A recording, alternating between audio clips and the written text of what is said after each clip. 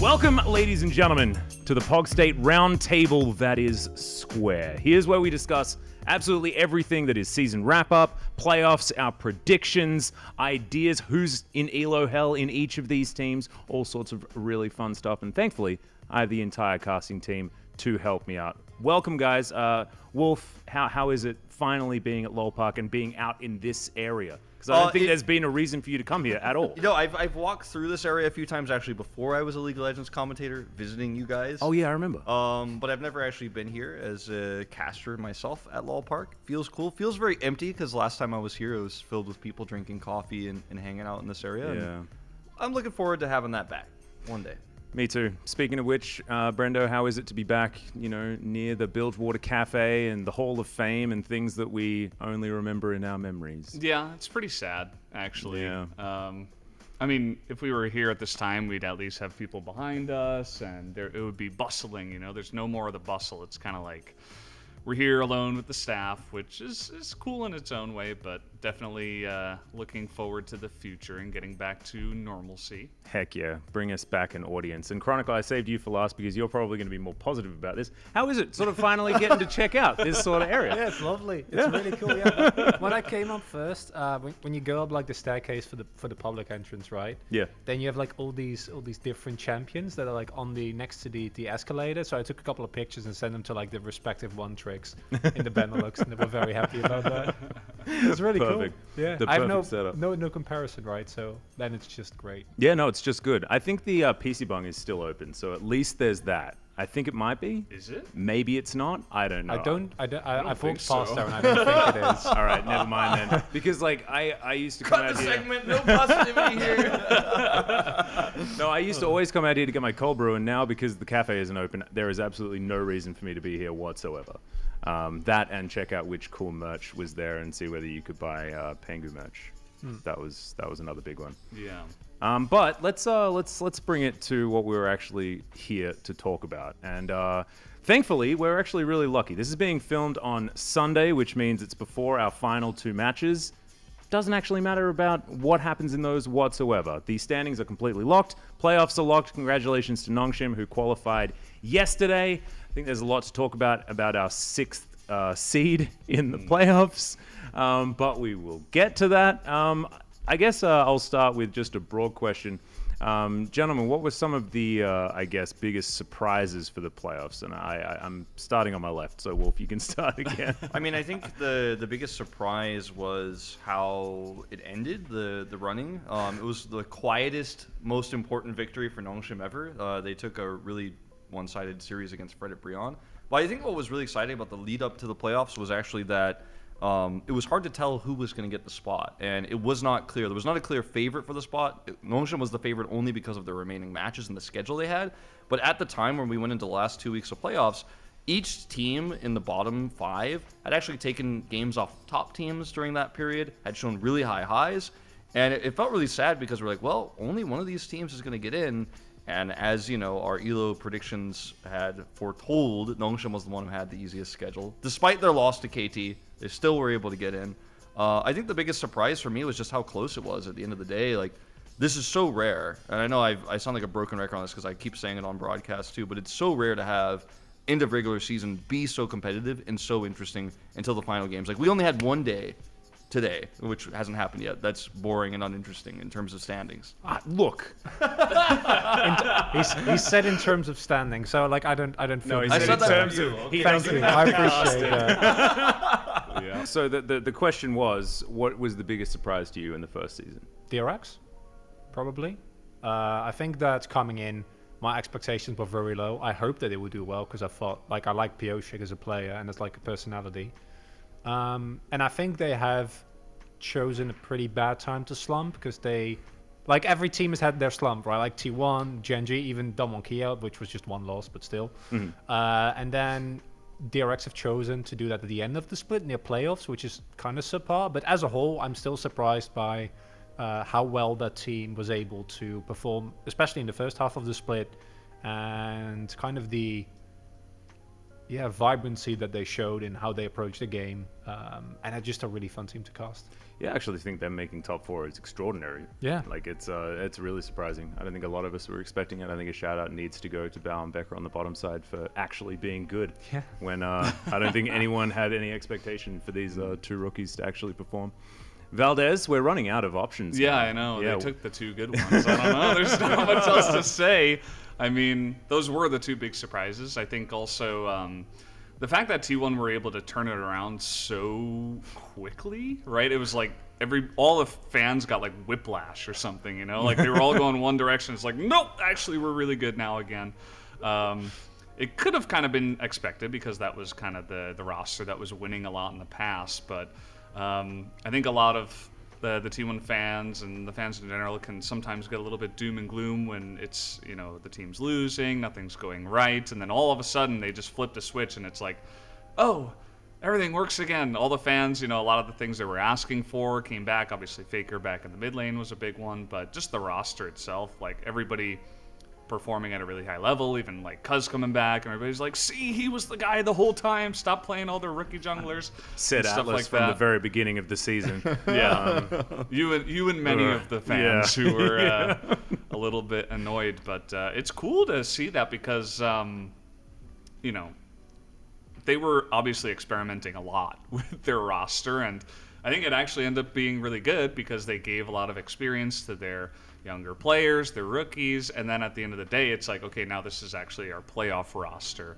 And it happened so suddenly that it feels like we just added another big team into the playoffs, which I feel like is really good because if they weren't there, I think a lot of people could just look at the playoffs and say, well, this is going to be the easiest win for Day1 Kia, potentially, out of any other split that they've played. But now I think a lot of people are saying that T1 might be able to challenge them. I actually think that the biggest surprise is the fact that not a lot was actually surprising. Day1 Kia, despite losing Noguri, remain completely dominant. Khan up towards the top side is actually, it feels like a really solid replacement, even though I forgot about Nuguri, man. I haven't. I haven't either. Every time I look over at the LPL, I get a little bit sad. Viper as well, you know, over there just absolutely dominating for EDG, a team that I used to be in love with as well when I was a commentator. I'm getting a little bit wistful. We miss a lot of those big players. However, the LCK has remained largely the same. I think this echoes your point as well. DRX are still good. How? Doesn't make any sense, but we still have a top 3 at least at the moment that is basically the same. Although I guess Humble Life Esports fits in there now, but it's familiar players. It's like we've got 2 versions of DRX instead of just one, right? The top 3 has 2 of them because Humble changed so much. It feels a little bit more like, you know, Chovy, Deft and the gang, like it used to be. And then you've got Pyoshik and the gang as the other version. But both of the teams still performing very, very well. Congratulations do need to be given over to Hanwha for overperforming beyond what the org expected. However, our expectations for the players absolutely were confirmed. T1 making that sort of last run was very impressive, but only makes the standings look very similar again to what was happening last year. You think back to spring as well, like Gen G have an extraordinary regular season. What have they done? They've had a pretty good regular season, and then T1 comes up and claps them. That might be something that we see in the playoffs. Very good chance, I'd say. Yeah, although guaranteed not to be the final. So that is definitely, well, technically it could be. No, actually it could happen, yeah. It could happen, but it would be very It would difficult. require Day1 to pick T1, which seems very unlikely. Yeah. So. And they'd also have to then lose. Yeah. Which is also very unlikely. And then Genji need to beat Humble Life as well. Yes. In that scenario. If Humble Life win. Yeah.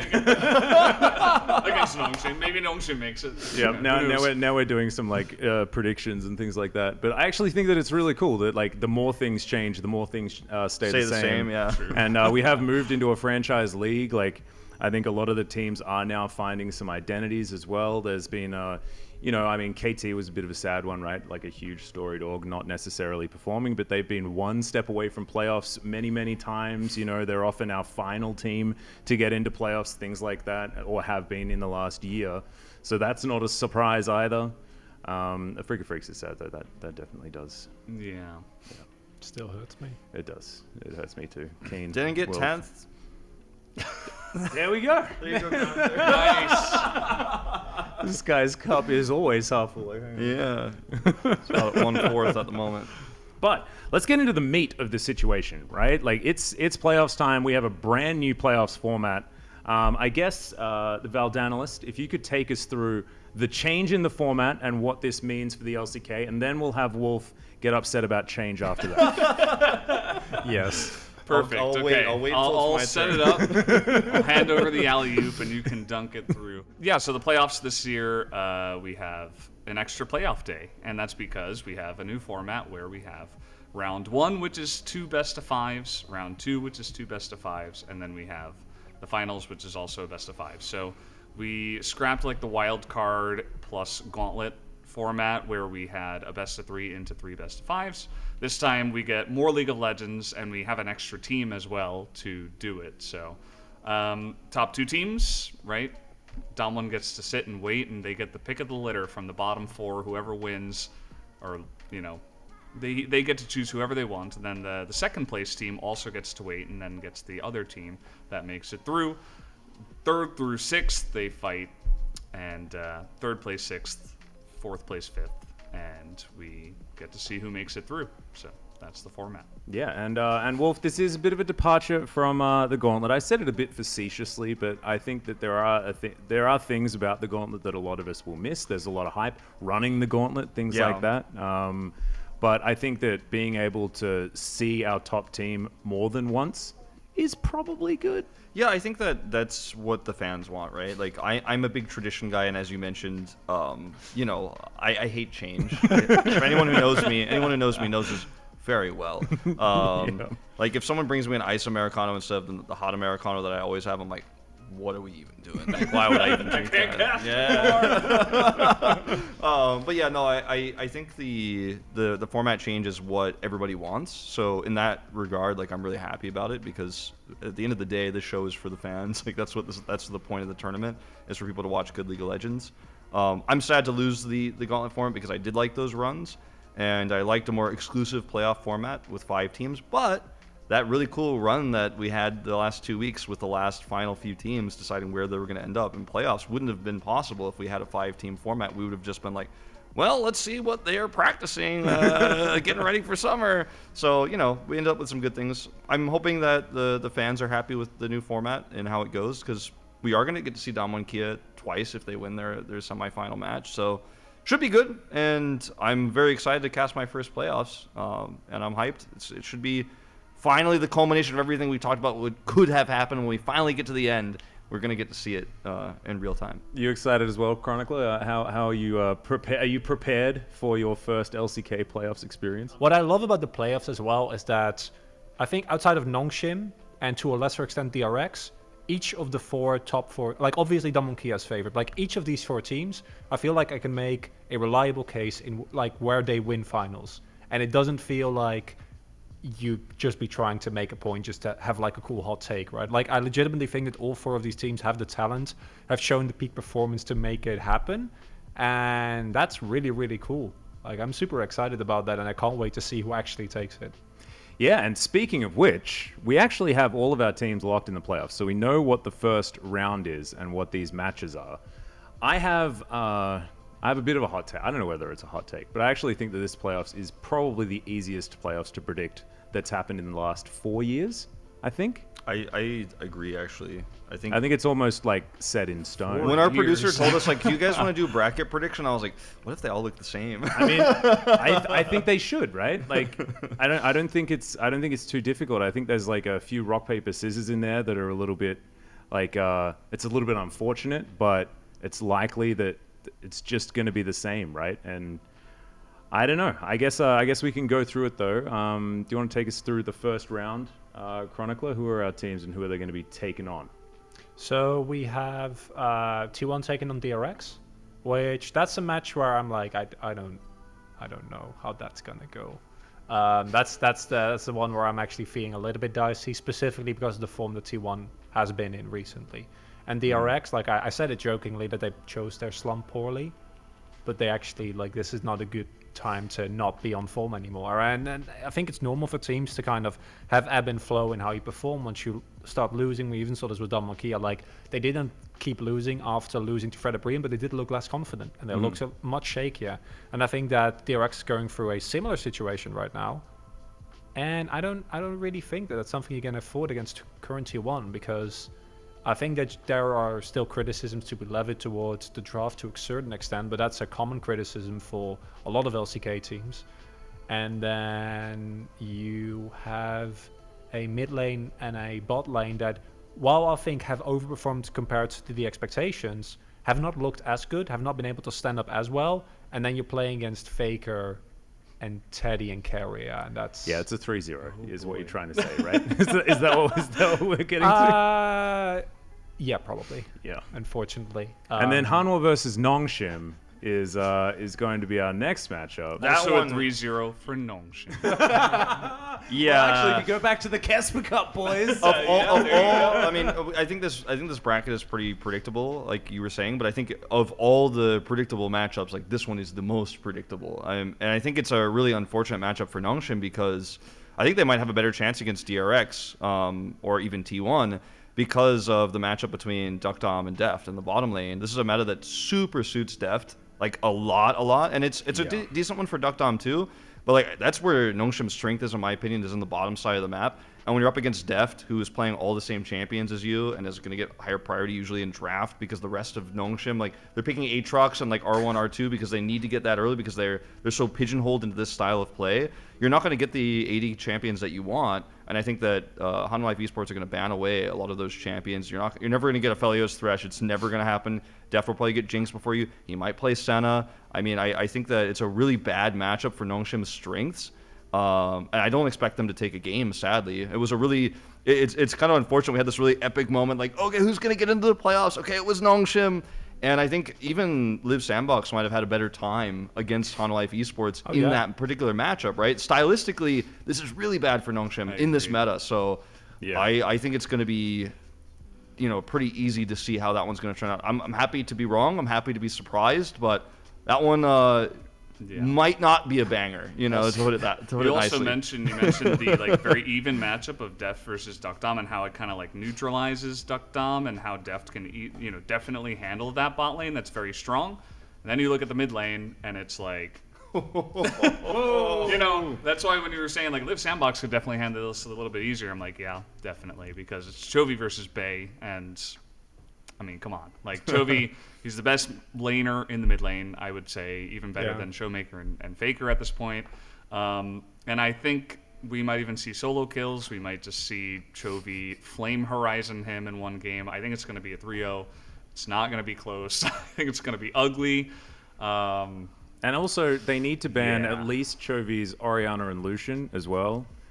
And then he's got like the biggest champion pool of any player. Play Senna also if no, you do but that, this is the problem, right? And now Morgan's playing so well that they also need to protect Rich from this Morgan steam train of Scion chaos that he's been able to create.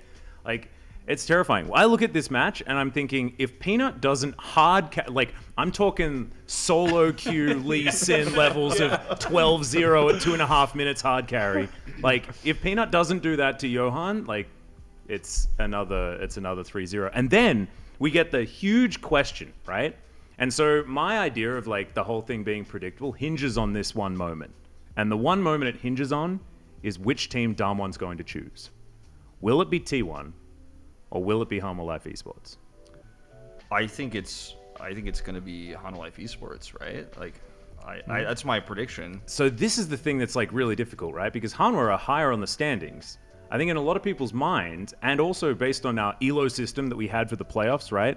Actually, T1 is third place when it comes to how they've been performing recently.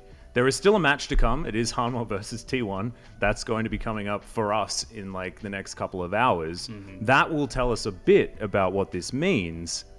But I don't know where the smart money is as far as that choice. And if Day1 Kia choose T1, then all of a sudden, like, round 2 of the playoffs is extraordinarily interesting.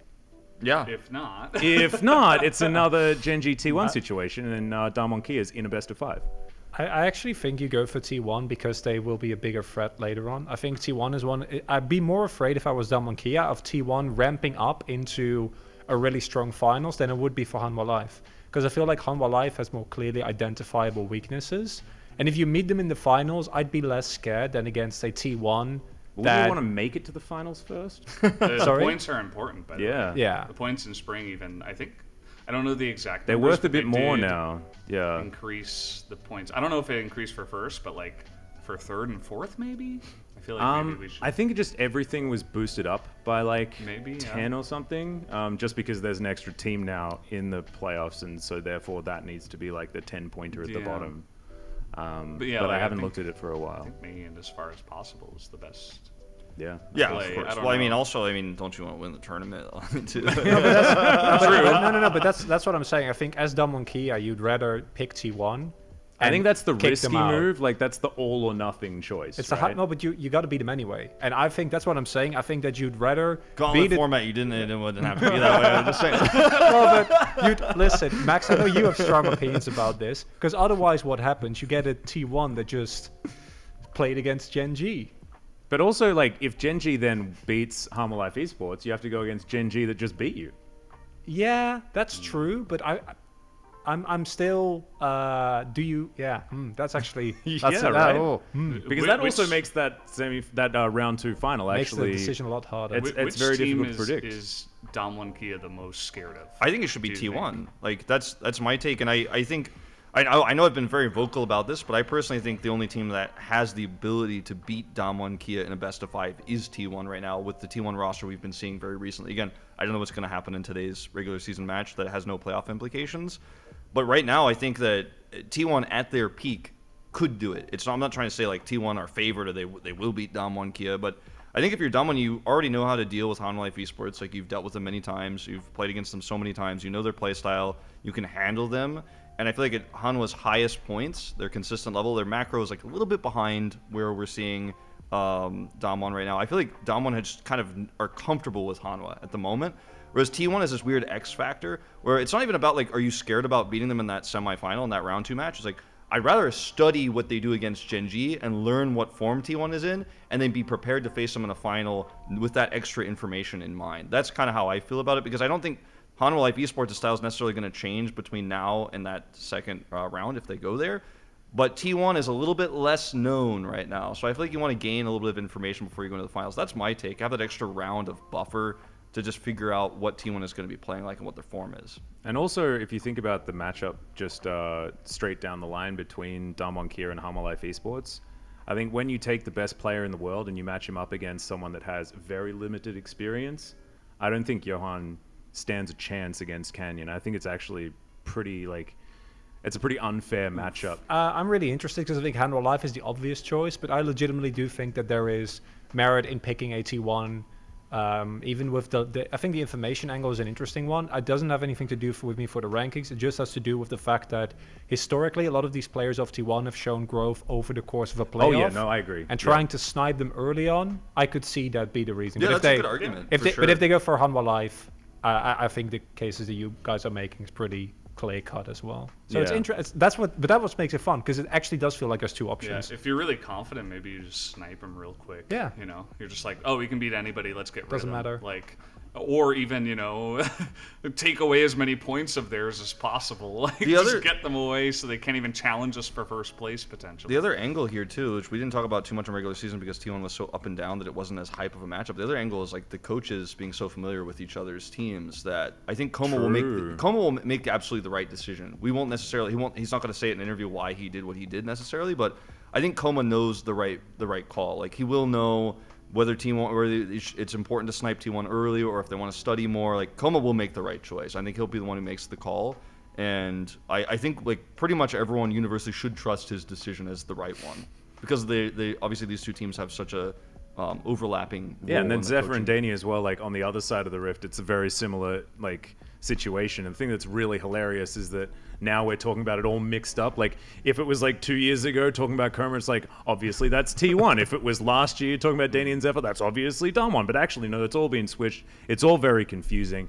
And maybe they want to save that for the final anyway, utilize that extra level of, I guess, experience that they have in order to try and dampen some of the nerves. But I understand your thoughts because it's a very board game idea, right? Because if you've grinded a game so many times, you understand that like, all right, they're going to get a buff the further they are up in the gauntlet. This is something that's happened for T1. They passed go one more time. Yeah, right. So they've got like an extra 3 combat die for this role, man. Like this is going to be a much more difficult T1 to face off in the final. And I actually think that thinking does have a place, but I still think it's way more risky, and I don't think that you should do it if you actually want to just place as high as you possibly can, because there is more than just winning it all. Like if it was all or nothing, right? Like winner takes all type final, then maybe it's different. But I think that just because you want to get as many points as possible, it makes more sense. I think the interesting one last thing on this note, the really interesting part about Day1 here, regardless of opponent, they have a really strong mid laner to face. Like Showmaker has been kind of up and down this season.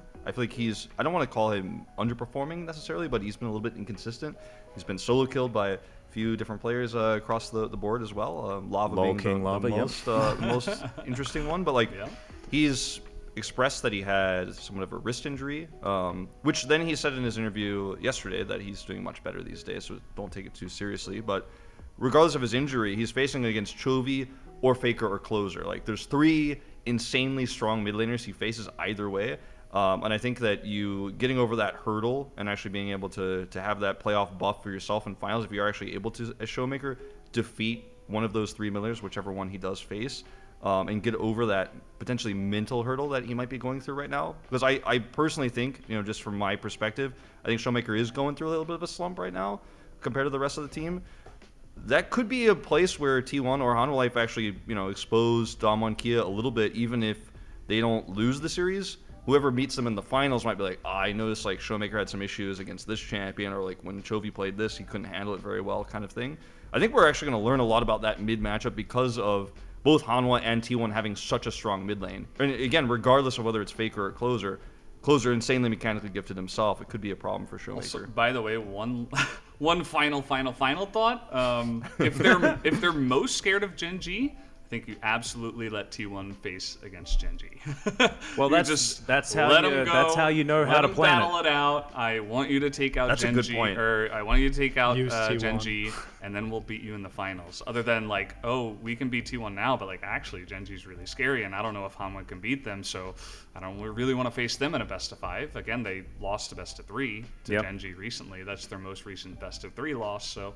That's a really good point. I hadn't even considered. Like T1 is just General Zod. You just send General Zod against the Gen G Superman, and then you're all good, man. Like, I don't know. Like, it seems like there is certainly a kryptonite element when it comes to T1 versus Gen G, and I think if you're Day1, that's another reason to just like, well, I mean, let's just let these ones take each other out, and see what happens. Because if Gen G overcomes it, right, then that's actually super cool. But it's just not likely.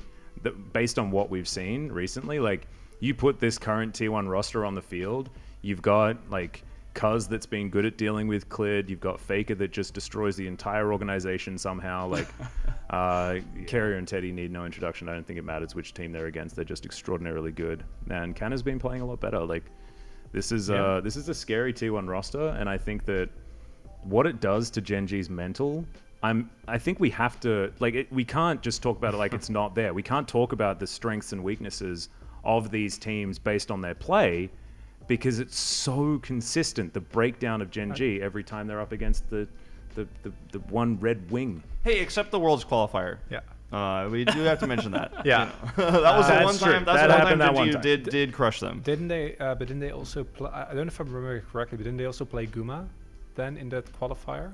Yes, I think that was the first time he played, but he was still like an LCK rookie because it wasn't LCK. I think that's a really interesting point that you raised, because Gen G, and this is more talking about Gen G as a team right now, have actually kind of reverted back to last year's Gen G. Because I think that Gen G at the beginning, like the mid half of this split, really went for the Renex in Italy, right? Like Rascal and Clid go and win topside, and then the rest of the map will just play even, and then we go from there. And I think that what we've seen from them when they're getting pressured in a best of 3, they default back to Rascal on Ornn, BDD on Azir, and they kind of fall back on these super stable team fight comps that we saw them play last year, which led to getting 3-0'd by G2 in the quarterfinals.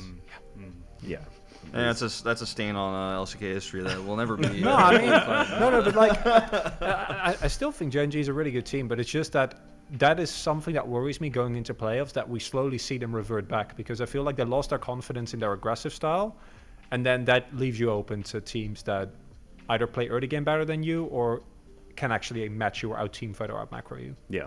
And I think like my point about this being really easy to predict doesn't necessarily mean that the outcome is set in stone. It's just that if you put all of the matchups in the theoretical playoffs in front of you, in my mind, it's like, oh, that team, oh, that team, oh, that team, oh, that team, oh, the final, that team. That's how it feels. We need to have upsets.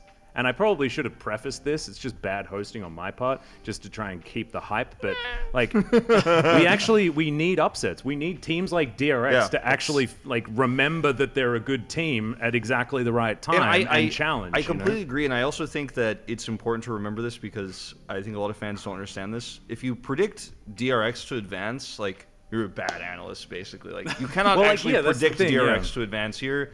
It's a ridiculous notion, right? Wow. Like now DRX may like somewhat randomly win because they're that type of team, or they might way overperform. Especially, you know, as you were mentioning, it's not a good time to slump. They might break out of it. They might completely come up with a new meta drafting style. I mean, they were the first team to popularize Udyr, for example. Now it's completely standard around the world, and like. This is something that could happen, right? But if you're actually expecting DRX to win, I think you're crazy, right? Like if you're like, oh yeah, no, like DRX takes this 100%, like, well, that's ridiculous. Or if you're predicting Nongshim to win over Hanwha, like, what are you thinking? Like that, you know, the predictions of the first two matches are it feels so obvious in terms of what we understand right now in the meta of League of Legends and where these teams' power levels are. That I think it does lead to that sort of predictable bracket you're talking about.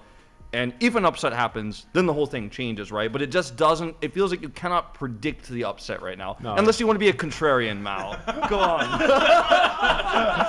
No, but I do want to say that this has been one of the most like topsy-turvy, upset-heavy splits of the entire LCK. True. And if you predict it, it's not an upset. Well, that's though. no. That's the problem. I mean, like you just because no one remembers wrong predictions because no one cares. But if you're the guy who gets it right, no, I'm not gonna. I don't know, man. I've been keeping a tally. I'm with you there. I do, however, think that the less we expected, the better will be when it inevitably happens. Because I think in like 90% of the cases, the bracket just plays out as any quote-unquote reasonable person would expect to, right? I think during round 2 it gets a little bit more like trouble, but like round 1 should be very, very, very clear.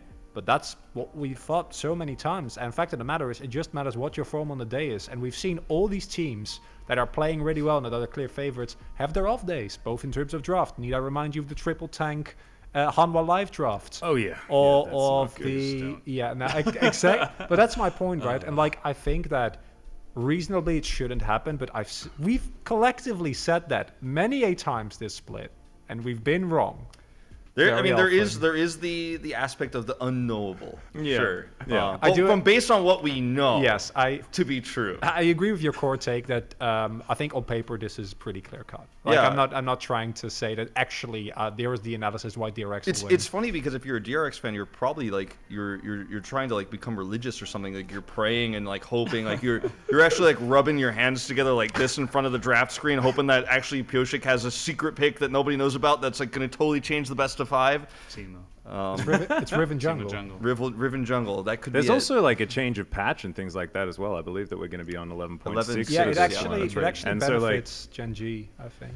Yeah, and also really you know cool. the rise of Jhin as well as something that will just directly benefit Day1, which I'm a little bit scared of. We didn't actually see it. We haven't seen too much of it elsewhere, but Jhin is said to be one of the big boys of the patch. And when you see Jhin, I just think Ghost.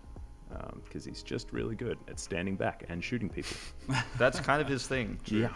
So I think for playoffs, I'm going to make a prediction. I think we're going to see Urgot at least once. Oh, yeah. Hit me with your Urgot. Oh, definitely. I think Urgot. I'm reset about a Freaker again. Keen was such a good Urgot. I actually... every best of 5 scenario, we always get like that one game where it's like, oh my god, this is the crazy G2 God. last night. Yeah, G2 well, last G2 night. last night, or you know, It's gonna be. Is Chovy gonna do it again? The mid Urgot from like 2018. Oh, I think God, I'm Chovy's so a good scared. choice. I was really sad we didn't get to see Urgot 11.5 because I think that he's still strong on 11.6, but on 11.5 he was actually broken because his on-hit modifier with Titanic was like it was 25% more than it should have been. Ooh. Yeah, and teams have just not picked it up. So that's just like he got nerfed on 11.6 to make sure that that specifically didn't happen because Titanic Hydra Urgot Rush was just like was apparently really good, and I tried it. It was really dumb. If I can win top lane with it, then you know that's Is that like your problematic. shotgun legs? Just like Yeah. do ridiculous. Oh god, Yeah, no, but- shotgun legs were already really annoying. Yeah, and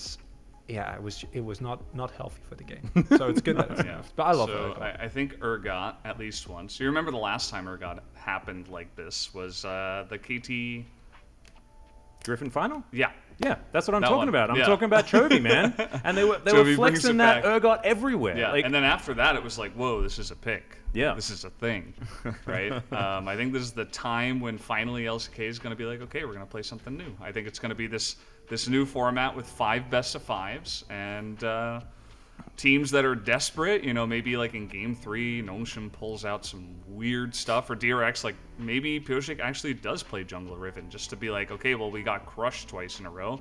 Let's just try it. So I think or Faker this plays is gonna mid be- Riven again because he's been knows? doing it in solo queue. I just want Khan Riven. That's all I want. Oh, the OG. The OG. Yeah, that's going back so many years. Down. Oh, But do you guys have any other champion predictions? Yeah, I really hope Poppy is not disabled anymore because I think Poppy's as like Poppy and Vega are like these counter picks that even though it didn't work out, like the Vega that Fly pulled out, right? We could still see the value of that pick, and I think if you put that pick in the hands of a team that actually knows how to play around it and draft around it, like Poppy, Vega, like imagine playing a standard Udyr composition into Vega.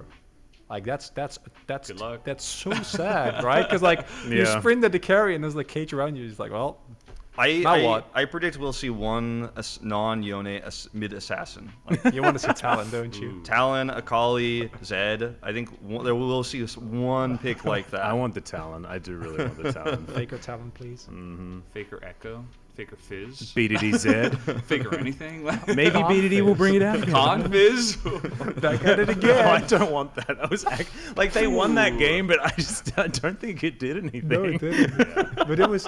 Did you have a fun time watching? I mean, I sort of did, but then I was also like, oh, isn't it sad that they can just win 4v5? Like, We didn't talk about Genji enough. If you want to take on Gen G specifically, I think that, as I said, Gen G has slowly started to revert back to the team that they were in 2020, which means that the mistakes and the weaknesses that the team had in 2020 are probably just going to come back in playoffs, which is sad because I was actually at the beginning of this play I was like, why does Gen G not have more fans, right? Like this is a team that makes quarters in Worlds, which is honestly still impressive even within the context of the LCK. It's a team that has like an ex-world champion on it, right? And like they crushed the regular split, and then you see the beginning of the split and you're like, oh, they're actually super good. And then they start losing, and then they start going back to super slow team comps, and they still win because mechanically you just have players like Ruder and BDD that if you put them in a comfortable position, they'll carry.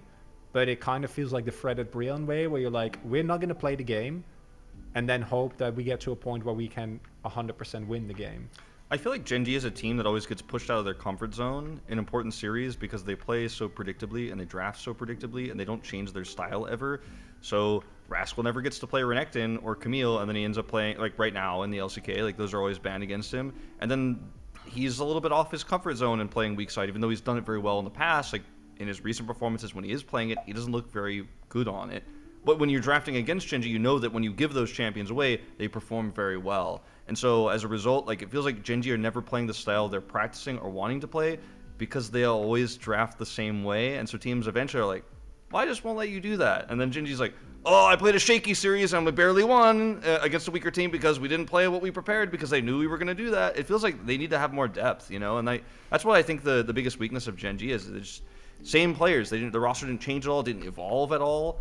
And maybe if they have a big fail here in the playoffs, might be time to talk about moving Bird all in and making some changes. But they I don't also know just about be that. dumb on Kia. Like that's the crazy part. Like they just beat Damwon Kia in Yeah. the best of 3. Like I think why is there no hype? I think Gen G are like super good at anyone that isn't T1. Yeah. That you can sense some salt, right? It's because like I think lot. Gen Very G can beat anyone in the LCK outside of T1, and maybe it's because I'm jaded now. You know, I've gone through some years of this being the case, and it used to be the other way around, right? Like you go back to 2017. There's a reason why Ruler has a world championship, right? It's because he managed to take down T1 in that series and made Faker cry and all that sort of stuff. But then like.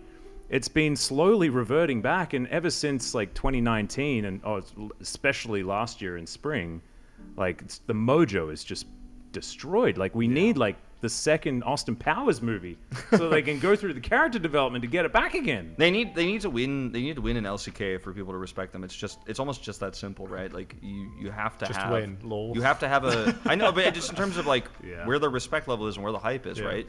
You think about all the other orgs, and even Hanwha Life Esports, you're a little bit more excited about because you're like, well, look at these players and look at what they have won, the LCKs they have won, and the titles they have. You know, players like Deft and Chovy.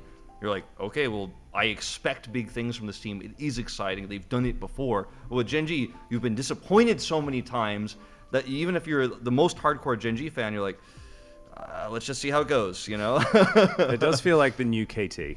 It's the new KT fandom in a lot of ways, and it's weird that a lot of this revolves around T1 or then SKT, right? Like for KT, it was that the telecom war was often their kryptonite until, you know, 2018, where it turned around, and like that match has always been so exciting. Not so much anymore, but I think that Gen G versus T1 is the one that it's never as it should be. There's always some extra element that you don't necessarily like truly understand based on the actual performance of the players in games past. And that's what I don't like. I want players to be able to play their champions as good against other teams, you know, so that you can actually like give this guy a power level. It's like you need to add caveats now to all of these power levels. It's like Ruler is so damn good, unless he's against Teddy. And like BDD is so incredibly good at Azir, unless he's against T1. Like there are all of these things that like you have to now add these caveats to. And I think that, you know, BDD has been a phenomenal mid laner. I think that the top 4 that we're theorizing, right, assuming that Nongshim and DRX aren't going to make it, like these are the 4 best mid laners in the LCK by a pretty large margin. By a large margin. Like it is. It's not even really close. I'd even say like globally they're all up there. Yeah. Like I mean, you can outside make- of the LPL, who also has like well, ridiculous. Well, yeah, naturally. Like I don't think they'd all be at the highest ranks, and if you look at like specifically who would be at the top, obviously you just got to go for Showmaker. But like BDD would still make a top 10 list in a lot of cases, or I think he should do at the very least. Yeah, I think without these caveats, right, 100%. Yeah. Okay. Let's say they don't face off because. Yeah. Look at if how they then- played against Gen G. I think BDD had like one of the best series was of his insane. life. He was absolutely incredible. Gen G against Gen G? Sorry, Gen G against Damwon. Oh. Damwon Kia. I just I listen, think that he just looked so and good in that I know series. you two are gonna ridicule me for this, but I really just I might hope- too, you never know. Don't count your chickens. Thank you. I you know, maybe this is the split where Gen G turns in the round. Like it can happen. I won't ridicule True. it for I this. mean, no, it could be. it's possible. We're not talking about definites here. You know, we're talking about like the realms of probability. I think if they can and make finals, possibility. I think they have a good chance. I don't think it's as good as T1s to beat Damwon, but I think they have a good chance. I think if they win 3 games in the final, I think it's almost guaranteed. Thank you so much for joining me, gentlemen. Thank you to Wolf and to Valdez for coming in on your day off. Definitely worth it. We will now, Chronicler and I, go and cast some video games that you have already seen. So let us know in the comments how stupid we are for getting the And matchups if whether the wrong. games were exciting or not, Chronicler, the T1 Hanwha Life series, was it good? Let us know. Listen, it's gonna be good. I'm telling you. I'm speaking to the future right now. Like, let me Listen, know. Okay? Listen. Listen up now. All right. On that note, thank you killed so him. much for watching our round square table on the POG State. Make sure you let us know on Twitter how you thought of it, and leave us a comment and just tell us to listen or something like that. Thank you so much.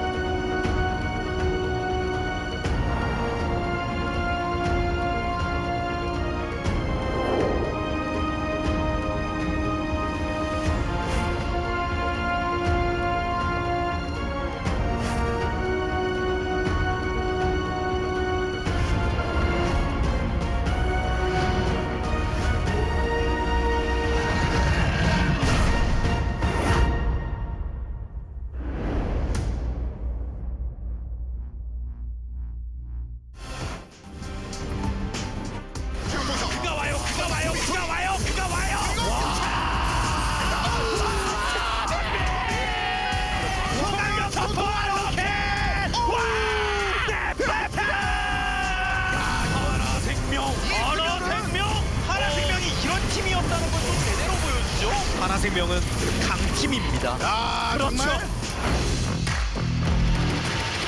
안전망을 공답 와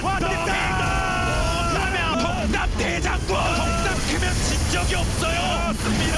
농심 레드포스 한타의 농심 맞습니다. 농심의 매운맛 또 한타의 농심 나왔어요. 그렇습니다. 에이스 진짜 빨갛다. 결국 우리가 간다. 피오 간다. 피오 축제 합류 농심 레드포스.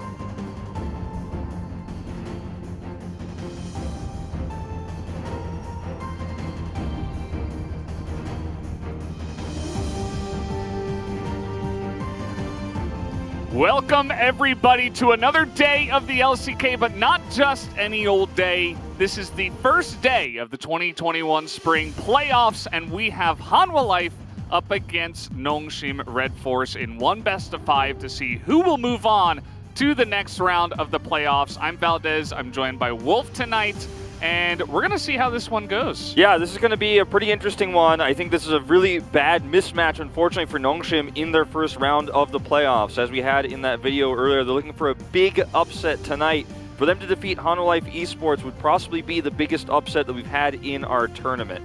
It is going to be a very tall order for this team to win against Hanwha Life tonight, but that's what they're here to do in this best-of-5. Yeah, you know, we're just going to have to see how these teams are on this day, and Hanwha Life will not be able to take them lightly. As we do have the standings ready, we're going to take a look at this first and just kind of go over where we're at. Of course, if you haven't watched any of the LCK before, this is where all the teams did end up. Yeah, these are our regular split final standings, and Nongshim, as you can see, ended up in 6th. That is why they have gained this playoff spot. It's a new playoff format. We have a completely new system. It's a bracket format, and we have a 6th team invited in now as well. So that's why the matchup is Hanwha Life versus Nongshim, because 3rd plays against 6th in round 1. So that's how we got here. Nongshim, again, with a very, very tough run through those last few weeks of our regular season. We do, of course, have tomorrow T1 versus DRX, and we don't know what the round 2 matchups will be, even after we have these matches decided, until Day1 Kia decide who they will pick for that Saturday matchup. So this is our new format. It's what you guys wanted, and it is very exciting. It is going to be a lot more action, and we'll see the top teams play some additional games. Yeah, it's going to be pretty awesome. Just to run the playoffs here, obviously we all did our predictions over here, the casters, the analysts desk, and everybody basically. And most of us had Day1 picking Hanwha Life after if they make it through over Nongshim, and then T1 going over to Gen G. That was kind of the general most common theory, but again, you never know. I mean, Day1 might choose T1, and we get a very interesting round 2 kind of semifinal matchup there if that does happen. Yeah, I believe actually 10 out of 11 commentators here and analysts here in Korea voted that Day1 Kia would win the tournament. Only BitDoll predicted T1 to take the whole thing. As we take a look at our Pig Band top 5 from our final week of regular season from 11.5, you can see that Thresh and Seraphine sitting at the top here, both of them only playing a few games, but were mostly banned in first rotation. One each. They never really get to see the Rift, whereas Hecarim and Gnar, definitely, they still have 100% presence, but they were played a whole lot more. Gnar, you'll notice in that last week, did not have the best win rate, but that was 11.5. That was last week. I think a lot of things will change as we move into 11.6. By the way, Diego is still disabled. I think it was also announced that he would be disabled for MSI, so not a big shocker, I think, for anybody that he is still working through a bit of his identity crisis he's got on the Rift right now. Is we'll have a pretty huge buff to Akali. All the damage going up, but a lot of things reworked as well. First Dash does magical damage now, scales with AP, so a lot of different things changing here with Akali, and I'm hoping we get to see her. We had Verdant Barrier getting nerfed on this patch as well, so maybe she's through. If there's someone who would do it, it's Chovy, right? And he did play it already earlier this season, so fingers crossed for some Akali action. Yeah, really looking forward to seeing if we do get this champion back into the meta. Speaking of which, Xin Zhao with some pretty big buffs as well. He's very interesting, the spot that he's in. He's got some, it feels like, decent scaling right now, and also he can stick to targets a little bit easier. So obviously in this meta of jungle, where jungle clear is so important, we're not 100% sure if we'll see him, but he did receive a bunch of bans over in the Challenger League playoffs, actually. So it seems like in Korea, people are thinking he's strong. You can see that Sky Splitter's cap damage is flat now and is increased early for Volibear, so it actually gives him an opportunity to actually get that power spike a little bit earlier. And you could see that, he doesn't get half heals in lane anymore for his Frenzied Maul, but we're probably going to see him in the jungle. If we do see him, that's one of the big exciting things for this week of play, is how much Volibear we do see. You can see the buffs here as well to Silas, who was very popular last week as a response to Gnar oftentimes, so hoping we'll see a little bit more of him. And Pyke got a cooldown reduction there, so maybe we'll see some more carry of Pyke later on, maybe tomorrow's T1 match. You never know. Yeah, it could potentially happen. It's good you mentioned that as our kind of prominent Pyke player. And as you guys can see here, we do have some nerfs to the champions that we see kind of all the time here in the LCK. Renekton's tankiness will be a little bit less later on. Gnar is a little bit less annoying. Now in the lane, the Q damage for Hecarim is decreased later on in the game, which you don't exactly pick him for big numbers, but could do something. The cooldown nerf on Lilia's ultimate is kind of pretty interesting. big. It's a lot of seconds that were added onto that. You can see some buffs here across the board to a lot of these items. I think the biggest story here by far is the Immortal Shield Bow nerf. You don't get the lifesteal actually in Lifeline anymore, and that's actually a huge nerf to, in particular, Samira, who has seen a lot of reduced play here. It makes her ultimate a lot less viable in team fight. So I think that's really what we're looking at in terms of the Immortal Shield Bow nerf here. You can see Stridebreaker doesn't give you as much health. It's 100 health, I think, that was removed from that. Well, you also see the nerfs to Seeker's Arm Guard and Verdant Barrier, as you were talking about earlier. So those make those mid lane champions a little bit more vulnerable. So maybe we will see a little bit more grouping up to gank the mid lane by the junglers. I love how this is just like half the Gromp's face. This whole CG is basically about Mr. Gromp.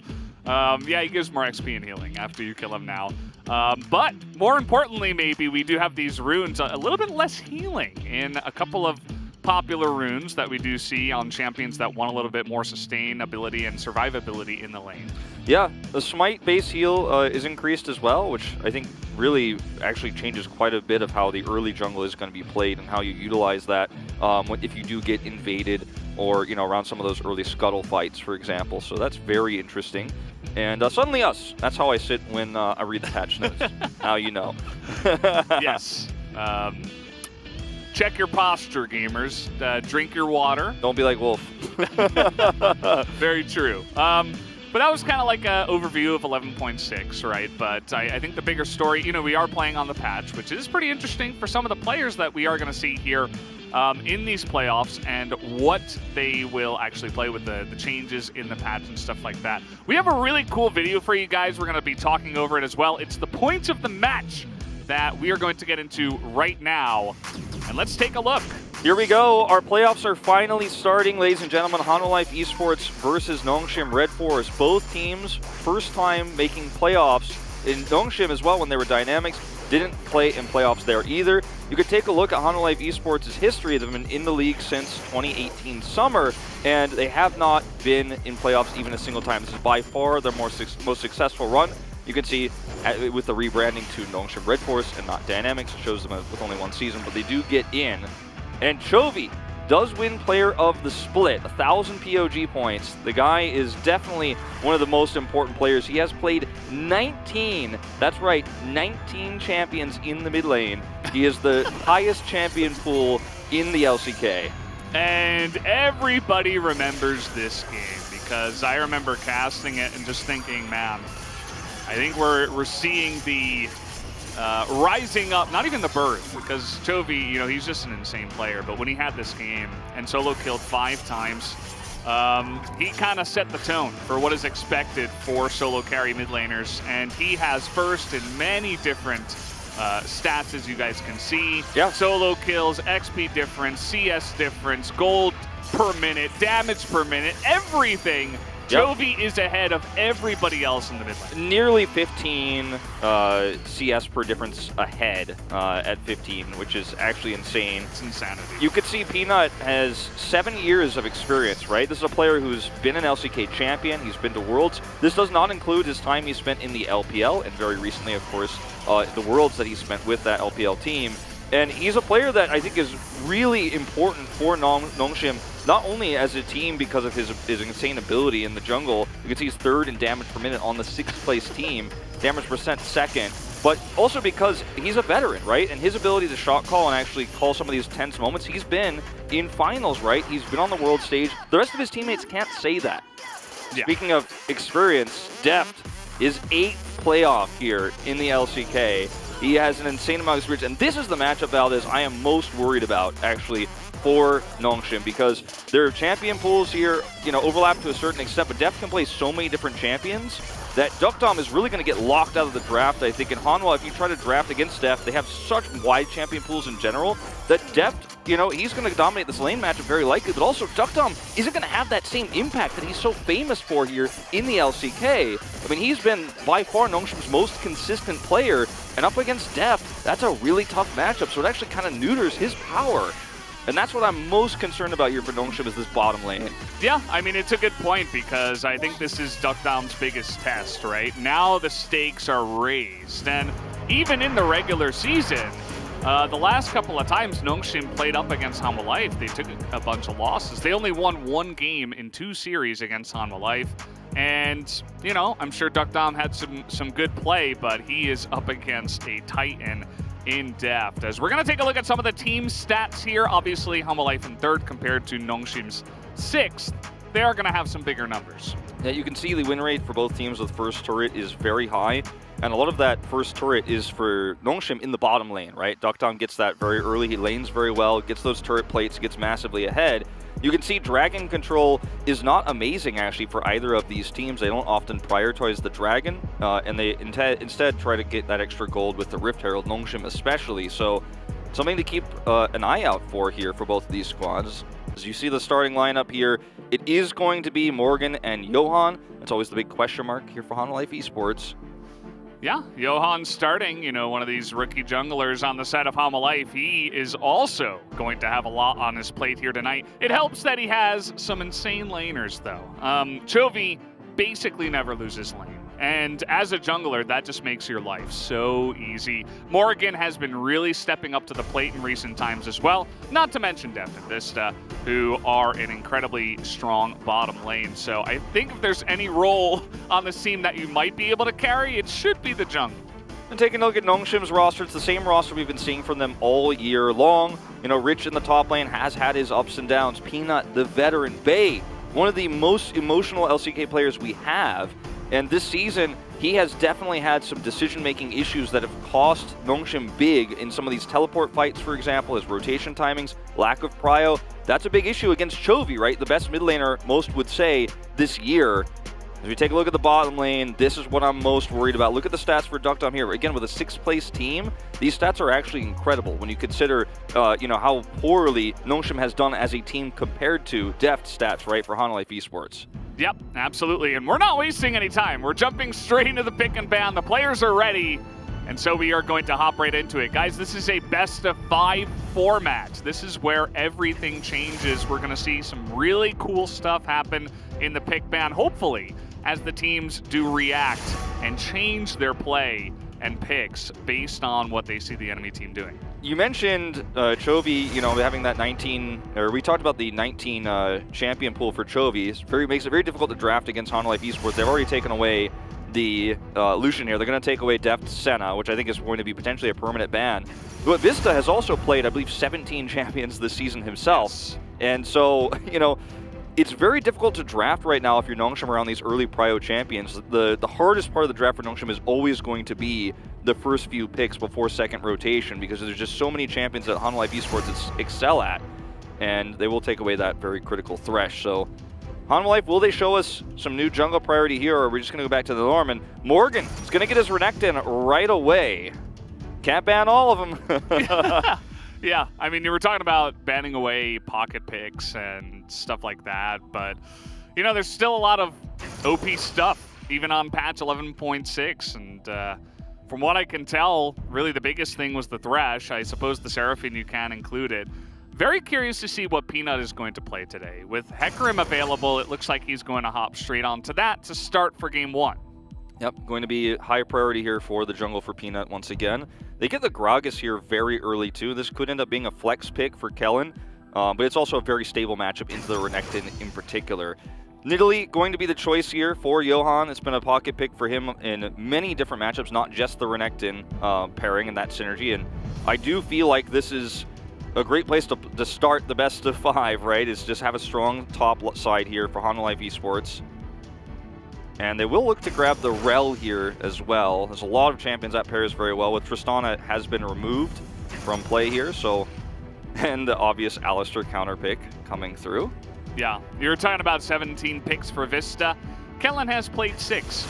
Yeah. He's kept it very simple. The top 4, and then Rakan and Seraphine. So that's kind of what you can expect from him. He's going to pick up the Alistar very, very readable, essentially, as Sylas is immediately going to get banned, and I think we're going to see more of that as the day comes along. Interesting to see the ban on the Samira here. Alistar Samira is a very common pairing in the bottom side of the map because his Pulverize does allow you a lot of time to actually get your Inferno trigger off. It's one of the longer disables that you actually have in the bottom lane. But at the same time, you know, that Immortal Shieldbow nerf coming through, I think, really weakens her power level. And I personally believe she's not that strong right now anyway, so a pretty curious ban here coming out from Hanwha Esports as we see the AD pool thin further. I think the Jinx ban was absolutely warranted here. And there's the Kai'Sa ban, which is actually Deft's most played bot champion by a large... Oh, yes. Yes!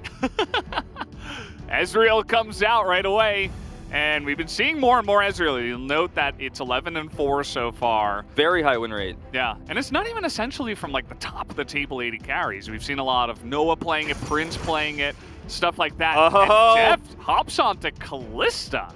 Really going to try to control this lane early. Hanwha Esports have a lot of power on both the top and bottom side of the map with this Kalista Rel, which is so incredibly powerful.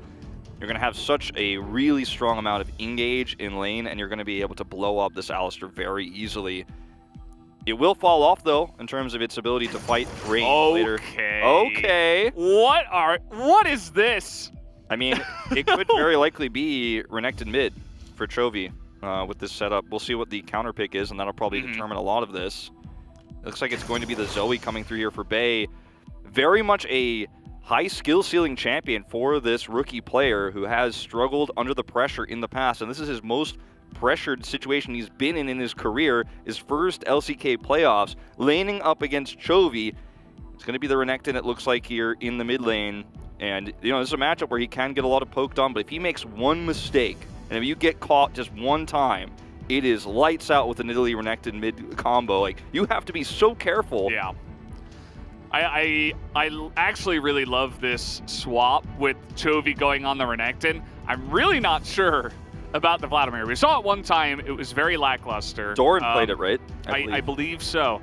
And it doesn't really necessarily even fit with their comp. I mean, everything else is straight on, super aggressive, early to mid game. We are going to try to shut this down, whereas Vlad is like late game scaling. So it's kind of an out, but yeah, you're having a very interesting kind of weak side of the top lane with that Vladimir last pick. Yeah, I feel like it would have been easier if you wanted to go down that route of trying to have kind of a just-in-case scaling champion. You could have just picked the Victor here, actually, left Renekton in the top lane and, you know, had a stable laning matchup there, but that's not Chovy's style, right? And we will see how this composition works because it is very low range as well. I mean, sure, the spears are going to give you some of that poke to start fights where you can go in, but on the other side of things for Nongshim Esports, they have this very, very poke-oriented composition. It's very strong in the later parts of the game. Well, here we go, guys. We're going to hop onto the rift for game number 1 of the playoffs in its entirety. Hanwha Esports up against Nongshim Red Force. That is a very cool Kalista skin. As we are hopping straight in here, Chovy so far He's played 2 games of Renekton. He's looking for his 3rd win on the champion. He's undefeated in those 2 games. Yep. And this is a matchup in the mid lane that we, coming into this, were thinking is going to be the absolute biggest mismatch of the entire playoffs. Yeah, exactly. I mean, I talked about Duckdom in the bottom lane and that being my biggest worry for Nongshim in terms of like their power being, kind of, again, neutered because of this matchup into Deft and how big his champion pool is. But in terms of just their weakness in general, it's Bay in so many of these circumstances. And I hope we don't see a choke here, especially in the first game, into something like a Renekton, because that's when things can really get out of hand. As yeah, like I always say, LCK could always use a little bit more cowbell. Yeah, we're ringing in the playoffs. Thank you, Kellen. He's gonna get out of here, no problem. This is a very interesting late invade coming in now from the side of Hamalife. And you see that Nongshim are thinking about actually fighting here as we got the engage coming on in. This is 5v3 right now. Hamalife are getting smothered here in the jungle. It's going to be a double. 2 of them are going to go. And Duckdom gets one, Bay gets the other. What a great start here for Nongshim. I mean, this is going to be Hanwha Life Esports playing their early game with one hand tied behind their back. And this is extremely important where those kills went too. 1 to Bay, 1 to Duckdom. This makes Bay so much easier to be stable in this lane where we are a little bit concerned about him. But also, it's a lot of early damage coming through for Duckdom as well in a lane matchup that can be very difficult early.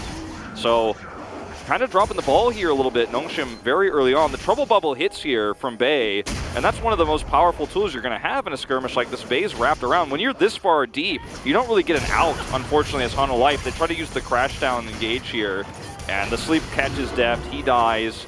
It's going to be late back to lane, and then you can see they give the second kill over here to Duckdom. It is very, very good news if you're a Nongshim fan.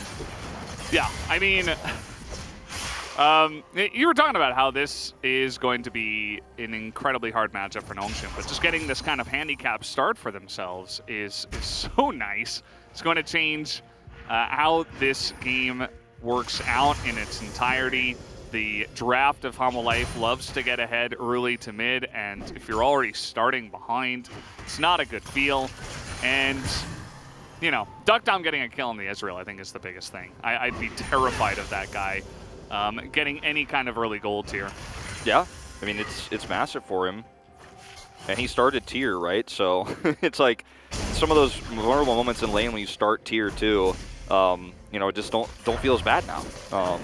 And that's going to stack up very early on, so he can just chunk with impunity with his Qs nonstop.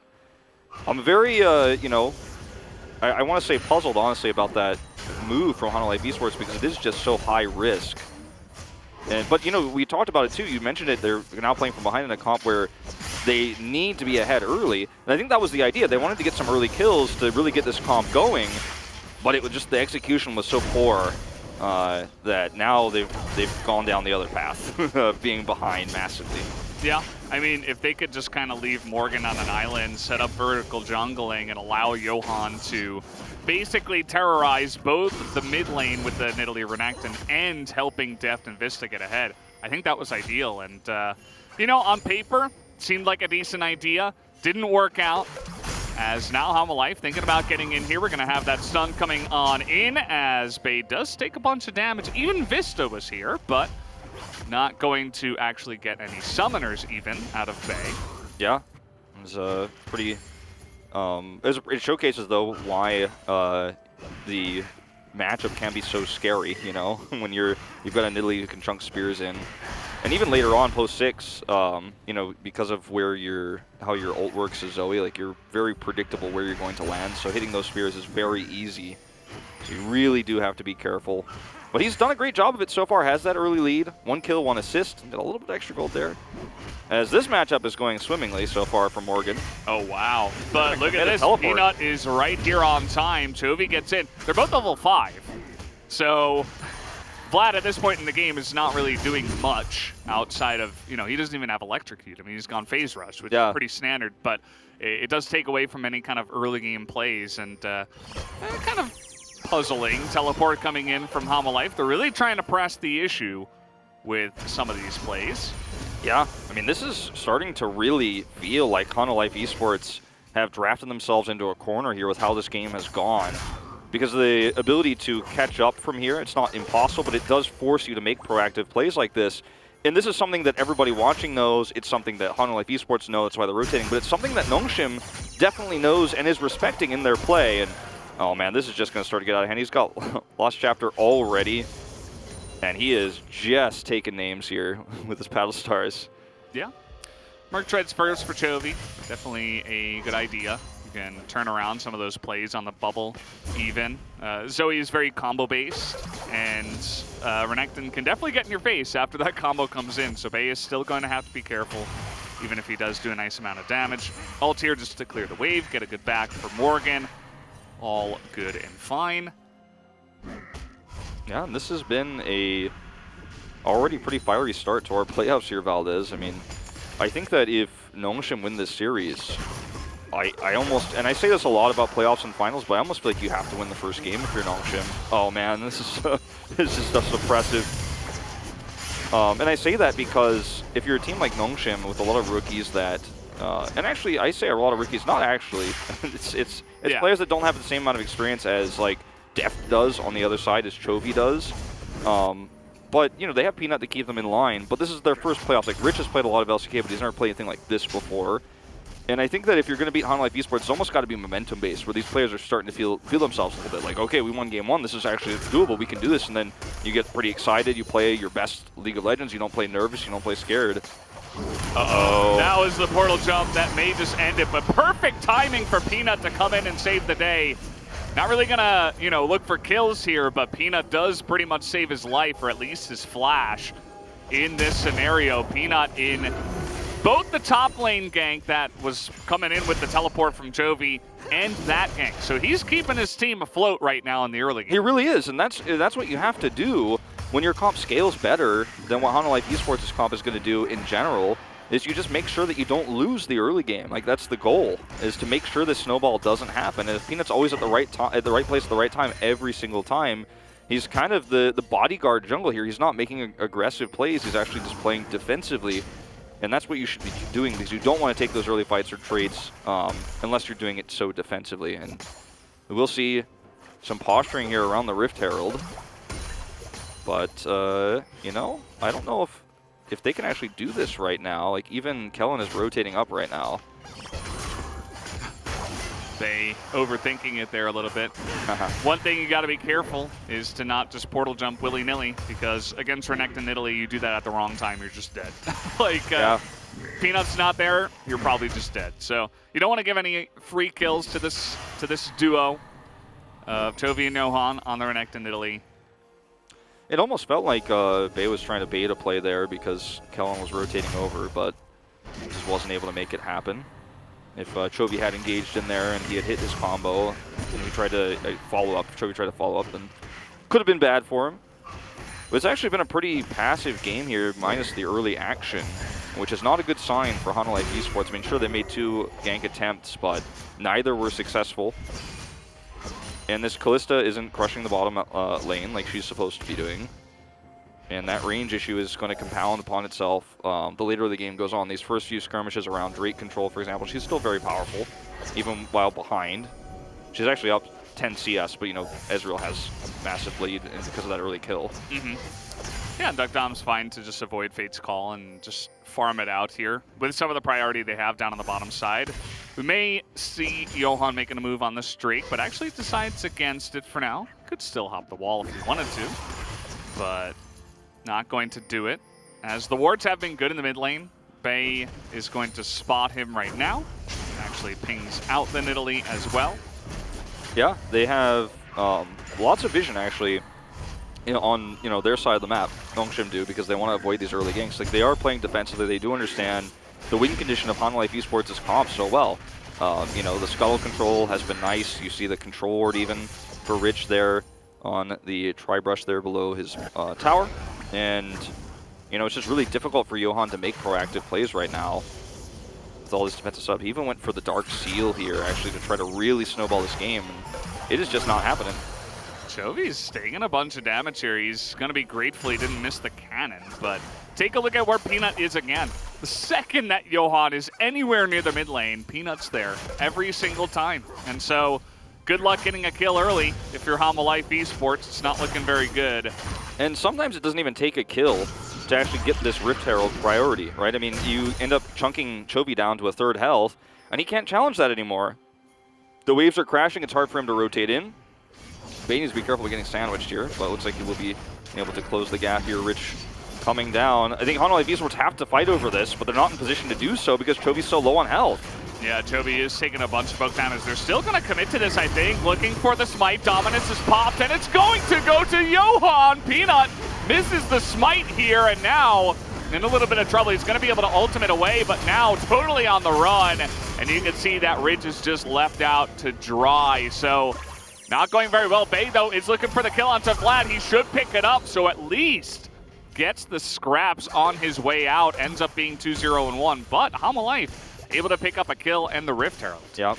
Gets the flash commit there as well, so Bay loses his flash, which makes him a little bit more vulnerable in these next few moments in the mid lane. But I think this was fairly poorly handled by Nongshim. You know, they had the HP advantage, of course, on Chovy, and then, you know, the smite was a little bit late. You know, Johan actually is able to pull the trigger on that. And I think that was actually, Life Esports is like, okay, this is our best case scenario. Like, you could tell by the way they were positioning, they were not hoping to win the fight, but actually just steal the Rift Herald.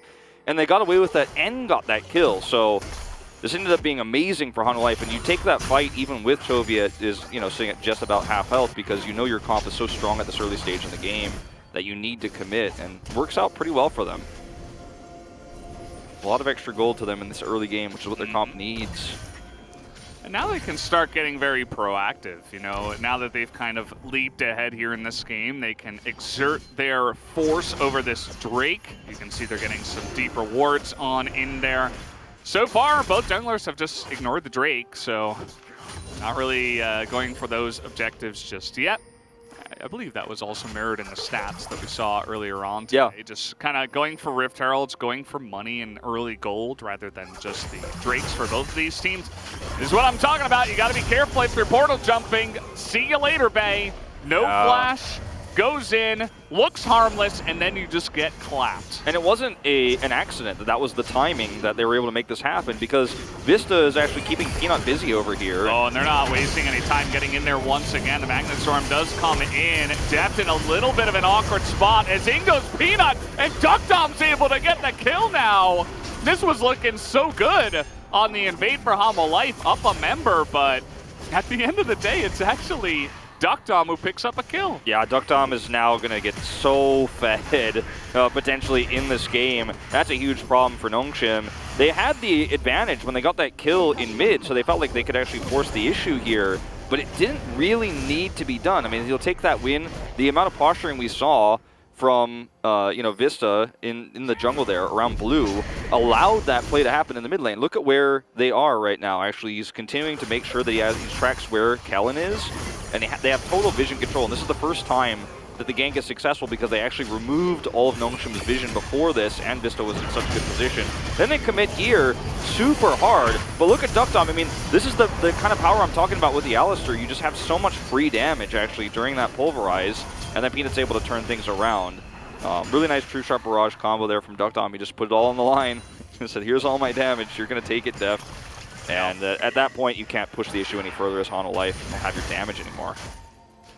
Yeah, that's one of the issues with the Callista as well. You have to get a little bit closer to the fire, and Alistair loves that. The second you get anywhere near him, he'll just be able to combo you, stop you from hopping around, hold you in position so that Ezreal can just blow you up. And, you know, even though Life definitely in a good spot here in this early game, the carries on the side of Nongshim still getting scarily fed. I mean, 2-0-1 Ezreal. He's down 10 CS, but, I mean, this is a game that Duckdom can carry.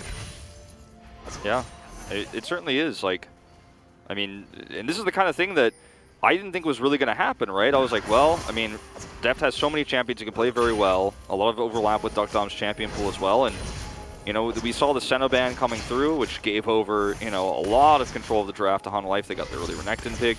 But, you know, in this game, Duckdom is, because of that early kill, so able to get a nice lead. Now he has 2 kills. And, you know, the dream of Duckdom actually carrying Nongshim might come true in this first game. And that's not something I thought we were going to be saying, you know, in our first game or at all in this series necessarily. Turret plate gold, you know, here, massively in favor of Hanwha though.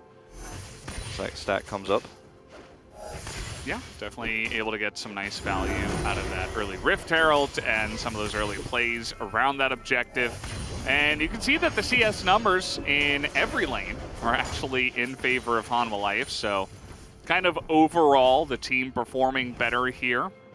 Just, you know, in the little things in the laning phase for the side of Hanwha. Yeah. You see the gold across the board is, you know, advantage Hanwha at the moment. A lot of that is from the CS. He doesn't know that Kellen's in this bra. Oh, no, that wasn't Kellen. I think it was Peanut, actually. Peanut. I knew it was a tanky animal type of figure, but it ended up being the horse and not the cow. The bull, I guess. Well, you know, the gold leads we saw there, like you mentioned, a lot of CS being the main factor for that, but hold that thought. Kellen is up there. I was going to say, this is how the comp is supposed to be working for Hanwha Esports. You know, they should have a gold lead across the board. That small lead that Duckdom has is actually going to be a big problem later on as he does it again. Oh, not again. And at least he's able to hop back this time with his flash. Didn't have the flash last time, but you know, you always like to talk about Azir and forcing out flashes. This is another way to do it. I mean, Renekton and Italy is just going to have their way with your laning phase, and there's not much you can do about it. Yeah. Especially with a champion that guarantees spear hits. You know, every time you end up doing those teleports, you're going to have to really be careful. And honestly, probably just don't do it. Don't trade that aggressively when you don't have vision of where Peanut is.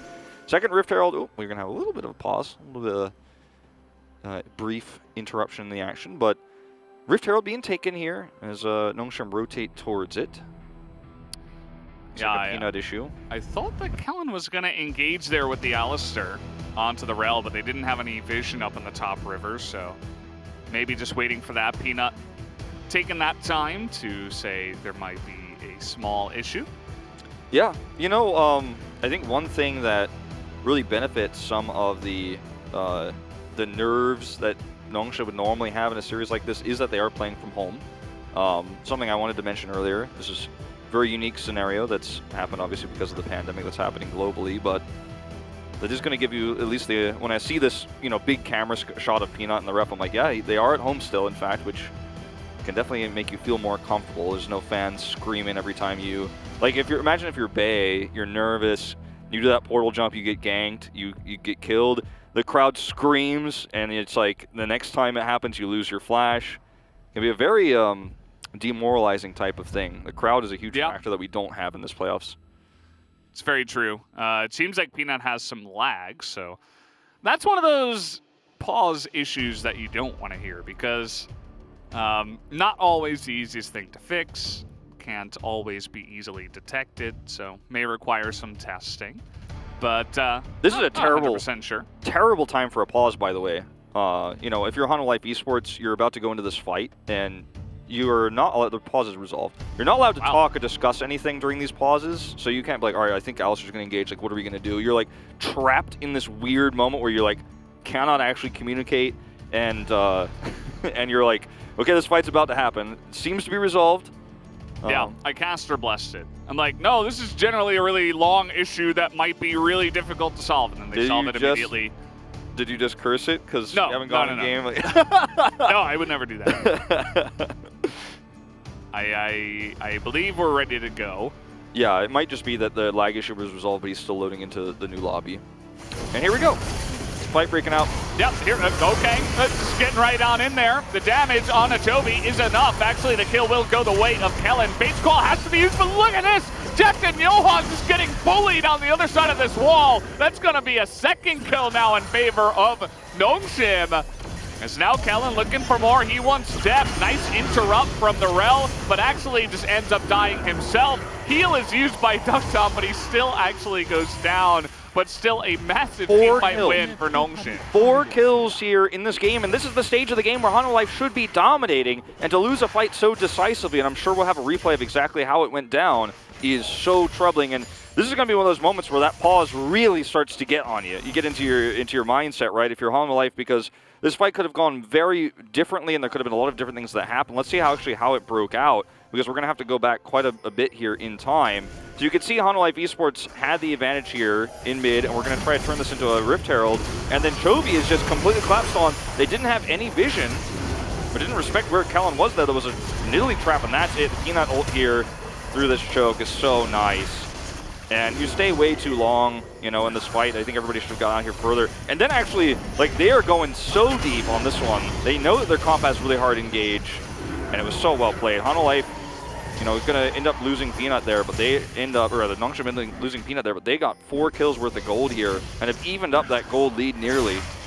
And this is a terrible, terrible situation now for Hololive Esports. Their comp is going to struggle to scale later on outside of this Vladimir.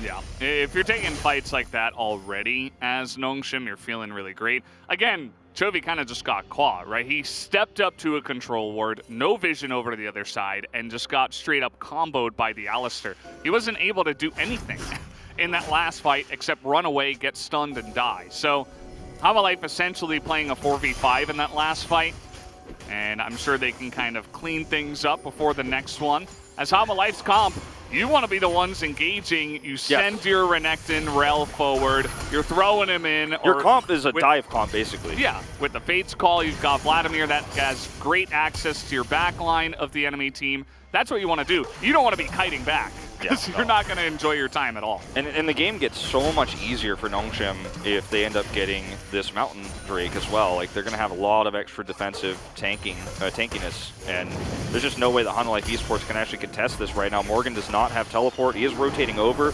They're again going to look for a potential steal. They're wrapping around. I don't know about this one, Hololive. All right, they're going to go in. That's a nice little combo from the Rel. A lot of damage does come out, but the Mountain Drake taken right on time. Bay now looking to turn it on to ㅣ, but he gets stunned up, and now he's being bullied over here. Will take a ton of damage from Deft, and Morgan, actually, who will pick up the kill. But the Mountain Drake, at the end of the day, does go the way of Nongshim. Yeah, Hololive Esports had a really nice engage there from Vista. Without that, I mean, this fight looks completely different. He comes in with a Magnet Storm, and they're able to get a ton of damage done in the early exchange there. And Peanut's ultimate didn't really connect with anybody, so it was kind of an awkward fight for Nongshim. And we'll watch the replay of it in a moment, but they still end up trading back a kill. They still are able to take this Drake. So you can see Vista is waiting on the other side. This is such a beautiful collapse, right? He comes in, flashes, drops down the Magnet Storm. ㅣ gets knocked away, which is pretty massive. A lot of that damage on the Duck Down was missed because of that. Really well handled here by Kellen. And you see Peanut's ult was a little bit awkward there, and they're able to trade it back. Morgan doing a ton of damage, as you mentioned. I mean, that is going to be one of the big threats. One of the things that works really well with Hololive's comp later on is he's a scaling champion that works extremely well with dive. So, yeah. I mean, you could see if he was in that fight from the beginning, that could have looked very differently with the Magnet Storm to start off. Yeah, and that's what they're going to be looking for later on in this game, no doubt. But at the same time as Nongshim, I mean, trading 1 kill for a Mountain Drake against this kind of composition, feeling pretty good.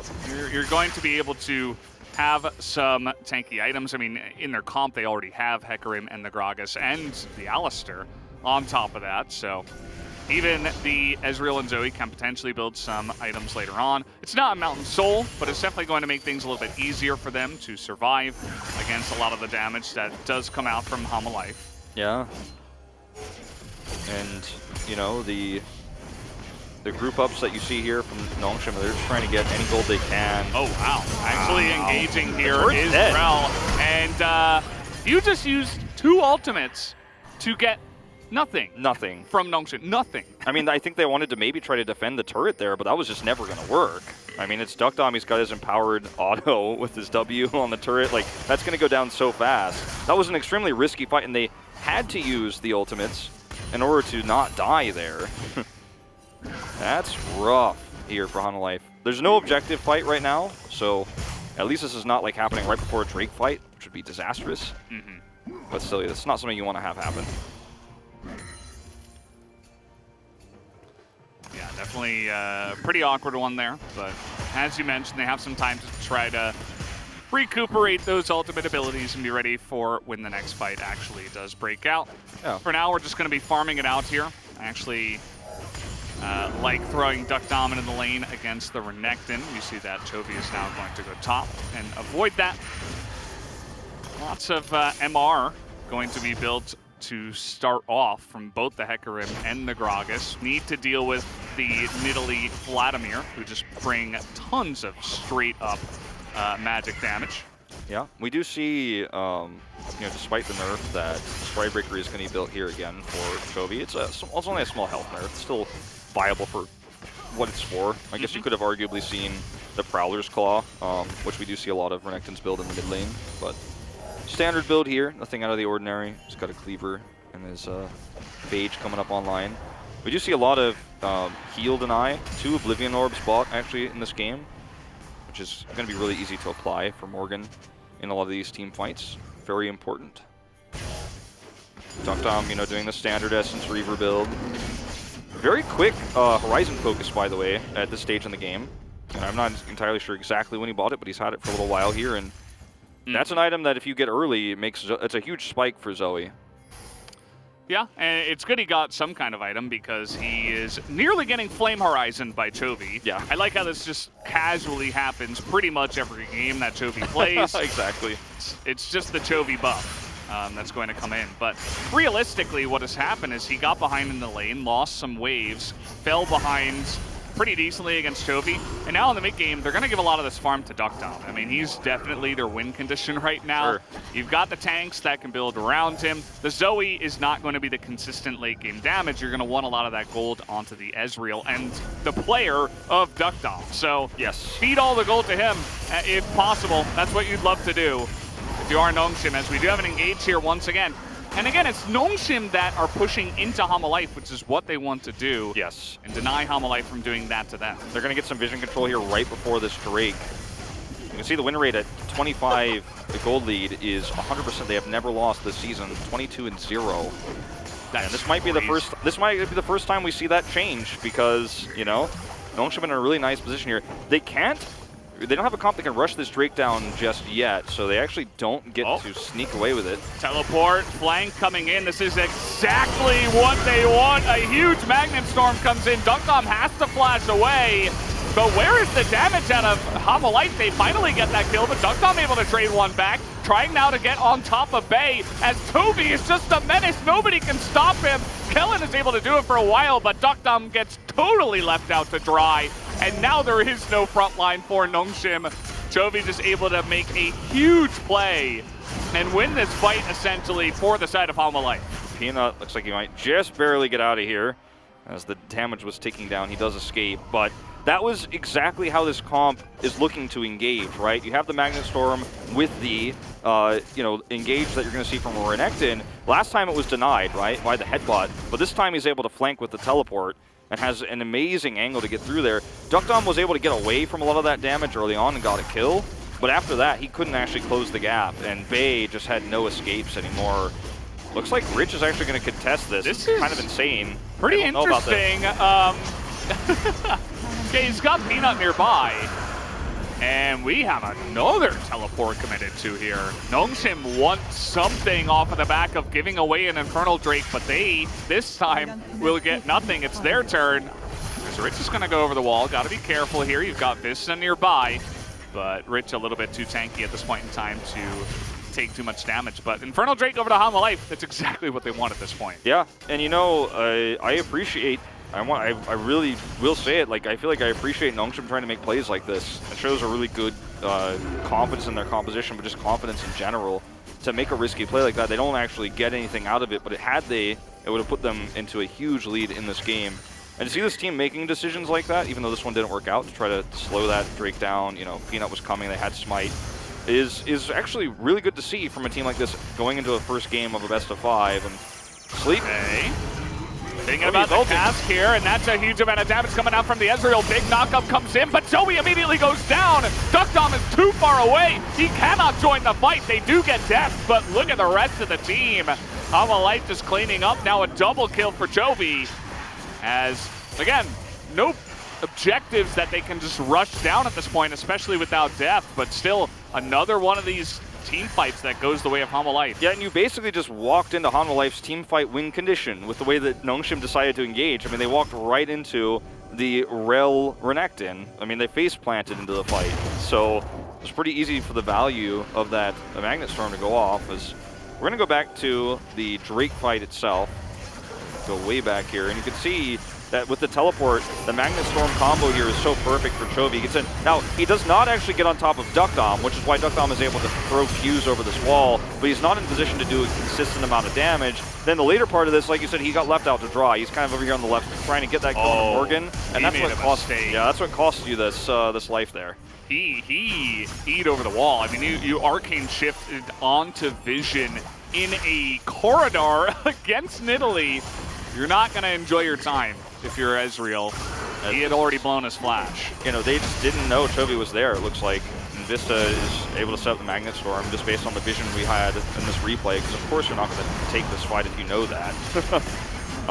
You shouldn't be if you're Nongshim in this case. And so being a 1-for-2 for them, as Baron being postured for you. Don't know about this one at this stage of the game.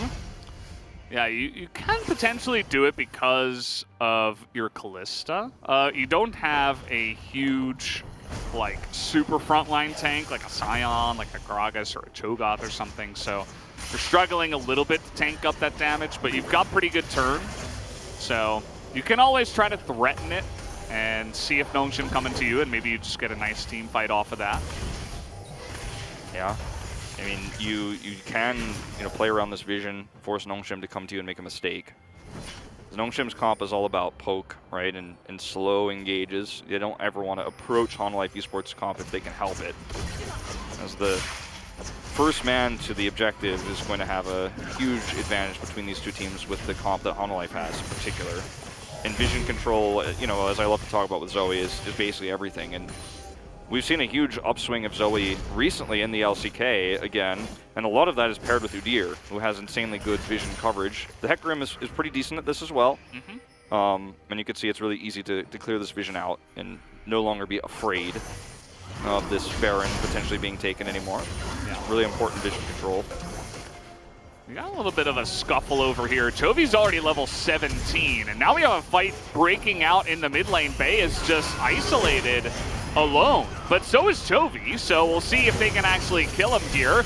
A ton of damage is coming out from Duck Dom. They're going to blow 2 ultimates to get it, as actually the Ignite from Kellen, thankfully, was onto Chovy, thankfully for Nongshim, as he will go down, creates a 4v4 scenario with this Infernal Drake coming up. Yeah, this is actually pretty significant too. I mean, a lot of the damage is gone for Nongshim. That's the really important part. Bay will be respawned, and he does have teleport, so that's pretty massive. I'm not 100% sure about the teleport for the Renekton. I don't think he has it yet.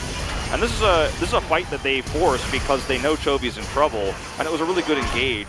Bay is just a little bit too far out there, and Chovy actually almost escapes, which is incredible. He gets the second dash. He has his stopwatch available, but he does end up getting taken out here with the Ignite. But if he escapes there, it's an insane value trade for Hanwha. And actually, Chovy does have his teleport. So we'll be able to rejoin for this Drake fight along with Bay. Yeah, the potential, if he didn't have teleport, would have been so nice for Nongshim, because they killed him so late, right?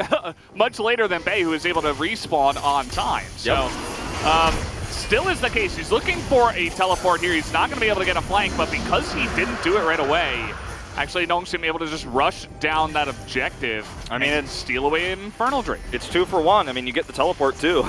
Yeah, true. And that's actually pretty massive in terms of what this Renekton's going to be able to do in a lot of these fights, because as you pointed out, part of the power of the Renekton is the ability to teleport flank. He didn't have the opportunity to do that in this case, but that's part of his engage tools, and that's also why having deep wards is very important for Hanwha Life Esports. And Nongshim are posturing around this Baron, but with, I mean, the positioning here of Hanwha Life Esports, I think it's pretty hopeful at best. Zoe can teleport in, and here she comes. Yeah, we'll see if they go for a turn or if they want to try to make the rend play happen. It looks like they're just going to back away. They say, this time, we get your teleport. Exactly. That was the whole, I think, game plan there for Hanwha Life Esports, because, they were not thinking, well, I guess we're going to win this 5v4. They wanted to force the teleport in, prevent the Zoe from getting all that side lane value. As soon as the teleport happens, they walk away and reset. So teleports on cooldown for both mid laners now. And this has been a very, very close game, despite what was an amazing start for Nongshim. And it feels like Hanwha Esports might actually be able to pull this off, despite the fact that we've gone to a later game stage here. The Cosmic Drive's up, the Void Staff up for Morgan. Like, he's, you know, hit his 3-item power spike, whereas that's where Vladimir can do a lot of damage in these upcoming team fights. And I'd be amazed, to be honest, to see this happen. And I think Nongshim just really need to be grouped up for most of these engages. They cannot be losing Bay, you know, off on the side before these crucial team fights. Yeah. You mentioned Morgan, just another great teleport flanker potentially. You come in from behind, you have fantastic backline access. He's got phase rush. Doesn't have ghost, but with the phase rush, he's fast enough to, especially if you get a flank off, you get into that squishy backline onto Duck Dom specifically. I mean, look at his build. It's no survivability. It's all the most amount of damage that he could potentially pull out. And you get a combo off on him as the Vladimir at best, or at worst, you're pushing him out of the fight, which is going to be a big win for you. So we'll see what Morgan can do in these fights. He's about to get his flash up here again as well. Yeah. Really long-range attempt there on the sleep. It's going to delay the rotation, in fact, over here. Valdez, I feel like this game is really on a knife's edge right now. Like, the next team fight is going to be extremely important because it's going to really open up the first Baron of the game. And we're at 35 minutes of the game. It doesn't feel like we're that late into the game because it's just been non-stop rotations all the time. Like, this game has kind of flown by because it's so action-packed. What is going on here? Johan is going to have to flash away. The follow-up comes in, but actually, because of the rel, they got pushed back just a bit. Vista didn't even have to blow anything there, and Nongshim a little bit hesitant to pull the trigger. They had a very squishy Nidalee with no flash knocked up into the air, and they did not commit on in. Or at least they were not able to here. Chovy, they're looking to turn now onto Peanut up on the top side. The Magnet Storm is going to be used as he tries to ghost away to safety, but flashing on in. Here comes Chovy. He will pick up that kill, and they do take away the jungle of Nongshim. I mean, this should be a Baron. I mean, you can't smite steal anymore. There's nothing you can do whatsoever here to stop this, and it's Kalista damage. You talked about it earlier. They can clear this so quickly. Nongshim are just going to try to commit to this anyways, but I don't think you win this fight. Yeah, you're going to have to kill Johan. And good luck with that. I mean, they're trying. They're really trying, but Johan's positioning is great. And follow-up here by Morgan trying to get on top of Duck Dom, but now he's a little bit isolated. They turn back on the Baron. He does go down, though. The Baron's still alive here. Or actually, no, it's taken. Yeah, no, they get the Baron, and now Chovy getting really low, and they have fantastic chase with the Ezreal, with the Gragas, the Zoe. They're going to be looking to pick up as much as possible. Nongshim get 2 for now. They don't deny the Baron, but they might deny these buffs. Oh, the teleport is even coming in here from Chovy. I don't know if he's going to be able to try to turn this 3v4. I don't know if he's got the damage. Deathbell is going to be able to turn around, and maybe they do. Vista does go down. A huge knockup comes in from Kellen, and may just save the fight, but Chovy's still alive. He's got a res. Goes into his GA, and this provides so much space for Jeff to just hop around, but now Peanut's able to join into the fight. Everybody's getting into this one. As with the Horsey coming on back, that's going to be another GA that does get popped down. And Deft is going to eventually bite the dust. Chovy will survive somehow. But so much blood has been spilled up in that top lane. I mean, he committed to a stopwatch earlier. Now he's got the GA. That was such a beautiful engage from Hanwha Esports. Their decision-making actually has been so fantastic at some of these clutch fights where Chovy is doing so much. Remember last time Chovy got caught, they were able to turn that into a pick onto Bay. They're just really decisive in the playmaking that they're doing here. And they are going to posture around this Drake right now. This is not something Nongshim wants to give up, but unfortunately with the backs, the timing of this is really tough to contest. I don't know if they can actually, okay, well, the two-shot rush comes in. That's a lot of damage, and now the smite going to be used on a Chovy. Trying to slow them down. Duck Dom eats a huge spear to the face, and that's just going to have to be Amalite taking the Drake and Nongshim not committing. This replay, this is going to be, okay, this is where the Baron actually went down, and I thought it was reset fully. You can see Peanut is over here on the side, right, caught, ends up being pushed away. And then in the upcoming fight, actually, Nongshim are able to do quite a bit of damage.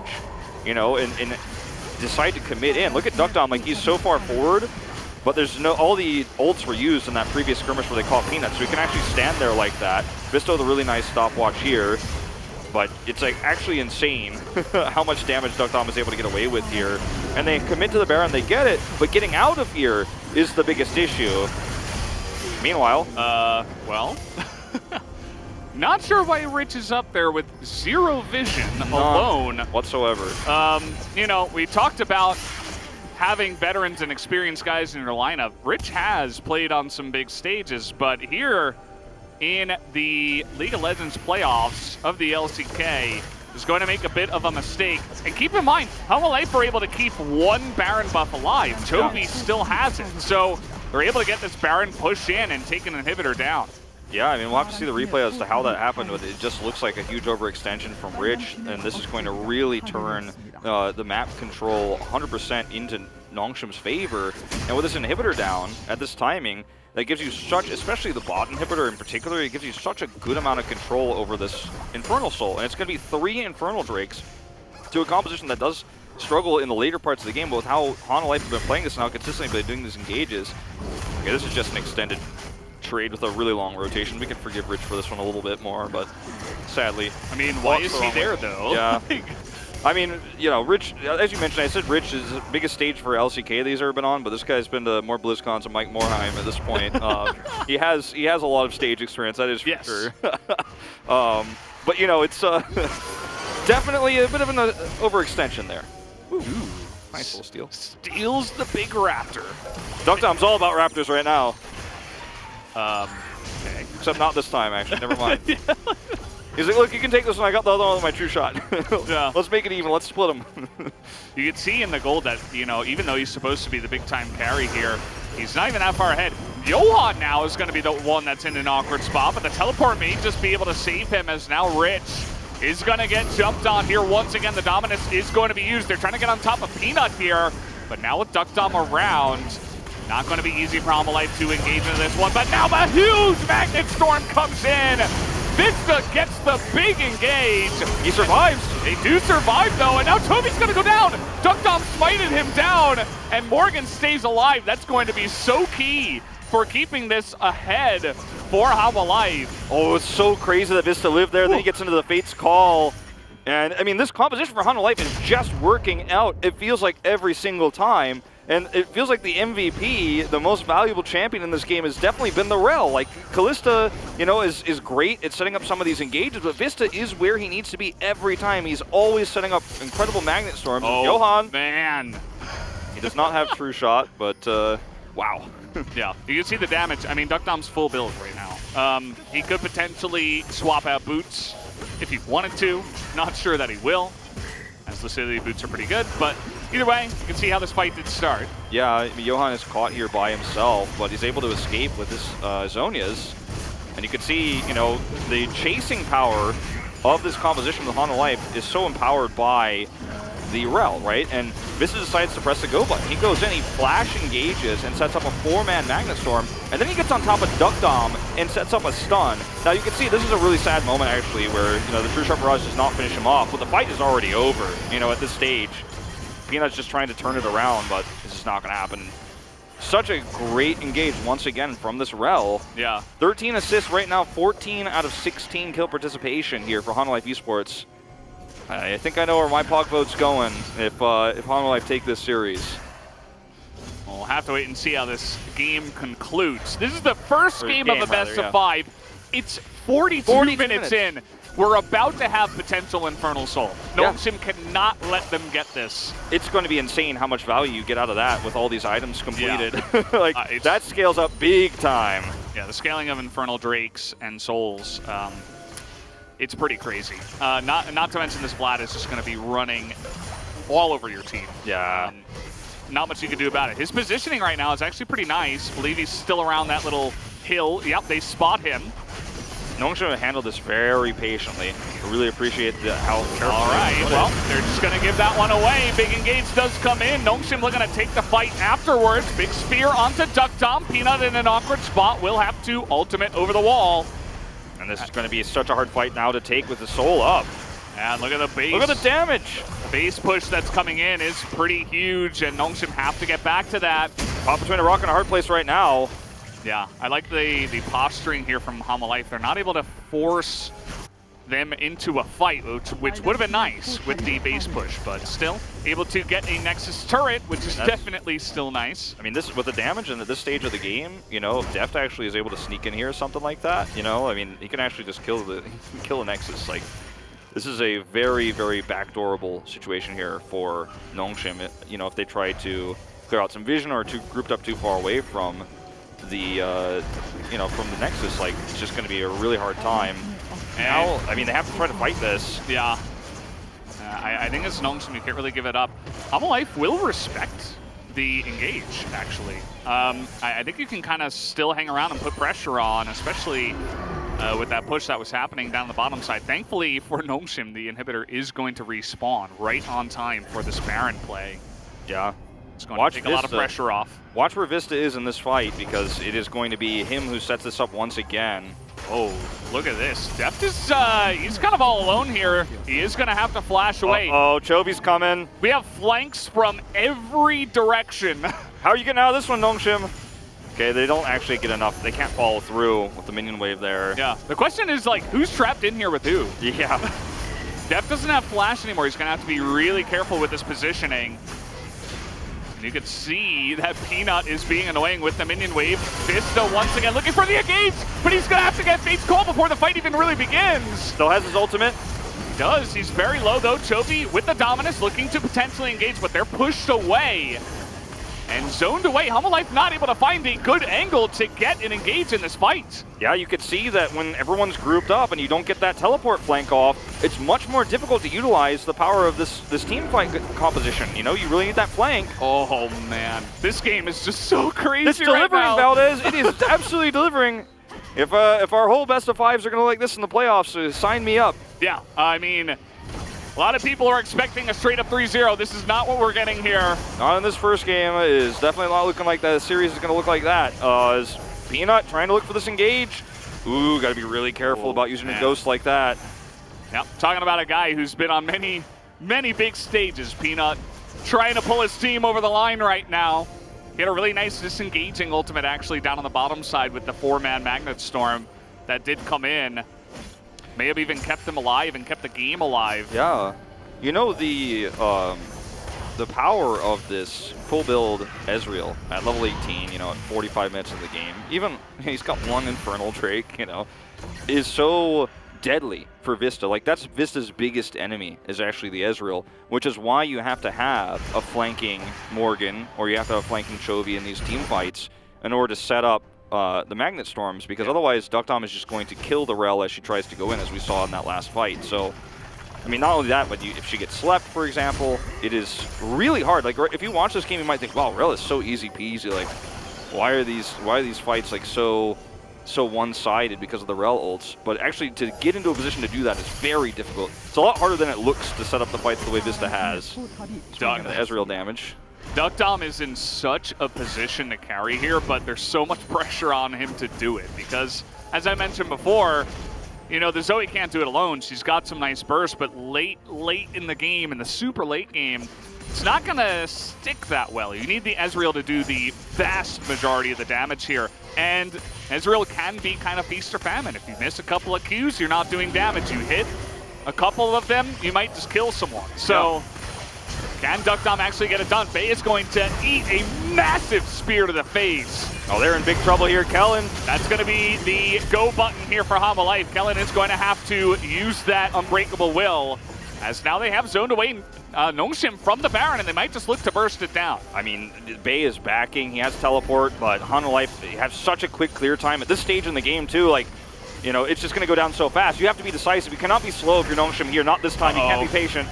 Pool is going to be used here by Morgan, and the engage is not good for Vista. He does follow up with the flash, though. But again, Chovy's not here. Oh, Bay, he oversteps. He's just going to go down just like that. But Duckdom gets a massive ultimate into the back line. This is not fightable for Hamalife anymore. They need to get out of here. So many ultimates have just been popped. Morgan still has his, though. Johan looking for the flank potentially here. If he hits a spear onto Duckdom, they can turn it, but he does not get the opportunity to do so, Valdez. Elder is about to spawn to 45 seconds. Def now No, looking they to don't get have vision. They don't have vision here. They know. Okay, they know. They're pushing in. They don't know about Toby here, but they might. They might have seen him go in there. Gonna spot him now as they're a little bit split up here. A lot of the damage has to come out from Duckdom, the E forward. And can they actually take the fight? That's a big ultimate coming in from Peanut, and he forces out the one from the Vladimir. So much damage comes out from Deft on a Duckdom as he is going to E away, but he gets the kill. The TA goes down, and they should be able to get on top of Duckdom now. He cannot get away, and it looks like Life have just barely done it. They may have pulled themselves over the finish line here at 48.5 minutes. Rich is just trying to delay in this game, but the Elder Drake is up. It will be taken very easily here. And with the Elder buff and everything else, I mean, how do you not walk down the finish line and win this game? Rich is buying some good time. Rich actually did some great stuff there. No push is going to come into the mid lane. Elder will be free for Life, as you mentioned. Uh-oh. I was a little bit worried that Chovy might overextend there. Really nice trouble bubble. Sad that it's not in a crucial moment here, but they do end up getting the Elder buff. And now they're going to turn their eyes towards the Baron, and with Peanut down for 25 more seconds, I mean, I don't know how much I can overstate. The timing is pretty bad here for Nongshim to have any sort of chance in this ensuing fight. Rich loses his flash early, and Rel is able to get a little bit of value out of that, but at this point, I thought the fight was going to be over. And then Chovy has this sick flank angle once again. Vista gets taken out, but that's not who you really want dead in this team fight. He already did his job. And we roll it forward here. You can see Peanut is just so zoned out of being able to contest the Baron. They do force a reset here, but look at the damage that comes through from Callista actually onto Duckdom in a second. Like, Callista is so fed, and if Callista can get into range, it's just insane how much she could do. Like, Duckdom's basically getting two-shot by him. Yeah. And that's it. Deft gets the job done. If you don't die as Duckdom here, maybe you can actually sneak another kill away, but yeah. It's just too rough. It's the range problem when it's actually solved for the Callista. She does way too much damage. It's too easy. Yeah, you get a couple of those spears into the back of that Ezreal, and you might just be able to solve that problem. They take away all of the damage from Nongshim by taking him out. And now, for at least another minute, they have to deal with the Elder. This is kind of the game-ending push that Riot has designed for the game. Minions win this one, I think, Valdez. After 40 minutes, you get Baron, you get Elder, you're not supposed to lose, and they're just gonna try to engage straight up here. They're gonna get on top of Bay. He just pops immediately. Executed by the Elder. Down goes Rich. Peanut just barely is going to survive. But it does not matter because the game is done anyway. Life, it wasn't easy, but it looks like they will be able to pick up the game at 51 minutes. They come through and make it happen. That's definitely top 5 longest games of the season, and it's how we start our playoffs here at the LCK Spring, and what a game it was. I think it's a game that if you're Nongshim, you still feel very good about this. You handled the early game very well. I'm not just talking about those 2 first kills that were fed over, but they also were able to defend each and every gank attempt, right? Peanut was always where he needed to be. They played very well around Life Esports win conditions in the game, had really good vision control for a large majority of it. Bay had some critical mistakes in positioning, which unfortunately at this point in time is something that, we have criticized him for a lot. But even he played pretty well in the early parts of the game. Like, I feel like for Nongshim, yeah, you lost the game. It was a grueling one. You're exhausted. But I think you should walk away from that one feeling pretty good about your chances of making this a competitive best of 5. I mean, it's clear that Nongshim are good enough to take games off of Hanwha Life. The question is, can they come back from a deficit and take a best of 5? We don't know. I mean, I think that the draft from Hanwha Life was very interesting. Start off a game 1 of a best of 5 in that manner. Very aggressive. Your level 1 Gambit fails, and you're still just barely able to claw over the line. It's a good sign for Hanwha Life that they do eventually make it happen, but we were expecting cleaner wins from Hanwha Life as well. Yeah, no, that was definitely a much closer game than I think anyone expected to see at all in this series, right? Like, for sure. I think that most people thought if Nongshim was going to win games, they were going to do it in their own one-sided fashion, right? Where they have a really cool draft diff, right? we haven't talked about it too much. We talked about it in the POG State. This is, for Nongshim, a series where you're very likely to actually see a crazy, weird pick because it's so important to hide strategies for every other team. But if you're Nongshim, you just have to win. Like you're so the underdog. I think we will see some crazy stuff later on in this best of 5 for sure. Eventually, they'll have to pull something out. We have the post-game breakdown ready. We can hop into that and see some of the numbers from this game. 51 minutes. Look at the damage from Duck Dom.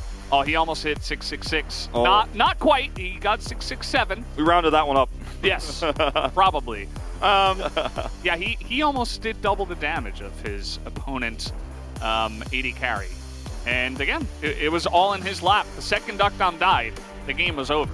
I mean, look at the damage numbers across the board for every player on Hanwha Esports. The Infernal Soul plus 3 Drakes stacked on top of it really makes this comp work out a lot better, actually. It makes your dive composition actually succeed. Like, Renekton does more damage than he's supposed to in some of these exchanges because you have all those Infernal Drakes. So it ended up being very fortunate for them that they were able to have that as the soul and also were able to get all that Drake control.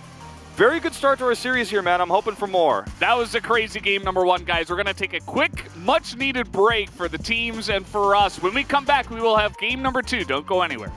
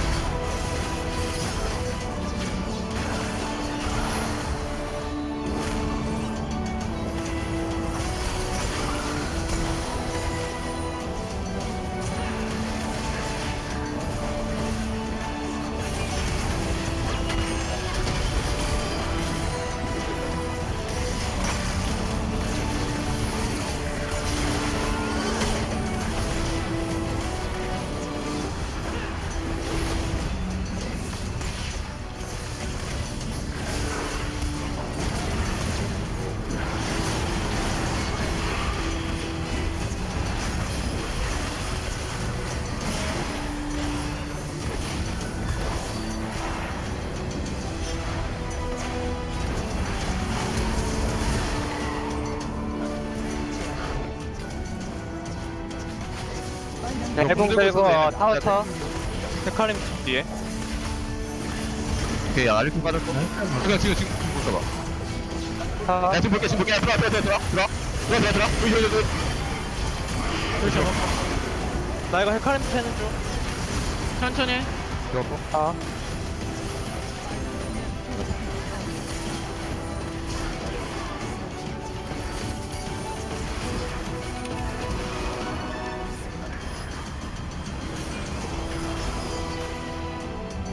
슈.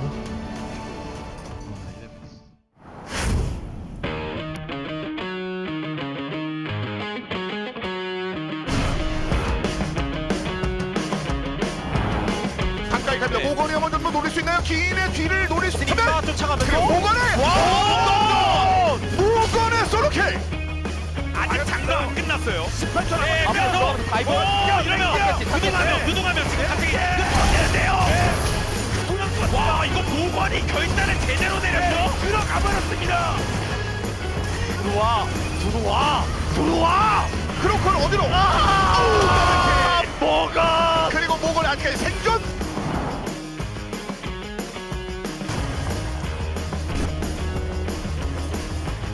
이거 베이가 눈치 보다가 튕길 수도 있어요. 아니면 그냥 버스트 각도. 이거 릴리아 초.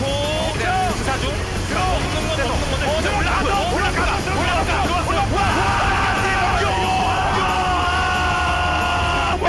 이거를 들어가서 저 얼굴 시뻘게 들어가. 그렇죠. 요한 기다리. 기다리 엄청 잘 컸거든요. 이렇게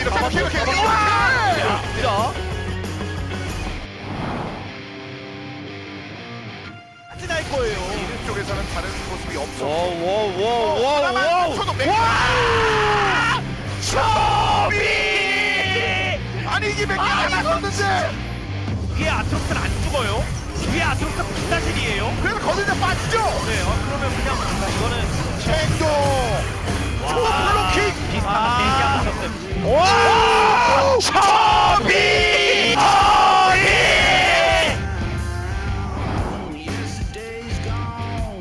전멸이 말이 없거든요.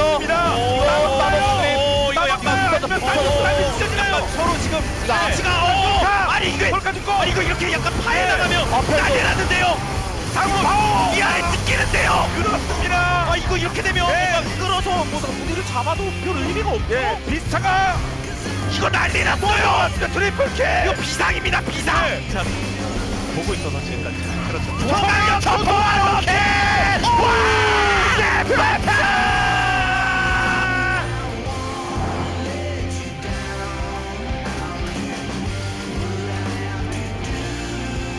이건 안돼요. 웨이브도 들어가고요. 다시 안쪽 싸움에서 지금 와 대각선. 그래서 여기서 킬하면 김각선이에요. 잡았습니다. 잡아요. 생명. 받았고요. 근데 낙한. 비스타가 지금 몇 명을 배울 건가요? 피어까지 다 같이 들어갔고. 와, 비스타.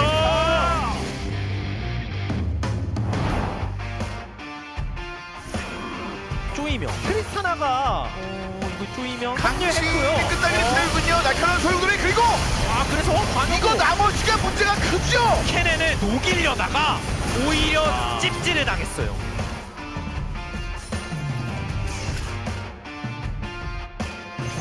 그러니까 칼날머리 털고 돌거부 먹다가 이쪽까지 올라온 이쿵 피했어요. 그런데 그 다음 리치가 물고 있으면 이거 구도가 이상한데요. 와 더블 킬인가요? 리치.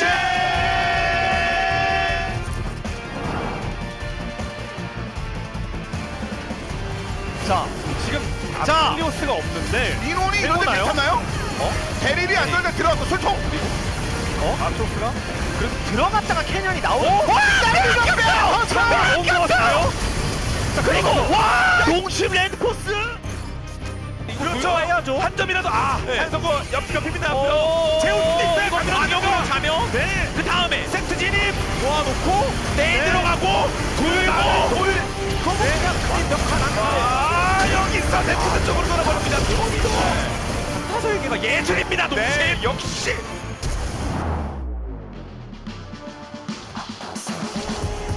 내가 합류하면서 시간만 달려줘서 드디어 베이가 개발됐어요. 여기 베이 겁이 좋은 베이 그렇습니다. 에이스 이게 싫지 않나요? 일단 버스트 위치 한번 체크해봤고요. 그냥 아래가 와서 저기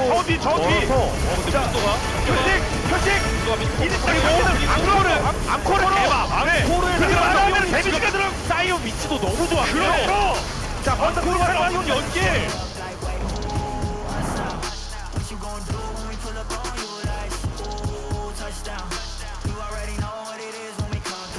들어가면서 여기서 도발 안쪽으로 피너치 돌파하고. 적당히 멀쩡하면 베이가 적당히 멀쩡하면 위험해요. 적당히 이렇게 되면 어그로 핑퐁이 지금 한 명씩 그쵸.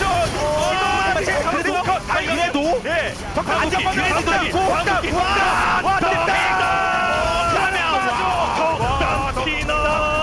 와 에이스 뛰었습니다. 뻔했는데.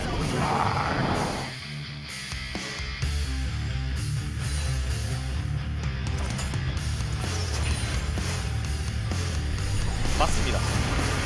그래서 그냥 갔습니다. 1분 때인데 또 하나의 포탑을 노리겠습니다. 아, 기습적으로 잘리스를 선택하고 그랬는데 조스가 위험합니다. 조스가 위험합니다. 바로 와! 간다. 덕다! 그래서 와, 이거 농심 진짜 확실하게 플레이한다라는 생각이 들었는데요. 네.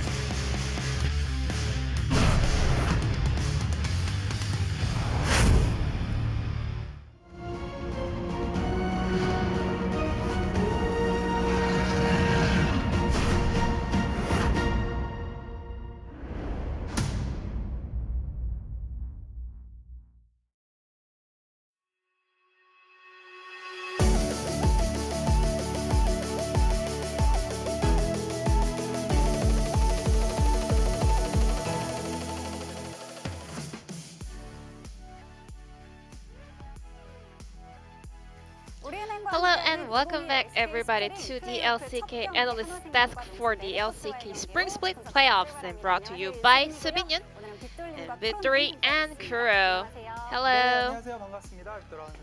And this is Season with the translation. We only had one game and it was a banger already, and it was a match between two teams with their first playoff stage, and Hana Life Esports was able to take game number 1. Hana Life got B1 Runakton, and then their last pick was Vladimir. And then they were rotated towards mid and then top. With that flex pick Renekton, Hana Life Esports was able to complete their dive comp with that Vladimir coming in the end. Renekton can exert pressure during the laning phase on the mid lane, and Vladimir was also able to do a fantastic work up against Gragas.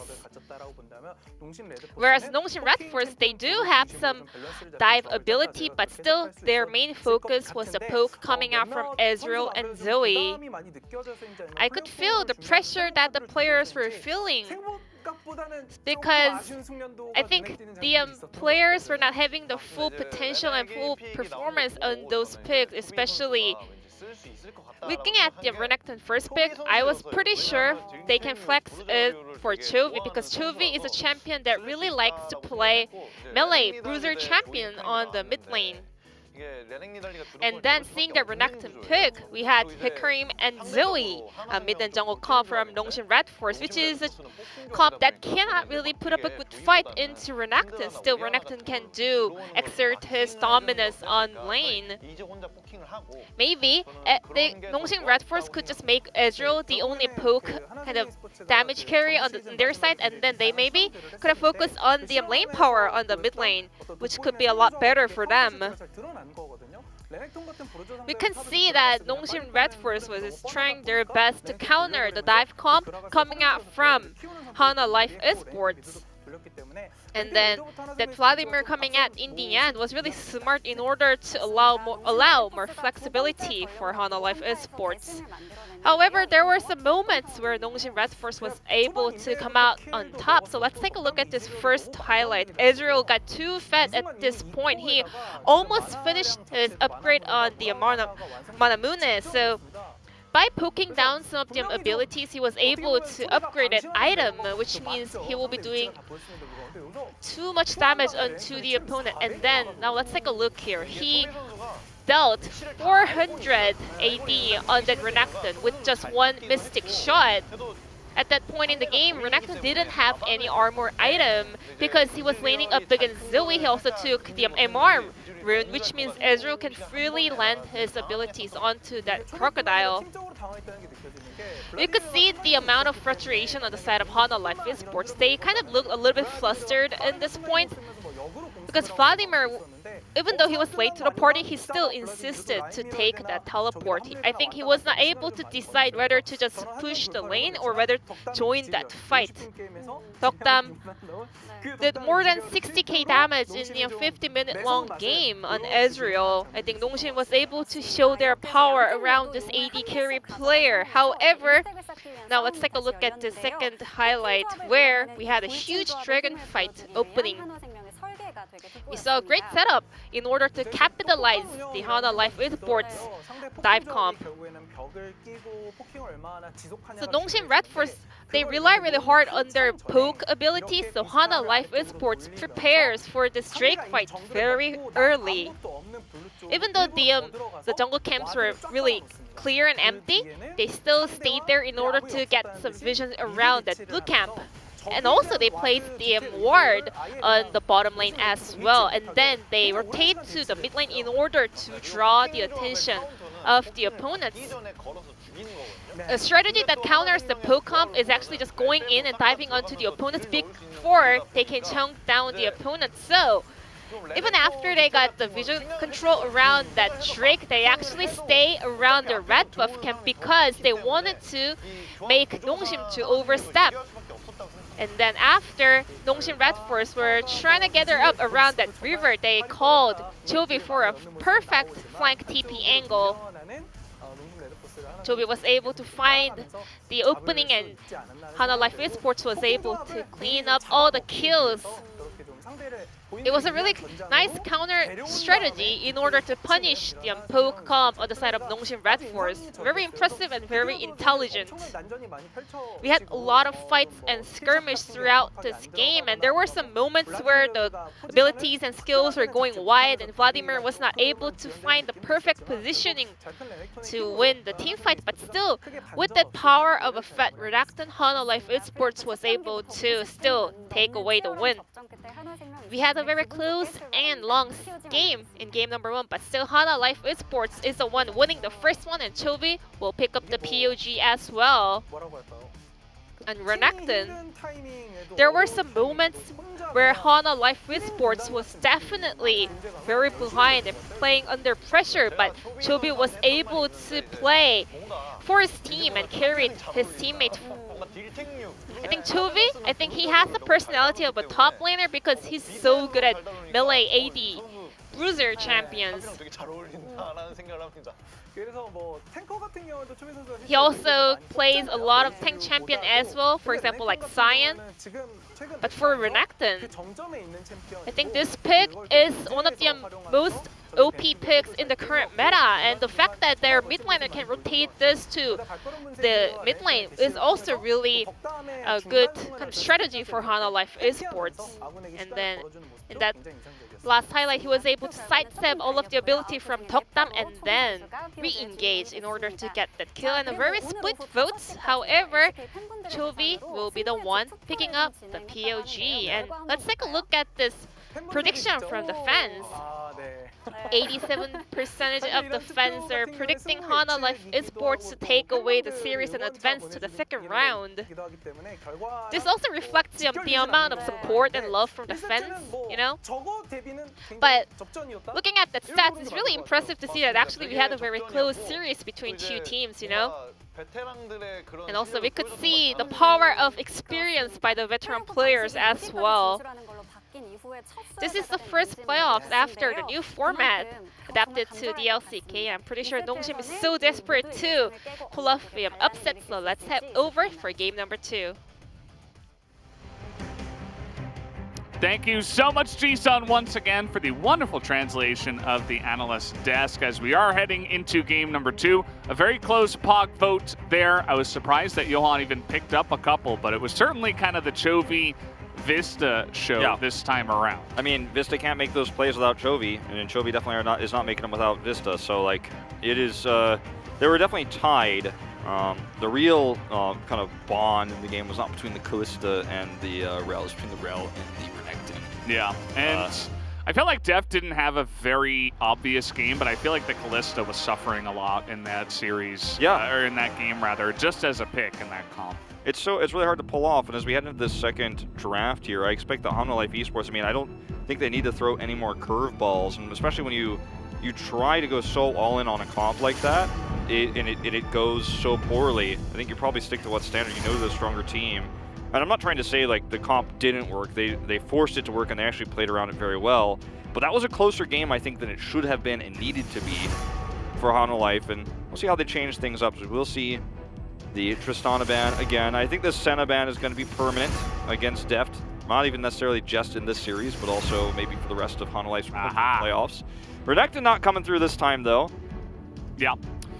And keep in mind, I believe the way that we do it is the lower seed gets side selection on games 2 and 4. So I think this is Nongshim selecting red side. And that's going to be great for a Thresh left open here. As I was expecting to see the Udyr come through, you know, with this setup here over the Renekton, or the Renekton's here over the Hecarim. And this means that you can grab the Thresh here and see what Hanwha Life Aphelios.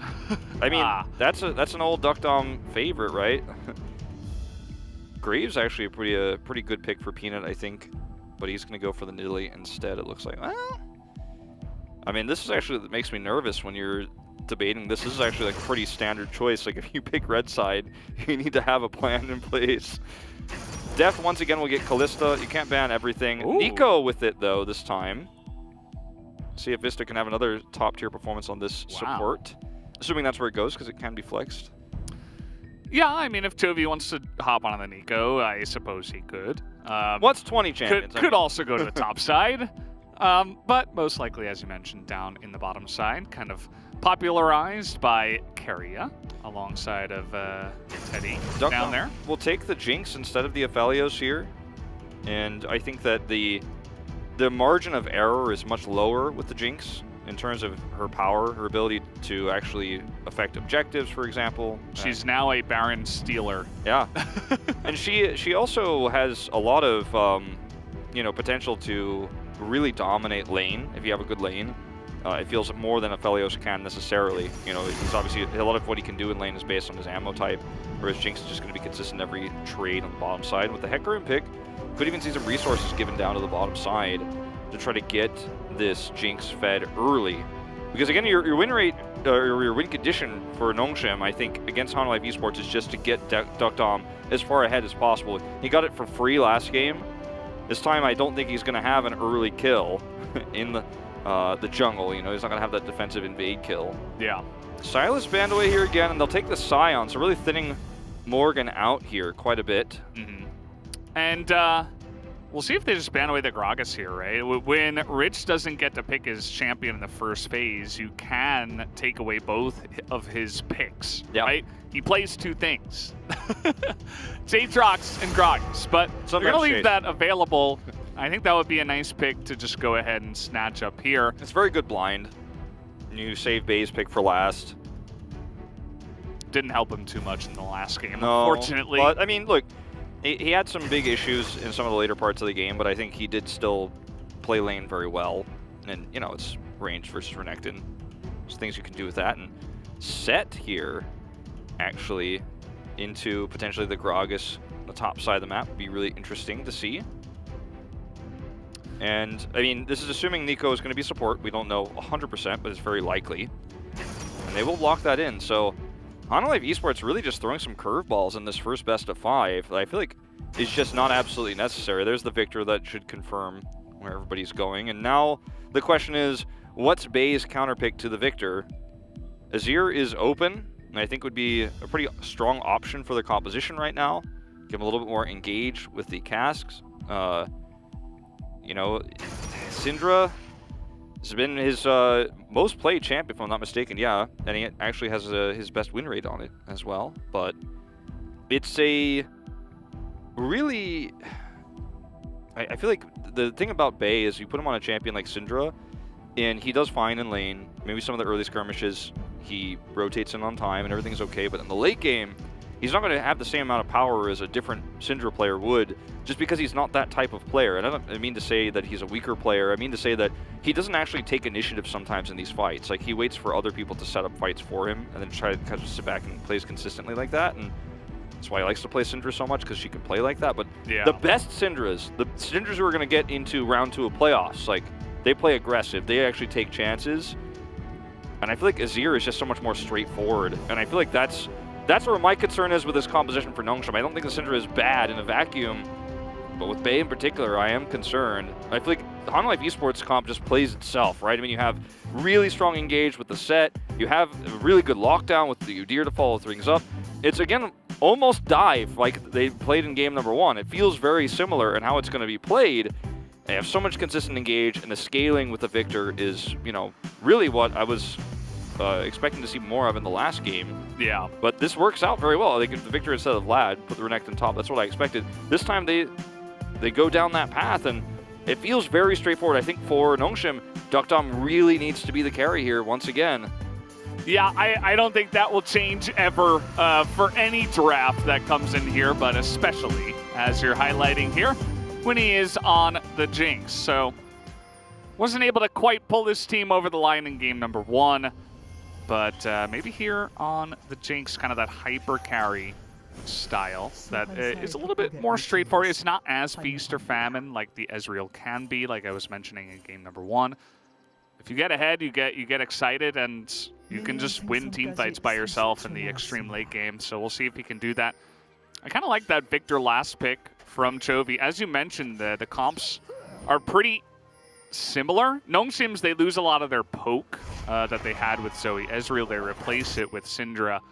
Jinx, which is just more team fight oriented, right? It's not looking to poke them out before the fight really comes in. They do have an okay amount of poke, but not as much. And, you know, a little bit more dive with the set coming in here. You don't only rely on the teleport flanks to sometimes engage if you don't have the rel.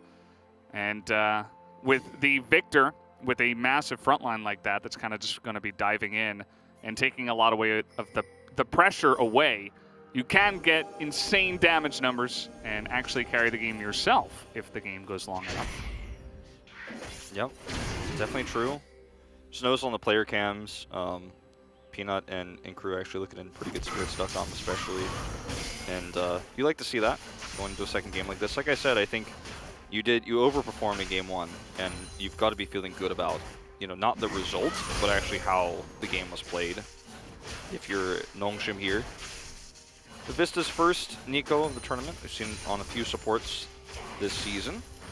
I think Life was the first to play it, but it's definitely getting a little bit more popular. Chovy is just doing Chovy things here in the mid lane. Not missing a beat, and also getting a lot of harass done. Yeah. I think it was Keria though, right? Oh yeah, you're right. Yeah, it was Keria. Yeah. Keria's played like a little bit of everything, and has looked very good all season long. Yeah. Vista, you know, he doesn't really get a lot of the highlight on this team because you're on a team with Chovy and Deft. Yes. That's going to naturally happen, but he's been pretty good. You know, I think I was pretty pleasantly surprised in the beginning of spring. You know, when we first started, we were still remote casting from home. Vista was one of those guys where I was actually a little bit impressed because we didn't expect, you know, crazy stuff out of this player, but he's been pretty consistent. I've liked his play all split. Yeah, no, he's been very good. Chovy is just, I mean, this is, I mean, it's actually sad because for Bay here, we talked about this matchup being like the most one-sided one across the Rift, and in the entirety of the playoffs, yeah, I would say. Yeah, I mean, exactly. Like, it doesn't get any more than this. Like, if you think about the remaining teams, you know, no one's going like, well, Cuz is just like way better than Pyoshi. No, it's what? But you know, it's like you look at this, and the observers are just highlighting and showcasing the gap, right? And I don't think that's what they're trying to do. I think they're just trying to show off Chovy, but like, you can feel it. I mean, this is a standard Victor versus Syndra matchup. Yeah, there's no secret. I think even Nongshim fans can look at this and say, well, this is just going to be a thing we're going to have to fight through.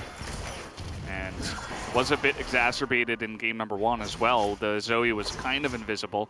And that can happen sometimes if the enemy dive comp gets really good engages. And as the Zoe, you're given no room. So it's not only a Bay issue.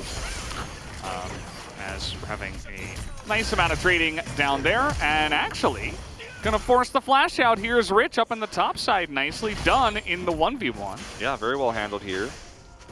And that's actually gonna be a nice little start. Potentially lead to a bit of a snowball. Hard to do against the set. You see Johan is really trying to make a play happen here with Chovy. Now the Bay's trying to turn this lane matchup around. And I think we see a little bit of that hovering because we know Bay has overextended several times today and historically, but also, as you can see, it was Keria, you mentioned it earlier, 2-0. It's also that he picked up a Dark Seal early on in this game, which you very rarely see on Victor. Especially to pick up like this at this stage in the game. So they were really trying to get a nice lead for Chovy, and I appreciate Life Esports trying to get value out of their top player. I mean, there's a pretty good chance, it's a bit early and votes were dissident, but there's a pretty good chance that Chovy actually picks up League MVP, especially if Life, somehow end up taking the whole thing. But like, this is it's a type of player that's getting more and more resources from Life in this series, whereas previously, sometimes he was just left to his own devices and not even properly utilized, I feel. Definitely trying to get that victor value this time, a little bit sped up. Yeah. The Kalista can kind of do her thing down on the bottom side. You can see there's already a 10 CS gap down there. Things are going swimmingly in the early game as they should. Whereas getting your victor fed for the later stage of the game is going to be quite nice. And Jinx also on an 8-game winning streak. Lots of players liking to play this champion, and it is winning a lot nowadays, and especially with the Thresh. And the priority that this champion is seeing nowadays, it makes picks that are a little bit weaker, less mobility types in the early game at least, be able to survive if you have that support. It's also just so good at saving anybody from any situation. It's like a get out of jail free card. You make one mistake, and it's a fairly short cooldown ability that you can just toss out, and if Bay was standing too far forward, in that moment, maybe he gets out after the combo goes off onto him, like a stun comes through. Not going to get you out of the, Pop Blossom situation that we could have later on very easily, but okay, this is very aggressive. Wow. Forcing a flash. Yeah, Peanut was coming in for the follow-up, and Rich is level 6, and he's here first. So Chovy did not want to take any chances. He's going to throw out the Chaos Storm. They're trying to take a fight after the fact. As the Rift Scuttler will go the way of Nongshim. Rich is going to try to flash away. Here comes Morgan. Nice scat of the week. And no laser will be in range. So actually, Rich is able to get out of there unscathed. Yeah. Ends up taking a ton of damage there. A trade of flash with the Udyr. Except being alright. Uh-oh. Okay. Nice try. I mean, but when you miss the play, it's definitely not a good feeling. Yeah, that's one of the less good feelings for sure. If I put a list, like those tier list good feelings, that will not be it. Yeah. It'd be definitely towards the bottom. Sure. You can see the lane is going very well on the bottom side of the map for Deft and Vista. And, the CS lead reflects that. Ooh, trying to set up a play here. That's a really nice combo that does come in. The fat wall flash not available as Morgan does not have his flash. He's trying to trade it back onto Rich, but he is just dead. Really nice setup here. Rich just dunks him and sets it up for Peanut to come up and take that kill. Yeah, I mean, this is Rich playing very well in the second game. Game number 1, was definitely a little bit less successful, but this has been a great start. I mean, he was pushing Morgan really early on under turret, got his flash, which is, still not back up. And you make a play like that, really nice cask. Peanut's there to catch the ball, man. It was very well played, and yeah, they give the gold over to the Hecarim, which means he can be a little bit more aggressive around the map. And Peanut is, we were talking about how Duckdom is the carry and one of the big focal points, but Peanut is shown to be invaluable already in this series. His early game last game, how defensive he was, his game knowledge, his game sense is just so high. Yeah. It's kind of like the old Tarzan effect. Yeah. When he was just always in the right position. As that's a really nice hook here, but they're looking to turn it around. The amount of damage that comes out from Death is pretty insane. You can see the Ignite is coming in. Vista looking for that kill. Will he tick down? Looks like the answer will be no. Just barely not. Refillable potion. That's why you always pop your pots. Yep. Never miss them, especially when they're refillable. You can get another one back right away. But still, I mean, this is the story of the Kalista. Last game, Deft wasn't able to dominate this well because obviously they gave over an early kill to Duckdom. He got very ahead. He got a second kill early too. And now, I mean, you can see just how good Deft is at this Kalista. It's drawn so many bans throughout the regular season, but Life Esports just have such a unique drafting style. They play so many odd and unusual champions. Every player has a pretty massive pool. So you ban a lot of things, but you still let the Kalista through. You just don't have a choice. And that's one of the really big strengths of Hanwha Life here. And Deft is really crushing this early game now, and that's what Kalista needs to do. Imagine last game if Deft was ahead. It would have looked very different, right? Well, certainly makes it easier now that you didn't just invade at level 1 and have 2 of your bottom laners die. So able to have a much more kind of straight up fight. Yeah, this is the cast play. Morgan is just trying his best to turn this one around. But Rich hits too much health. Very simple there. It's a nice cast. And Gnome, they're just going to go for this. As Rich is in trouble. Yeah, he's in trouble, but he actually is pretty tanky at this point in time, and they immediately blow up the 2 of them. That was so well handled again from Peanut. And he just runs right over. They made it look planned the whole way through. Yeah, and so casually done with that play. Like it was actually a really hype play, but it just the way they executed it so confidently was massive. But this is going to give over a ton of extra gold. I'm not entirely sure What is this? Why Duckdom is not here. TP is not available just yet for Rich. It's like 10 seconds off. That's a massive wave that they're losing there. Yeah. And the Rift Herald leashed. Like, I mean, they are getting a lot of value themselves on the top side. You know, with Set just now returning. So it ends up being okay here, but it feels like they got robbed a little bit. Like, this definitely didn't need to be this successful. They're going to get the whole thing. 11 minutes, full plates. Yeah, they're even threatening Rich. They're denying all of this gold. Yeah, he's not getting any CS. All of the XP as well. It's just going into the void.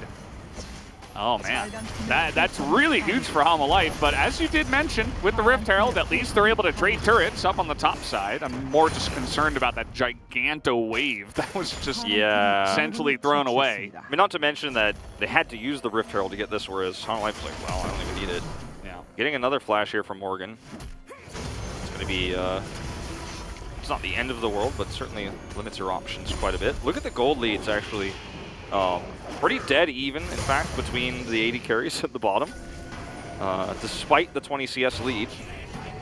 So that kill earlier, and oh boy, Johan going a little bit too far forward. He is going to flash, and he is Udyr, but Bay presses his gameplay button, and down goes the Udyr.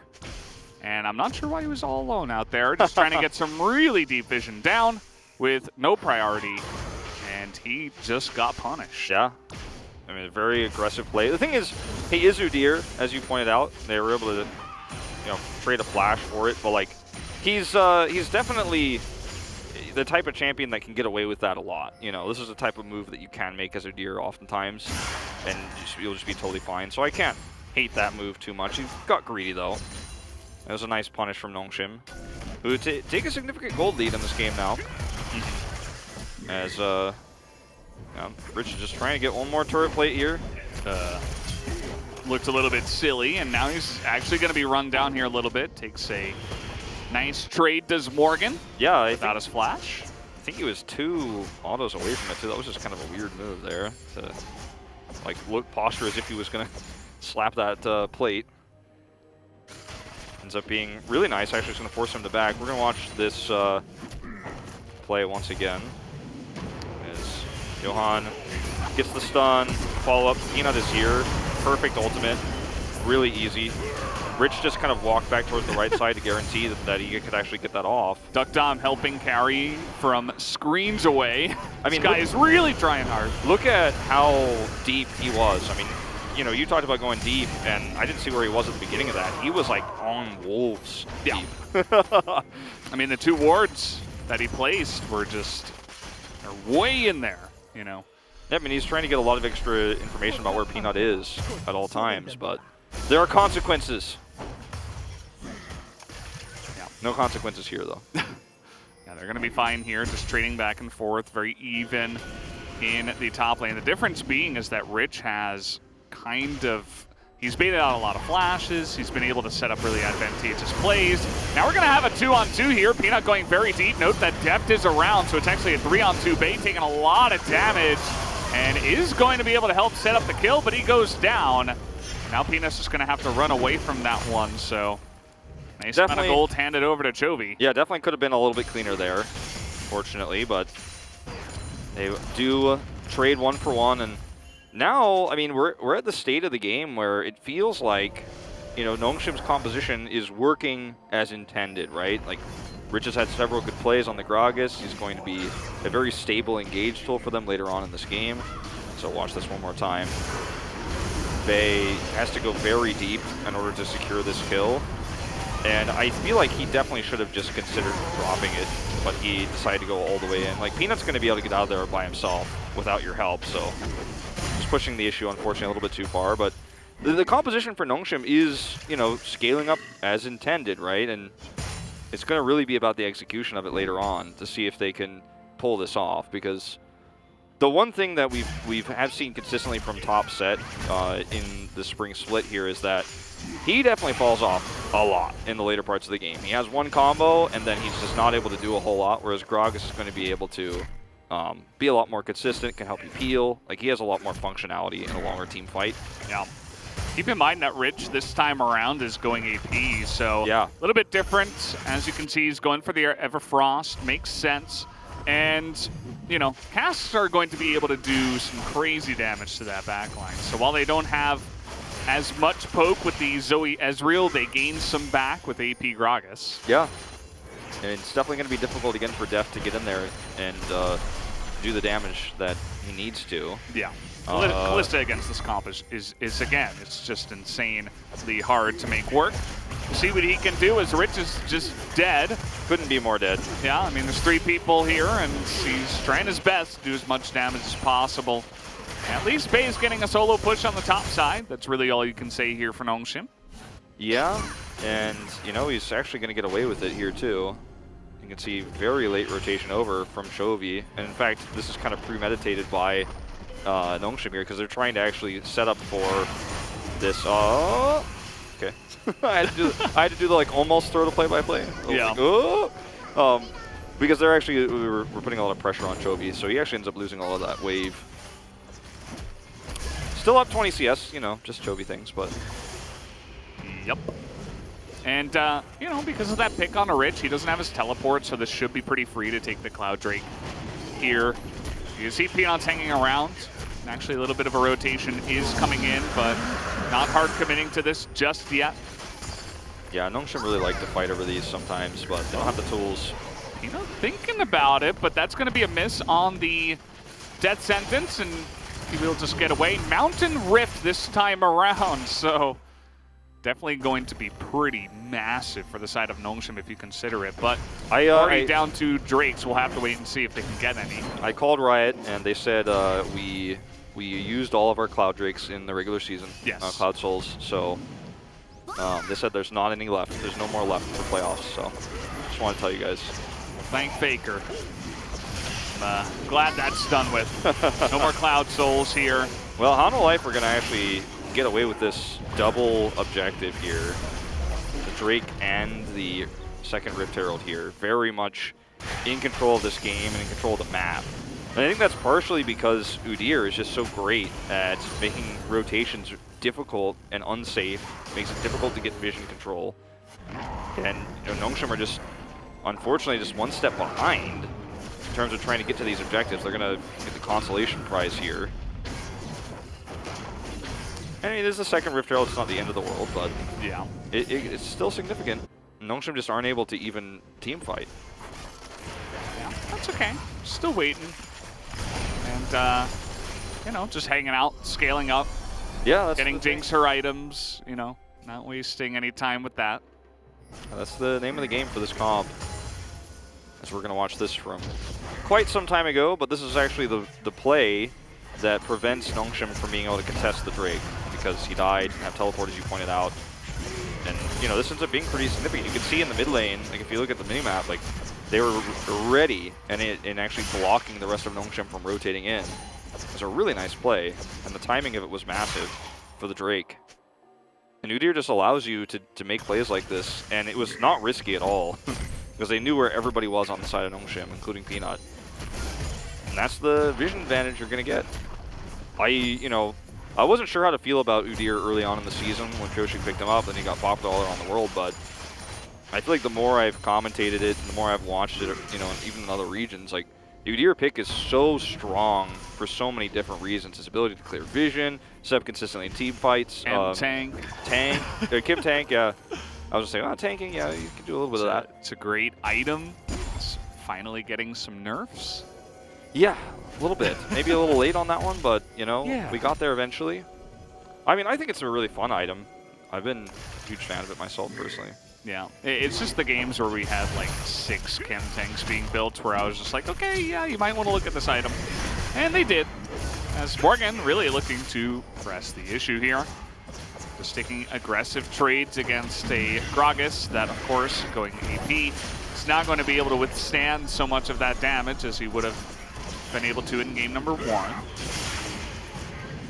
This is a really nice position here, actually, for Hanwha Esports. They can clear more of this vision. Like, look at Johan do it, man. He's just in there, he's clearing it away. This is an uncharacteristically low ward score, in fact. They're going to steal the blue away.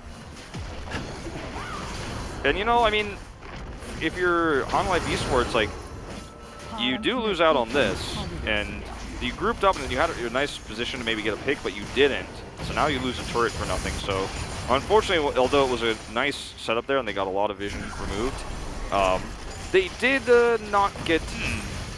Like, Nongshim are actually just getting turrets for free on the map right now. Hanwha Life are just giving turrets away, it feels like. Nobody was in the top side.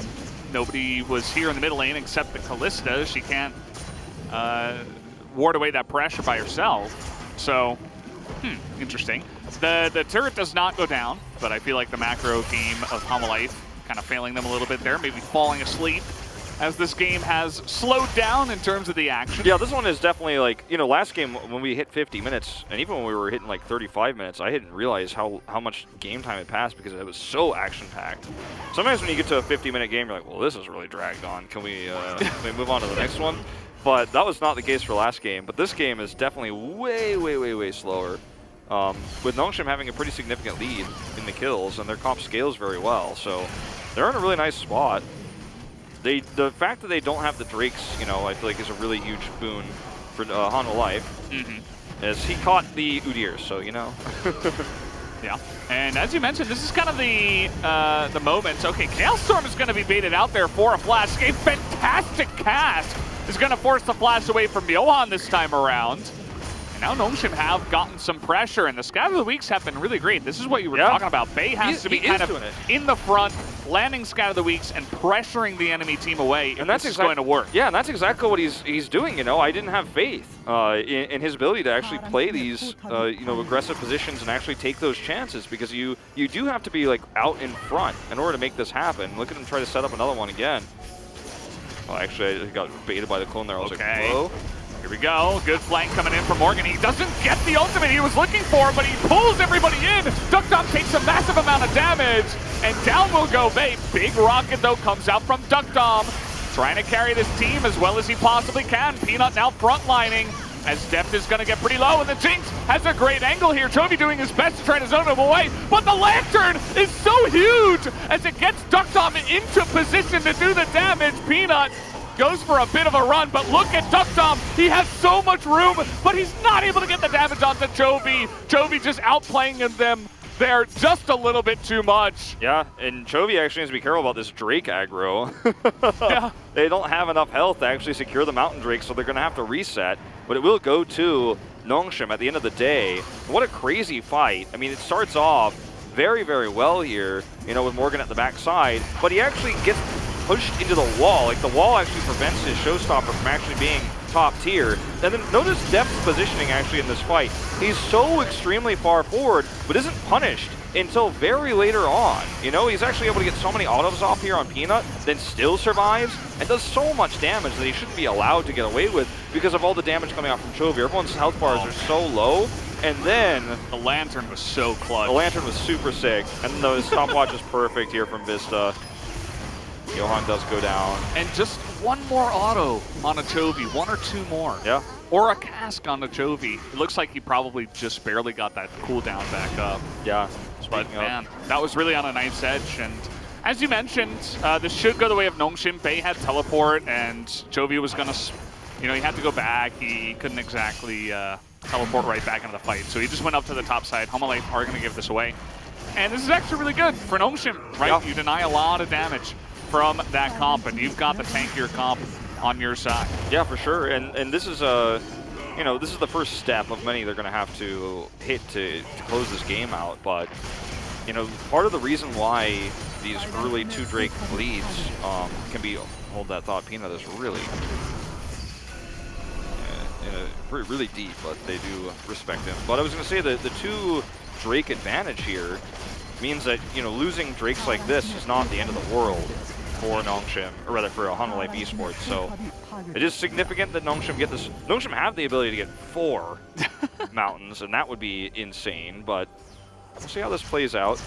Yeah, if they got 4, would be pretty nice. I mean, as we mentioned before the game's even started, the Verdant Barrier nerf on 11.6, you know, that's something that maybe one of these guys would have built. Neither of them are going for it. So we're just getting like pure damage in here, plus Merc Treads to kind of like fulfill the same role that the Verdant Barrier was fulfilling. So you don't have as much MR on your mid laners that you could be potentially enhancing through Mountain Drakes, but at least the tanks on the side of Nongshim are still going to get a really nice boon from that. Obviously, the tanks on Hanwha Life this time around, they've got Udyr and Set as well, so it's not half bad for them either. Yeah, no, true. It's a very significant Drake. I mean, you're going to be fighting over this one every time. For Nongshim here, I feel like the engage tools that they have, if they can execute them as well as they have been in these last few skirmishes, and there's a lot of really ways that this can go very wrong very quickly for Hanwha Life. Chovy is going to be the one doing the majority of the damage in this game, and then Deft can help clean up. It's crazy that Deft was able to get away with what he did in that last team fight on the Kalista. Yeah. It's like, that should not be happening.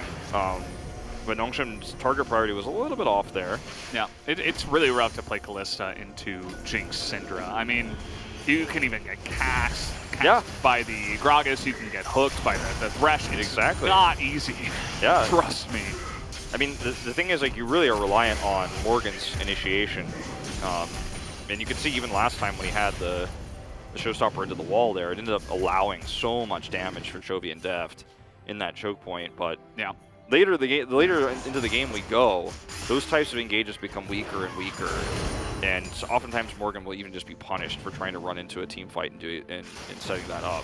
Yeah, might just get Scat of the Week and then blown up. Exactly. In one rotation. So you got to be really careful and pick your spots well. He might even not get the showstopper off, you know, with all the CC that Nongshim have. He didn't go Ghost, you know. It's like he's got some CC to get through. But if he can set it up consistently, I mean, that is the role of Set in these team fights. He presses his combo, has a showstopper, and then he just looks at people. Yeah. Kind of what he does. Chovy just bought a Rabadon's Death Cap. Yeah, I mean, he has 300 CS, why not? And 4 kills. Yeah. He's definitely got the most gold in this game. And he, remember that early Dark Seal he got earlier? Yeah. Getting some value. 8 stacks already. Maybe with the stopwatch, we just see a Medjai's picked up here. I think so, yeah. I don't think it's a bad option because you win one team fight and then you're just doing too much damage. Like, it's just way too much.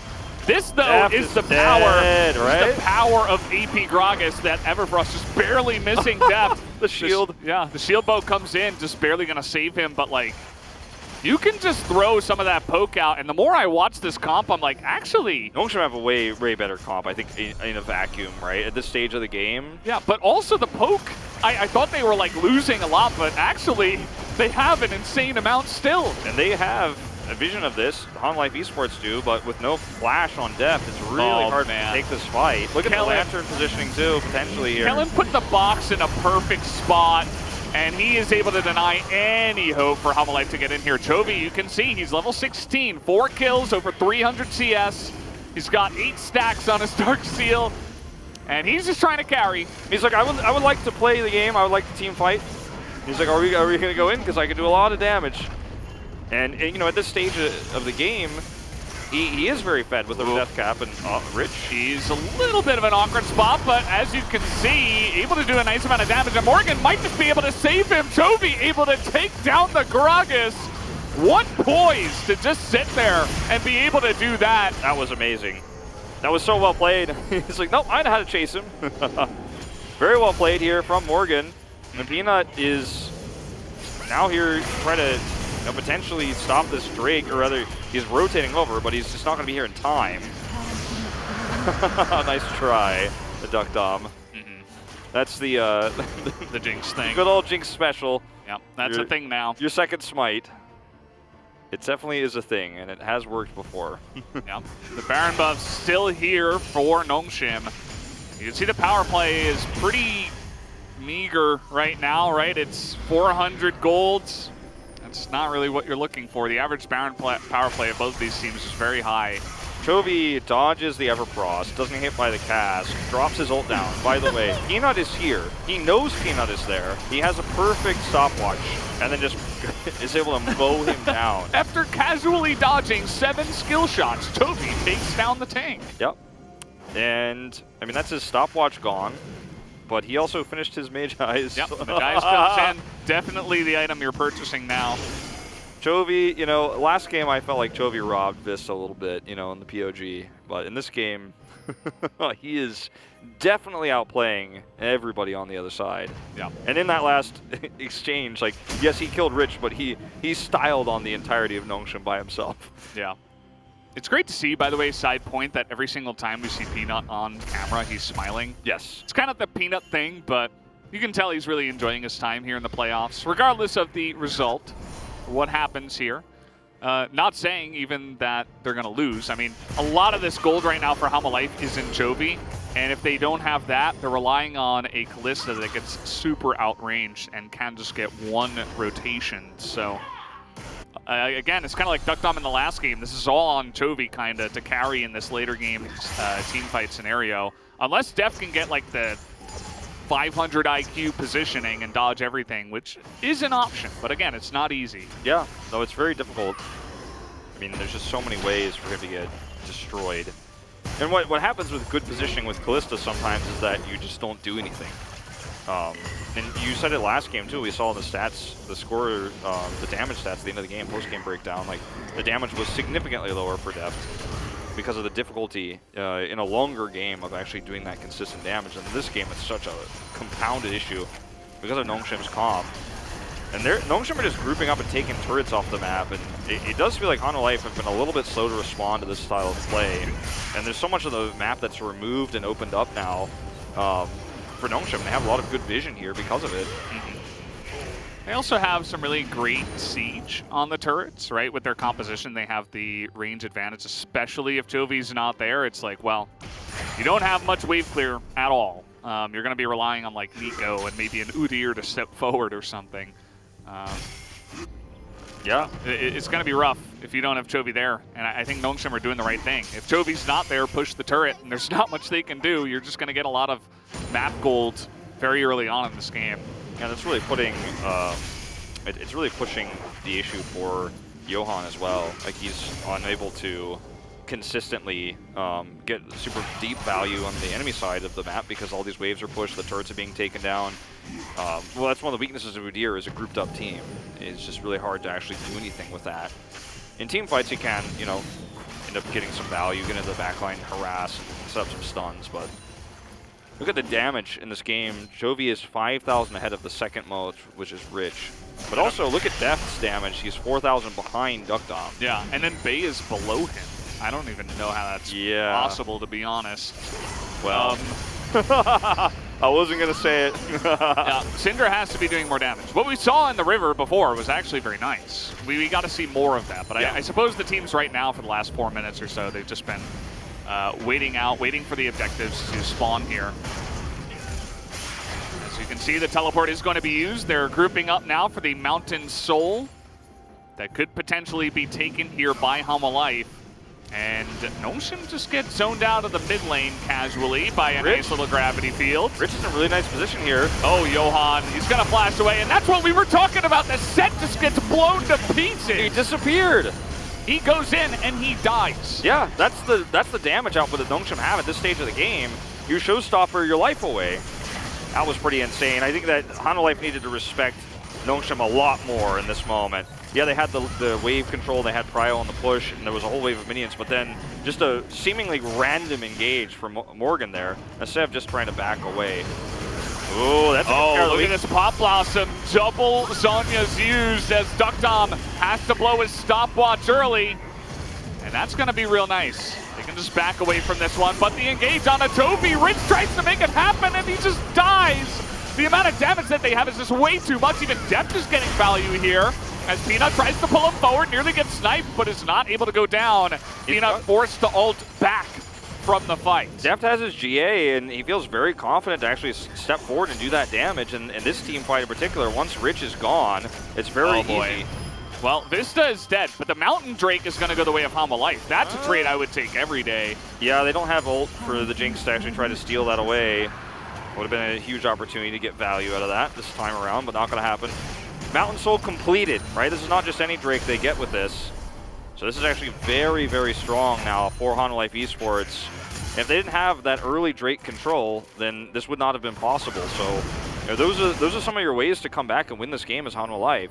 I mean, also Chovy, who, by the way, he bought his Zhonya's outright from the broken stopwatch just moments ago. And now it's even more difficult to deal with him. Yeah, I mean, he is basically on full builds. Yeah. Already. I mean, he's got him a dies. But he'll be keeping that. As here we're going to see this once again, this engage. Yeah, I mean, he was dead before he hit the ground practically.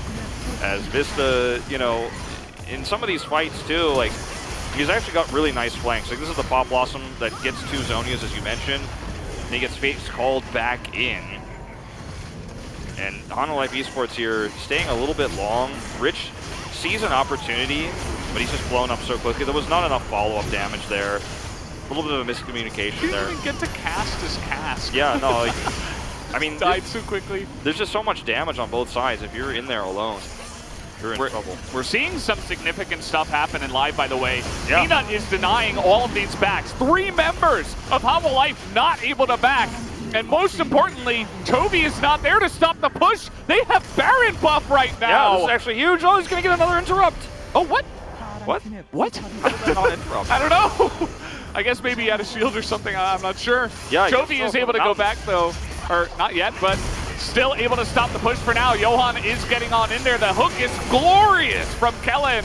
And now the front to back for Duckdown might be good enough, but look at the damage coming out. They're able to kill Vista, though. That is exactly what they need. And maybe they can get on top of Duckdown. That's what they need to do in order to have any chance to win this game. Chovy is still alive in this team fight.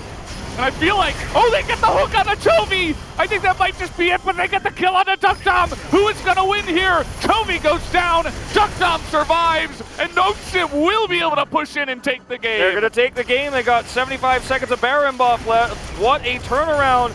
You have to be a little bit critical of Hanwha Life's map awareness and their macro in this game. They gave away several turrets for free, and they let Nongshim steal the game with some interrupted backs and a Baron buff. This late in the game, Nongshim were able to force a victory that you very rarely see at this professional level where, you know, it's just simply a macro win. You know, they're playing 3D chess here, or 4D chess, whatever the term is. They're like not playing 2D chess on the computer. But they end up playing the macro beautifully, and unfortunately for Hanwha Life Esports, they were just a little bit delayed in some of these responses. They got a little bit too deep into some of these heavy pushes into the jungle where they're trying to catch players, and that was just a very, very calm, clean, and collected team fight cleanup when Hanwha Life had to spill back in to try to defend their base. Nongshim bringing us to a real series here, and after game 1 I thought, okay, this could potentially be, maybe it's still a 3-0, but some of the games are closer. The second game, there was a huge draft difference for the late game, and the macro was so good. Watch this again. Yeah, look at this interrupting the Bucks. The Jinx ultimate coming through first. Bay comes over as well. Deft could have got in back, actually, the first time around, but he stopped his back. And let's take a look at this. I think he's got a shield, Yeah, that's why he doesn't get interrupted. He had the shield from the Mountain Soul. And yeah, and Bay dies, but I mean, that's worth. Yeah, and then this fight is just, I mean, you handle this so well, Duckdom. Like, he actually is in perfect position. Take out the Udyr first, and then, unfortunately, Chovy is trying his best here to do anything he can, and Vista's burst so early. And, I mean, what a great game of League of Legends here. The hooks from Kellen, they keep Duckdom alive, right? Because Deft just kind of gets blown up here, as you can see. And another body slam on a Chovy, another hook, and he's still able to get the damage down with the laser the second half, and it's so close. I mean, Chovy is really making a case for being, you know, the next best player in League of Legends, right? Like, He's not at Faker's dominance level yet. Everybody put your bourgeois away, okay, like no chairs coming out, but like the guy is just on his own such a fantastic player, and he's really breaking the game. Like he's doing things that no one thought were possible right now, but it's still not enough in this second game. And now we're tied up 1-1 here. What a crazy, crazy turn of events. I think almost any analyst would have predicted the 3-0 for Hanwha Life. I mean, I didn't officially predict that. I, of course, predicted them to win. But now we're looking at a series where Nongshim could actually take this. They could upset Hanwha Life. And I think that, okay, so we're going to have the post-game breakdown here, and we can take a little bit of a deeper look. But I think it starts with the draft. I mean, take a look at how little Udyr and Set did in this game. And I'm not only talking about damage, okay? Yeah. They got dominated from minute 1, and then when it came to late-game team fights, they just didn't even really do anything. It was really rough for them to get any value. A lot of the team fighting on the side of Hanwha Life was basically just Chovy and Deft and Vista. I mean, like, the damage output for Chovy in this game is insane. I mean, his victory just naturally does a lot of damage, but you can see that the rest of the team just isn't able to pick up the slack. Like, he set up several almost kills, is almost able to get those picks. But the comp had so little range, right? You have to walk so far forward if you're Chovy or Deft to actually do that damage. And every single late game team fight is so reliant on the set engage. And once those stop working, your team comp falls apart. Even though Bay did very little damage, he hit the Skylar of the Weeks where he needed to, oftentimes, and sometimes that's all you need. He delayed Chovy's back. That's all he had to do.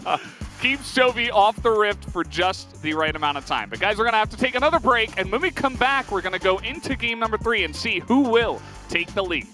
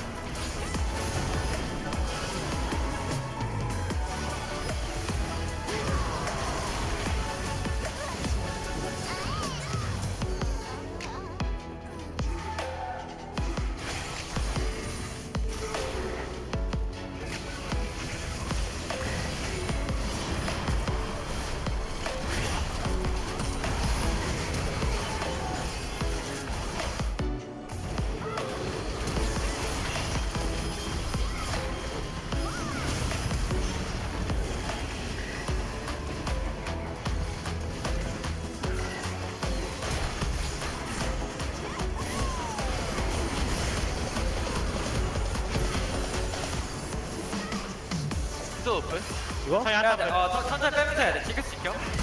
징크스 오데르부터. 할만해. 비트 오픈. 파이프 노고. 높은 높이라. 어이구야. 밀어줄게. 비트 높은 로고. 그렇지. 찍으면서 해. 밑에부터. 팔진 야, 징크스 지켜. 키우. 높은 로고. 그러면서 징크스. 나 패치기 돌아. 끌었어. 맞아. 야, 레이저. 나 궁 있어. 나 가인. 예. 야, 저거 버그야.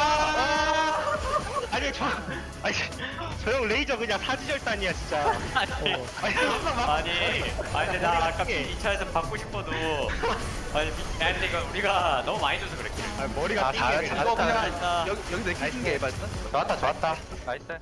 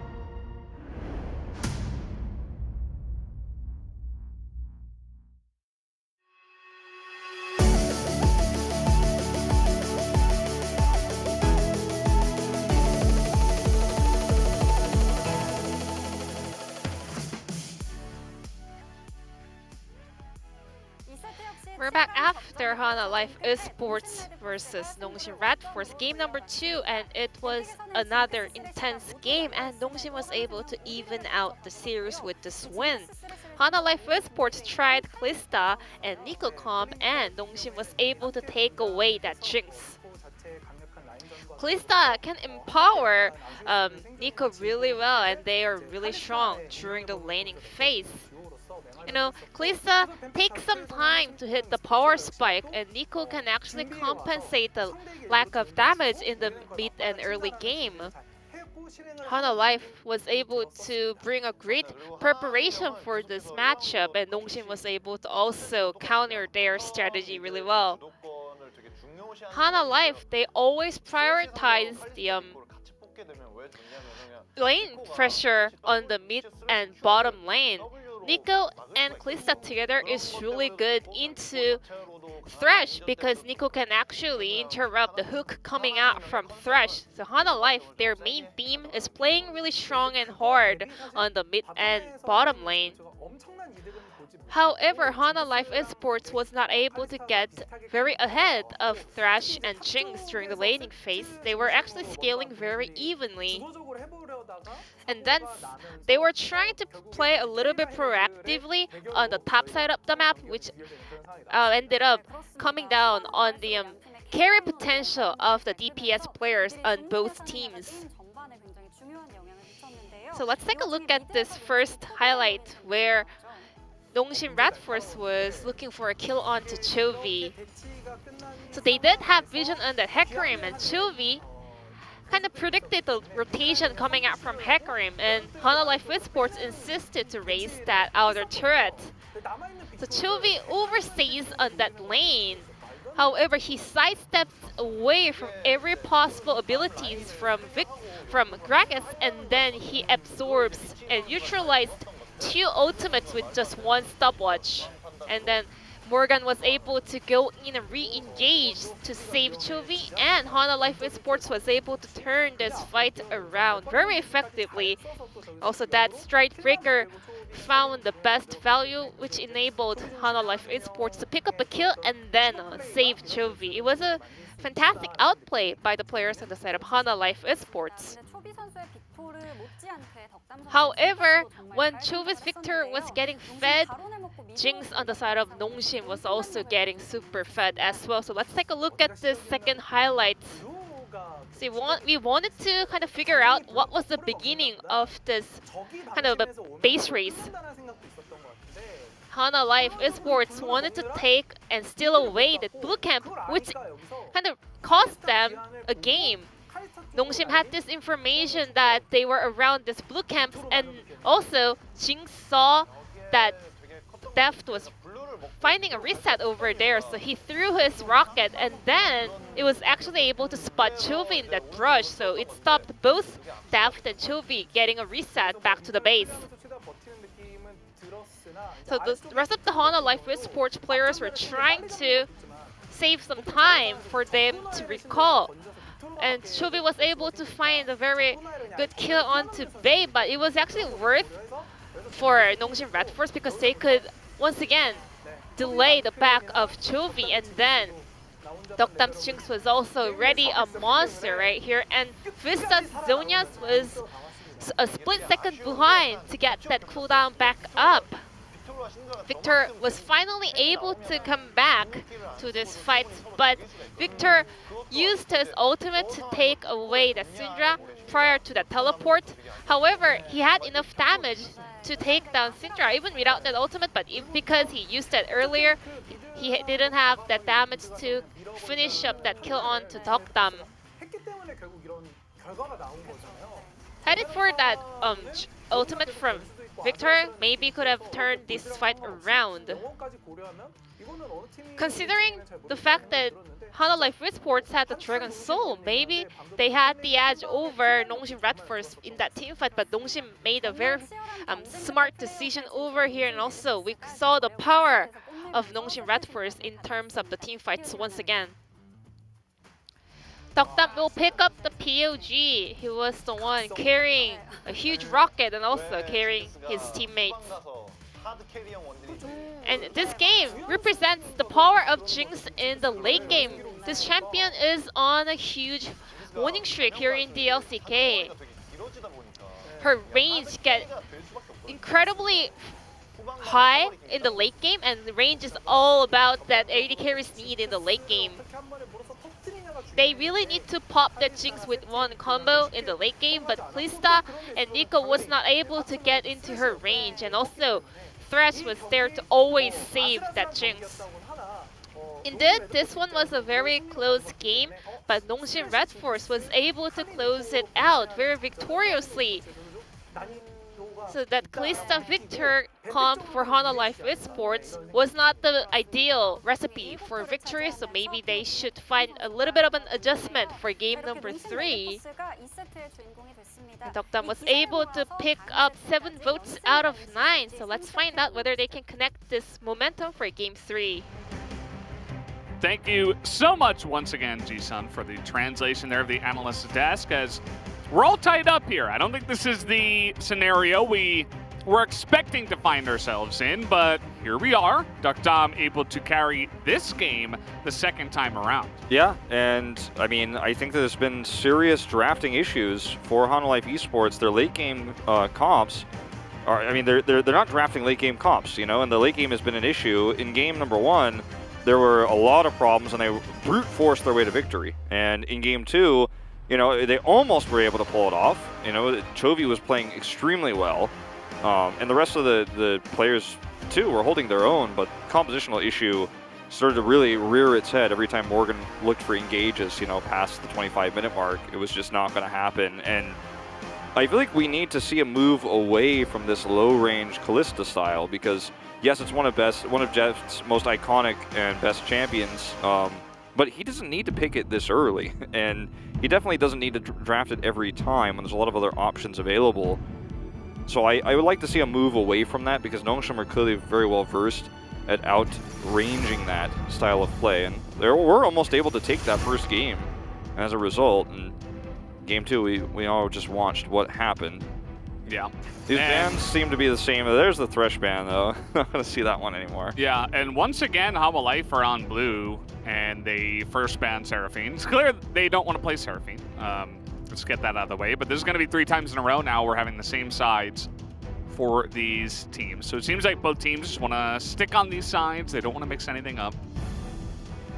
Makes casting a best of 5 kind of interesting when both teams stay on the same sides every time. It feels like there's like an identity almost on the Rift. As everything else will look the same here. Probably see the Renekton ban once more for Nongshim. Yeah. I don't think Udyr is warranted at this case. I will let Life have the opportunity to first pick that potentially. I wouldn't mind seeing Johan on the Hecarim instead. They will actually take the Rel, so putting the focus on the bottom side of the map very early on. Tristana, yeah, very notably was not banned this time around, right? They replaced that Tristana ban with the Thresh ban. Thresh was banned by Nongshim in game number 1, but they're still going to go for Jinx. They say, okay, we're going to play Jinx. We're going to play it with a different support. Wow, if Peanut went for the Nidalee here, that would be very much a specific Peanut pick here. No strong pairing with it at the moment. They'll take the Hecarim though, and this feels very familiar for Nongshim. The problem is now you've given... I don't mind not picking Tristana. I do mind not picking Tristana when it's Rel Tristana bot lane available now, and it solves all the problems that we were talking about. For Life Esports, it's actually just putting Deft on a stronger, more top-tier bottom champion where he can carry the game and scale up very well. Sylas to be picked here potentially very early. It'll be the first one of the series. Been buffed on this patch. I was wondering when he was going to start climbing the draft tier list here. And you're already looking at Hecarim, which is a fantastic ultimate to steal. Jinx is alright, but you're looking for more. You're probably expecting Alistar to be picked as well. Yeah, so definitely. That's a couple of ultimates that you'll be really happy to steal. It definitely makes the Alistar pick feel less powerful in this case. You already don't have the Thresh. Tom Kench Jinx is something that I think we should see more of. I wouldn't mind it here. Feels very safe. And that's the alternative option to the Alistair pick here. I'm not going to just stick it back to the standard Alistair response, though. What's really interesting about taking the Udyr here, I mean, yes, you're going to... it's going to be banned away if you don't, but now you're in a position where you don't get that Tristana anymore. I mean, you shouldn't. Nongshim should definitely ban that. They're going to ban the Kalista. Kalista, Tristana, that's fine. Yeah, I think that's where you go here. I think you even could have left the Kalista available, but again, it's a very kind of bully, like early mid kind of composition if they do go for Kalista once again. But it's, again, extremely low range. They're already having that kind of issue with the first 3 picks.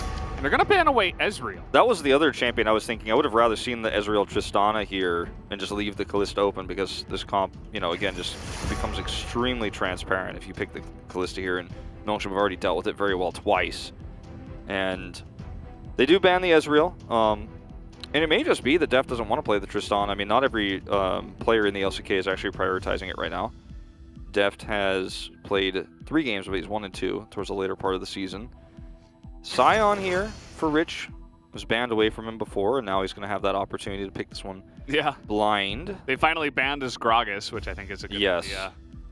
I was a little bit disappointed with that last game, and it did end up coming back to bite Hanwha quite a bit. He actually picked up 2 of the POG votes in the last game, and the real question is, where is Deft going here? The Kai'Sa definitely feels very dated right now. It's not as powerful in lane as the Tristana, and it's much more difficult to execute in terms of team fighting later on. But it is... Oh, there he is! There he is! What did I say on the POG State? When are they going to play the Urgot? And he gets picked, as you mentioned, on the first day here.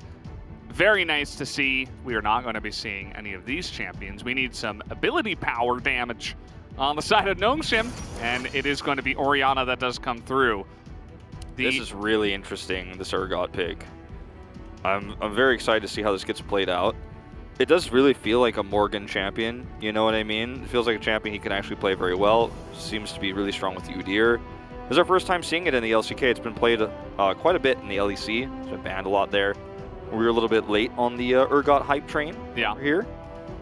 The Urgot's nice. It's another one of these stable top picks that can be really annoying for tanks to deal with, right? You just slowly tip away. At the health of the Sion, you have kind of an execute within your ultimate ability as well.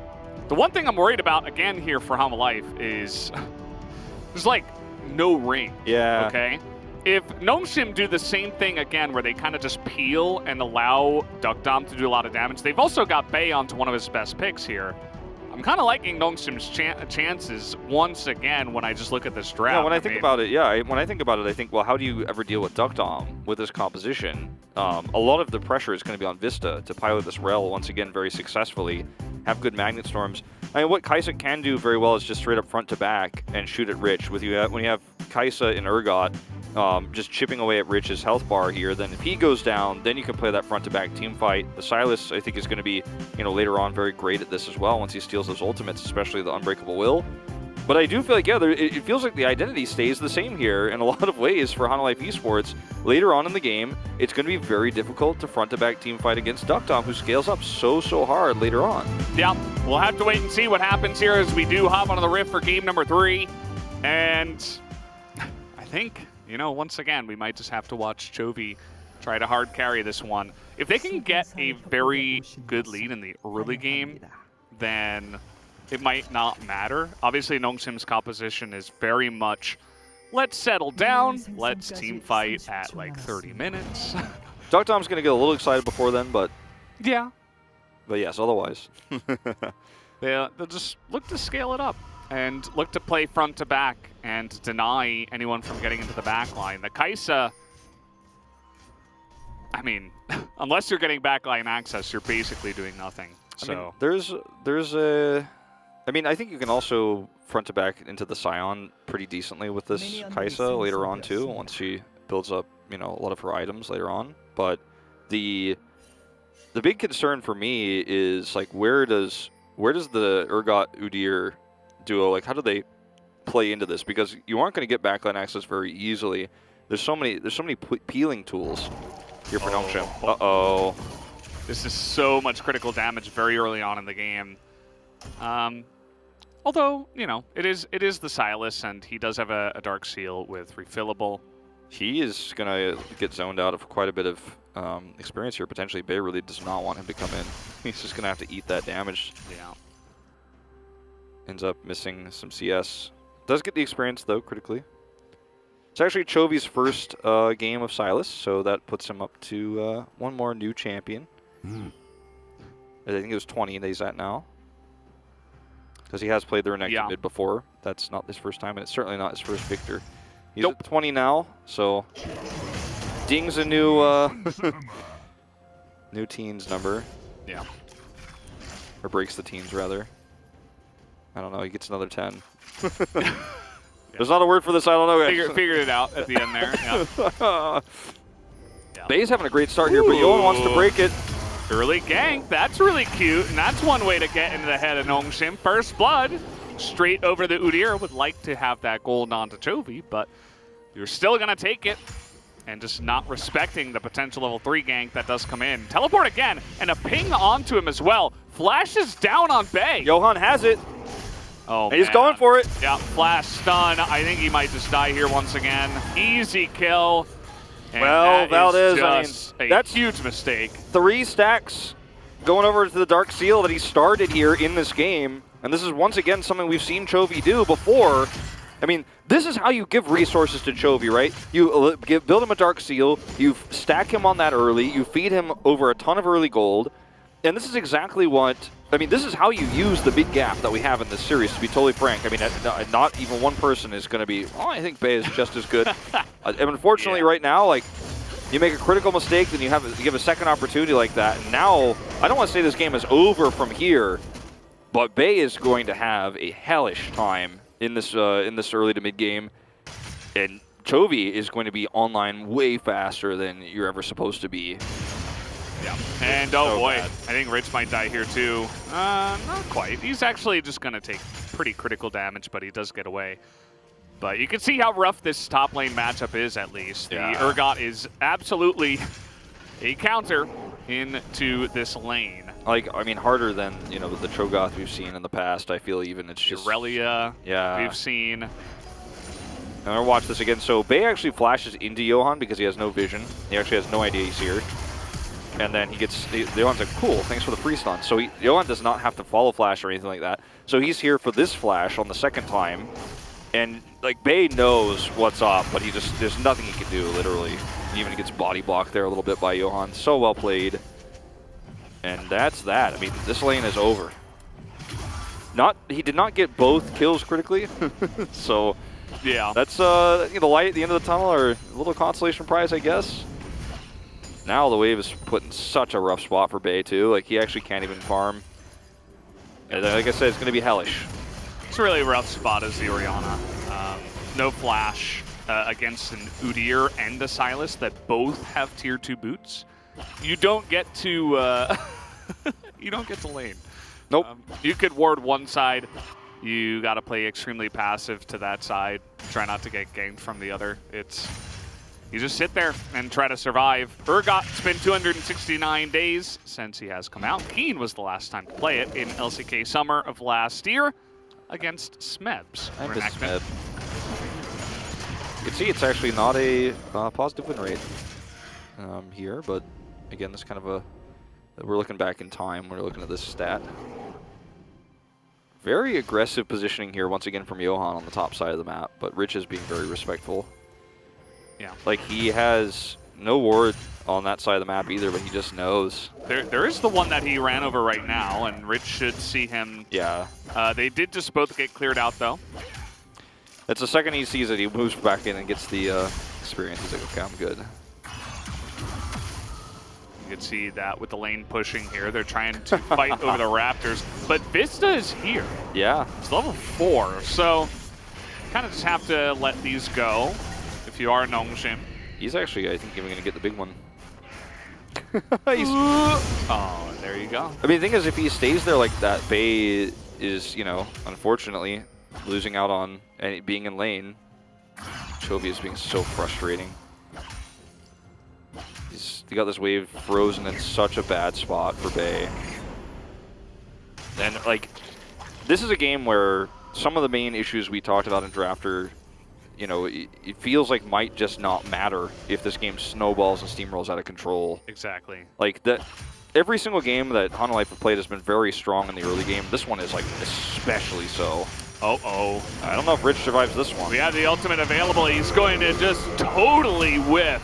And now with the ultimate coming out here and the flash already used, Morgan is just dead. They're going to hand that kill over to Peanut, and that is fantastic news for the top laner of Nongshim. You know, I mean, it has been an uncharacteristically weak day for Morgan. You know, Morgan is definitely one of the players I've been trying to get people to watch out for because he's quietly been one of the most consistent top laners in the LCK this season. And just some small mistakes, you know, like this, and also in laning against Rich in Game 2 as well that have really stacked against him. And Peanut is always there to help Rich out, and they're high-fiving when this gets committed to. Got to be careful about getting an early lead onto this Hecarim. It can really mess up how your tempo is going to go around some of these Drake fights.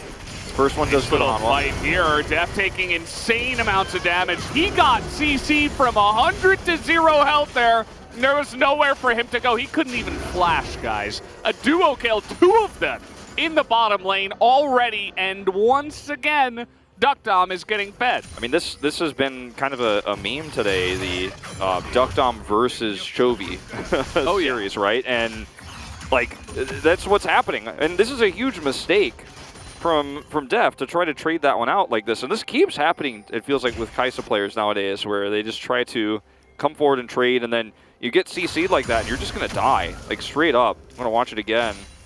We're going to watch this first, so missing the ultimate, kind of a big deal here. And then right afterwards, Peanut is there. Like, Peanut's was always on his way. Gets knocked up, and then that's the end of the story here. Yep. Even flashes, as you mentioned. But the bot lane is just actually... Watch the CC on it. Yeah, like watch Def not do anything, sadly. And he is rooted, and is stunned again. Stunned again. He gets one auto off. And you just don't want to put yourself in that position against a Jinx. And you definitely don't want to get Duckdom fed.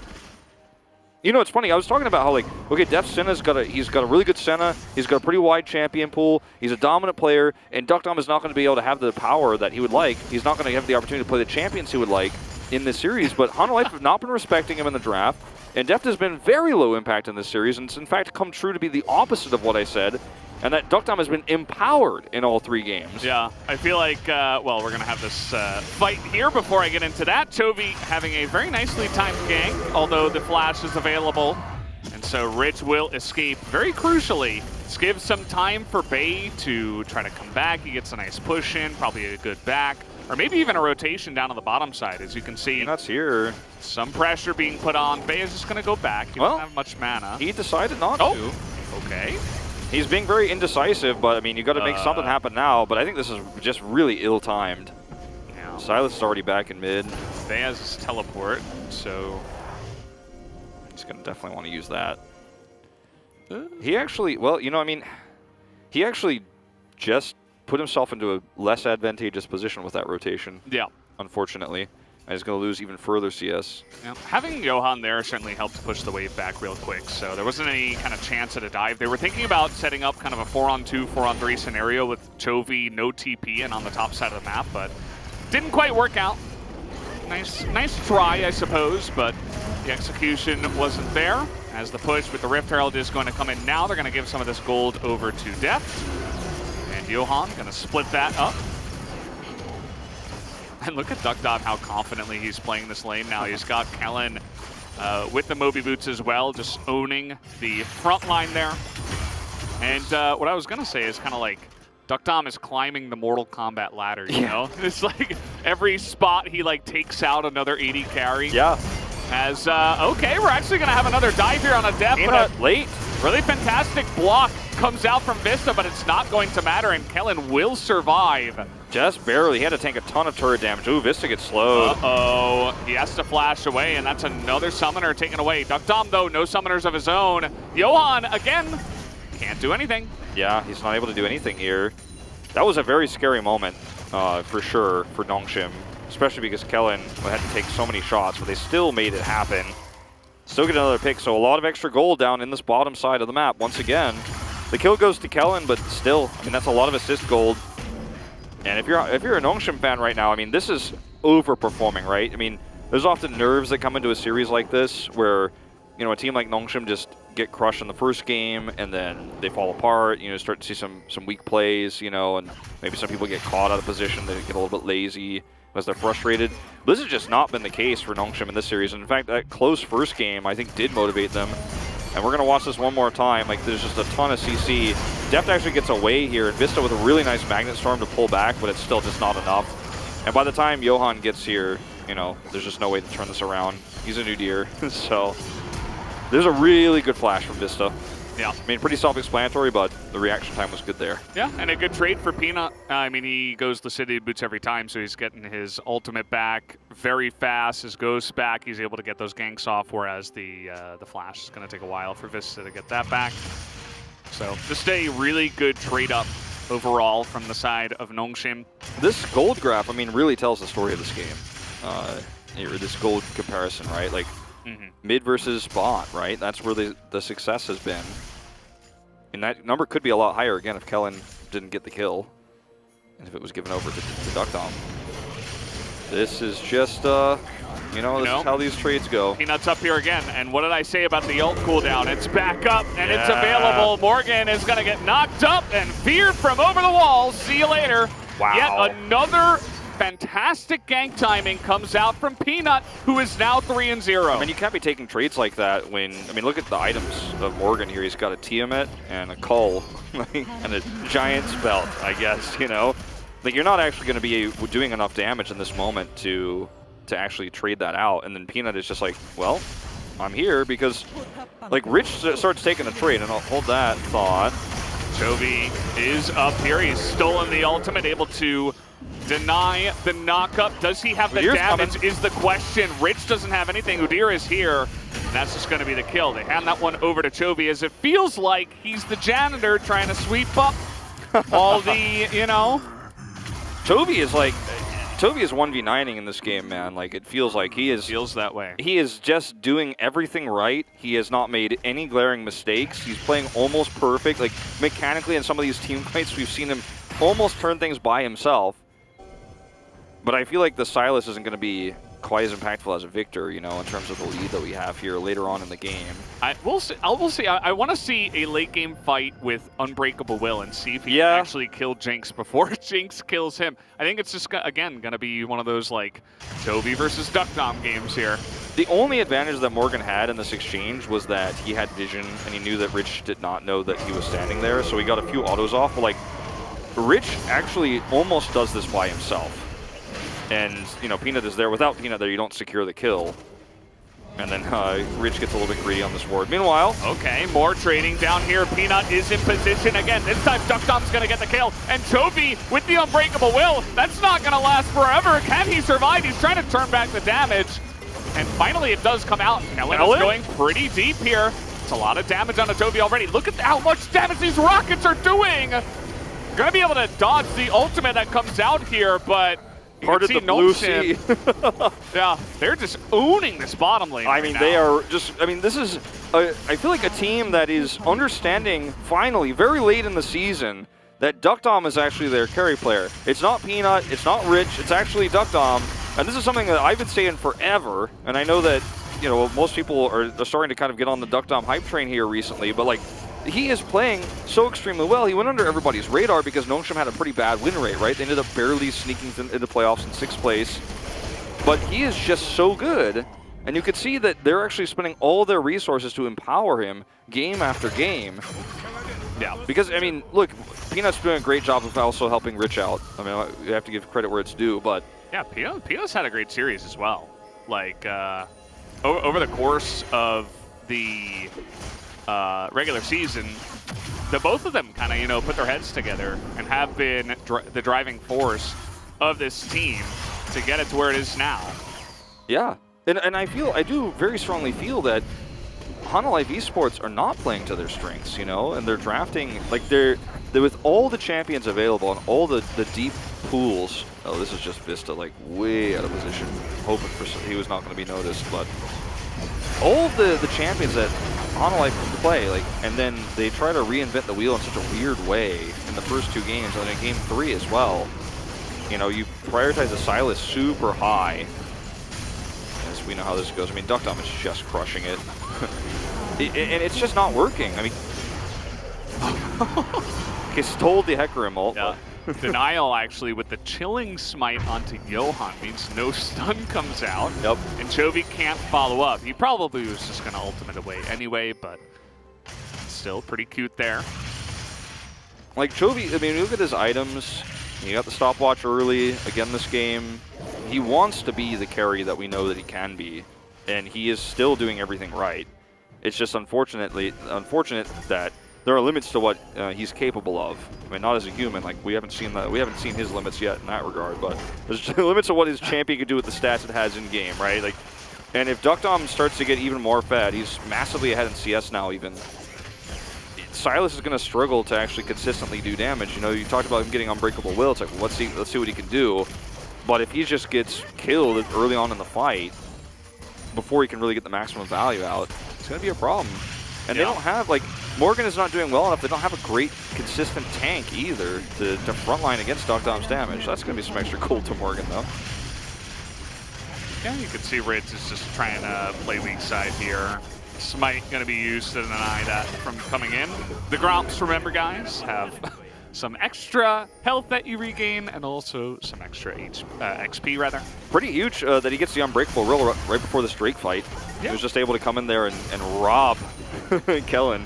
It's actually massive that he's going to have that for this upcoming team fight. He doesn't have to try to get it in the middle of it. Yeah.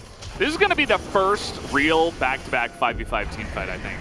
Yeah. And this is going to be a huge test for Hanwha. Can they actually access that back line and get the damage done? Well, they're just going to try to break in through the front door. A massive engage comes through from Vista, and they get onto Duckdom. They take out the carry, but does it matter is the question. 2 of them will go down.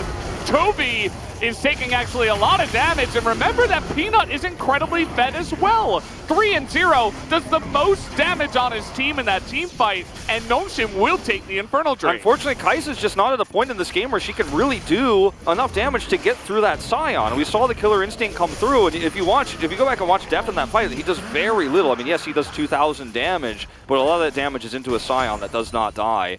And sure, you execute Duckdom there, but the comp is so tanky and it has so much staying power with the Peanut Hecarim here, who is fed, as you mentioned. The engage was nice, right? Insane engage. It was an insane engage when the Peanut just defensively ults and ruins the whole combo here.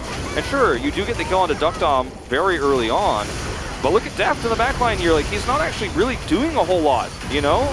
Like when no one's running at the AD carry, you know it's a bad sign. They're all just ganging up on Chovy. He's the real threat. Like, but when nobody's running towards a Kai'Sa, you're like, well, if that's how these team fights are going to look, I'm very concerned for Hanwha Life Esports. Yeah. I mean, as you mentioned, they need time, but like, the more time you give to Kai'Sa, you're giving the time to Jinx too. Exactly. And Jinx is massively ahead right now. 3 extra kills, 4 extra assists, 30 extra CS. Duckdom is just miles ahead right now of where Deft is. He's already hitting some spikes, and he's on 2 items right now. And the longer this game goes, I think those team fights are going to look even more in favor of Nongshim. Even after the perfect engage ends taking out Duckdom 20 minutes in, they still weren't able to win the team fight for Hanwha Life, and that is not a good sign. Yeah, I mean, this is... I mean, you couldn't have really put it any better. Like, I just don't think that could have been a better situation for Hanwha Life Esports in terms of the start of the fight. Vista off on his own. Chovy's trying to win the game by himself. Chovy, he really wants it, and he will get it. He will take the kill onto Duckdom, but they're pretty deep in here. So much damage is coming out from Chovy, but now we have Peanut, who is nearly legendary, actually, I think, in this game. And now he is the horse that you have to respect. Look at him just run at Deft. Deft is like, yeah, I'll take you out. No! No, you will not take him out! Johan's in trouble here, too. Oh, he's going to scoop him. Yeah, Peanut's looking for more. Are they going too far is a legitimate question, but I don't know. Doesn't look like it. Sion's too tanky. They're Everybody's just tanking too the tanky. turret. Everybody's too tanky. Yeah, Chovy went so deep and he gets the kill again onto DuckDom. 7-0 and 4. Doesn't matter. 7-0 and 4 is Peanut in this game. And you know what? I'm going to say it. I really do. Oh, it's not that. He's not that low. But yeah. I'm going to say it. Like, it was a really cool play from Chovy, but you could see the frustration. And this actually shows a lack of discipline. Because in this situation, you feel like you see blood in the water, I can kill the AD carry, and you have a really nice engage. You get the attach there. He says the Hecarim ult to close the distance, and then he gets the follow-up stun. He does blow DuckDom up, but he dies. And when you're the one who actually is the only real source of consistent damage at this stage in the game, you can't make trades like this, because then Peanut is a champion who could chase you extremely well. Like, you can't actually get away anymore against this Hecarim. So if you actually make a call like that, it was a cool play and he doesn't get the kill, but your team is actually suffering, and they can't just let you do that on your own. They have to follow, and now it's like, well, Nongshim just get multiple kills. It's not a one-for-one trade. And I mean, you have to understand that Nongshim can chase so well, and I think this is the crack starting to show in terms of Chovy's mentality a little bit here in the series, where he has been, I mean, I think of the 10 players in the game, the one who's doing the most. Like, he's been the highest impact, but it just doesn't matter if the rest of the team can't keep up with him. And that's kind of been the story of this game. Yeah. In this series, in a lot of ways. It's a real problem now, because the tanks are going to get tankier. Peanut, he's already got the Force Nature. I mean, he's sitting on so much gold at this point. 2 items at 22.5 minutes. And he becomes unkillable. So now he can dive and not die. The Scion already there. And, you know, even if you do take out DuckDom, they have decent damage with the rest of the players in their comp. Even Bay is performing pretty well. This is going to be a really nice engage, though. DuckDom is frontlining, basically giving his life away for the turret. That is not what you want to see. And How Life will immediately jump on that opportunity. They're going to take down 2, make it 3. And Nongshim, that was a big lapse that could actually make Humble Life get back in this game. This is turning into a fiesta a little bit, Valdez. No, I'm talking about Nongshim's Academy team later. I was about to say, call him up. Yeah, and while it might be time next season, but I thought it was time after round 1, but that's just my take. I think Bay has a place in this roster for sure, but this is going to be a Baron, and like the trades of kind of wacky plays and mistakes and overextensions here massively favors Hanwha Life. You know, Nongshim was able to get a turret for their kills, but Hanwha Life was going to get so much more. And DuckDom's positioning has been very greedy, and this is another situation where he's picked. But at this point, like, everybody's slowed and stuck here. Kellen tries to give his life to help Rich get away, but it's a new tier, right? Both of these teams have insane chasing power, so you make a mistake like that, you're not just going to lose your AD carry, you're going to lose multiple members, and Nongshim cannot give this streak up. Yeah, they're going to have to try to fight here against Hanwha Life with Baron buff. Now, again, they are still in, you know, a really fed position. Peanut didn't die. We didn't give any of that over. It's really just the Baron buff that they have to deal with, and this time around, they're getting some protection for DuckDom.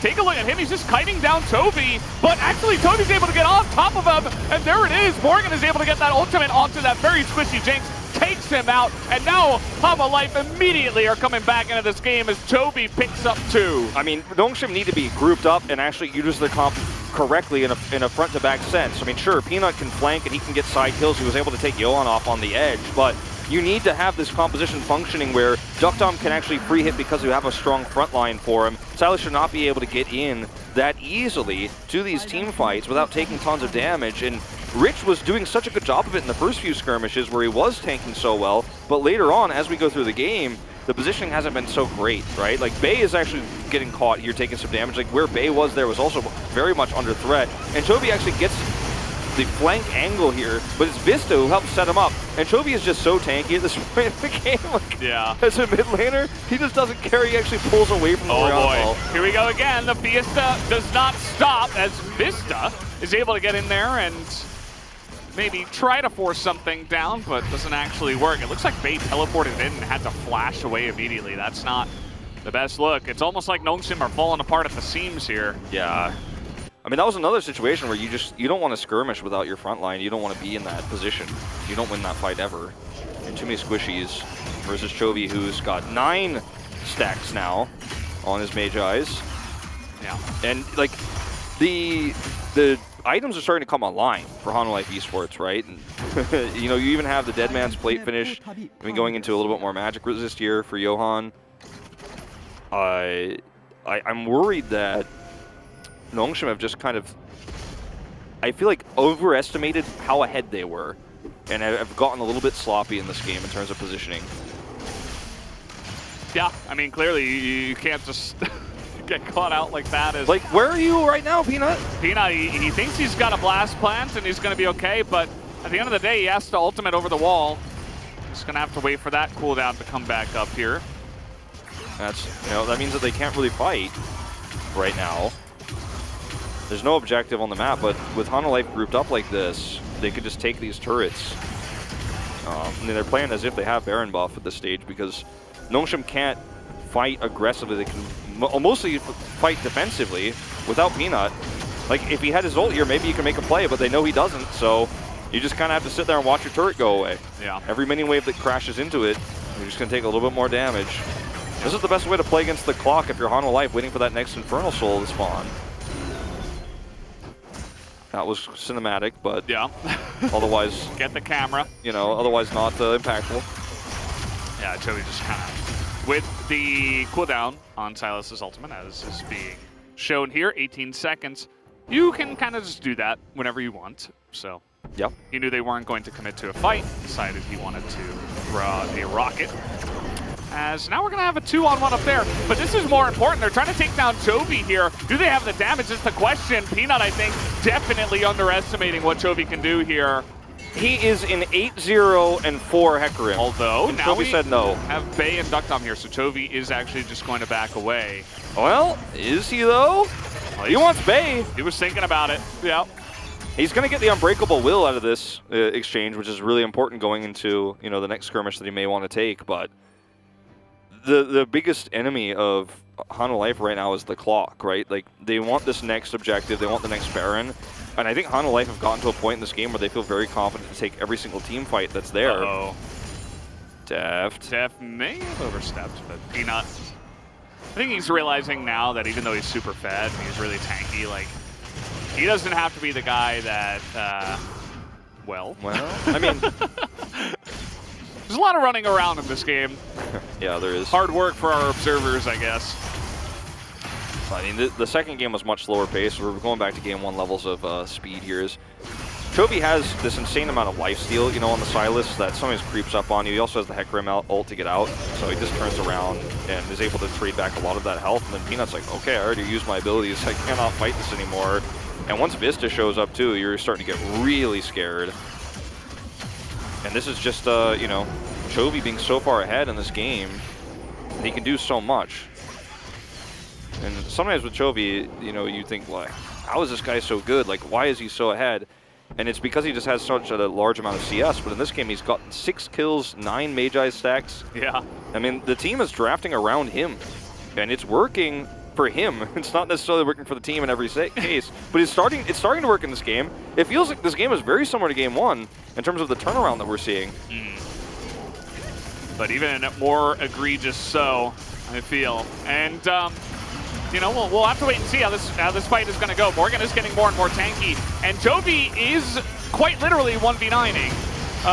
We're going to get this ultimate onto Rich, and the damage might just be there, as he's not able to get it. That's a huge ultimate that comes out for Bae, but where is the follow-up? Duckdom is zoned away, and Chovy is full health, and now it's Hanwha Life who are front and backing, but we get Duckdom, and they're just piling in on him. They take away all of his front line, and everybody on the side of Nongshim is going to be killed. Hanwha Life sweep them in a big ace in 30 minutes. And they want to win the game right now. They're going to push towards this inhibitor turret. They don't have the minion wave just yet. Chovy's going to find his own way into the base. I'm going to go kill the Nexus. Look at me, I 1v9'd. Oh, Chovy, you can tell that everything that Hanwha Life are doing in their drafts right now, every item build Chovy has taken with the Magi's first, the Dark Seals early, everything in this game is about him, how fed he can get early, and how he can play around this Silas. And this was just a case of Chovy winning the game by himself. He's going to make a show of it as well.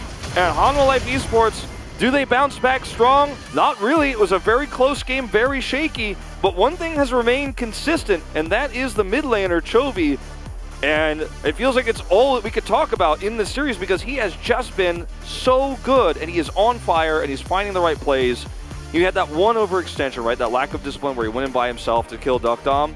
But besides that, every single big play he's made has resulted in, you know, unfortunately for Nongshim, disaster. And I'm glad to see that both teams are really honing in on their star players, right? Because Chovy isn't always given this many resources, he's not given this many freedoms, and he's usually not prioritized in draft. But Hana Life Esports are really changing it up. I mean, the Silas high priority was pretty unusual, but it ended up being very good. Nongshim banned the Silas before in second banning phase. This time they get it early. Yeah. And it was really well played by Chovy. The amount of unbreakable wills he just stole away at perfect moments right before team fights was beautiful. Yeah, I mean, clearly, it's going to be rough for Nongshim to deal with this player, and they had enough of a lead where they were at a point that maybe they were going to be able to ignore Chovy, but just a couple of mistakes, and that's all they needed. And immediately, Chovy and the gang get back into the game. I was about to say Hama Life, but then I corrected myself with their true name, which is legitimately Chovy and the gang. And I mean, it really is. Like, he's pulling the team up as hard as he possibly can. And you see in this last team fight, Bay gets a really nice engage, but no one is comfortable to be anywhere near Chovy, and that's the problem. Watch this. Later. See, sets up Def perfectly. And he had like a max range grab on the Alistair ultimate. Hijacks it there, and he's just so good at so many champions. This is, by the way, his 20th champion this season. If you missed the earlier part we were talking about, this is his 20th champion this season. He had not played it before this. A Silas with 28,000 damage. He almost doubled Duck Dom's damage in this game. Silas almost got 1,000 damage per minute in this game. And, wow. I mean, this is... I don't know what you're going to do. This is insane. Like, I can't believe it. Nongshim made a lot of mistakes well ahead. They lost this game, I feel, more than Hanwha won it, that is for sure. There were some serious positioning errors around the mid to late game there, and they just did not show the amount of fortitude that you need to have when you're ahead like this to just keep scaling up. If you end up kind of face planting into Hanwha Life in some of those fights, and Duck Dom keeps dying, or you end up losing your front line, you can't take the objectives. Then you give them an Infernal Soul they're not supposed to have with this comp, but then Chovy gets even more of a problem. So really need to see a lot more careful play while ahead. But Nongshim, they were ahead. I mean, I think that's the real story here. We're in a 2-1, you know, in this best of 5, but Nongshim almost won Game 1, won Game 2 very convincingly. In Game 3, they ended up losing it in the end, but it still feels like they could come back if they could tighten up some parts of their play. Yeah. Maybe we could see the upset win still. Certainly feels like a bit of a roller coaster here in this best of 5. We're going to take another break. When we come back, we'll go straight into game number 4.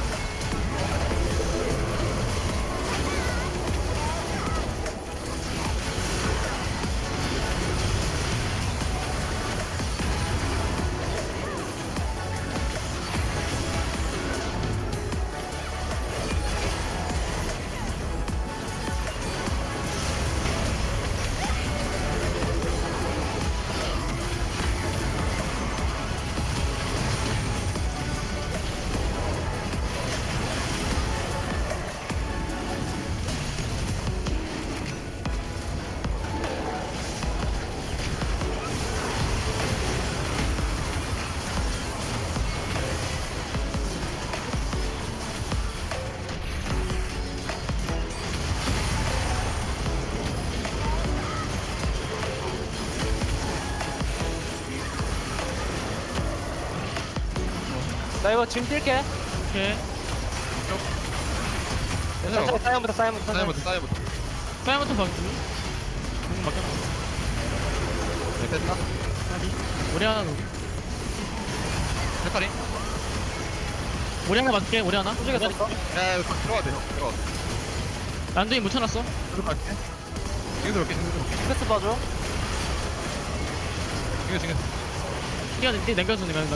끝나자. 미드라인으로 살리자. 끝났어. 나이스. 아니야. 우리 어차피 너 잘 걸어서 역전했어.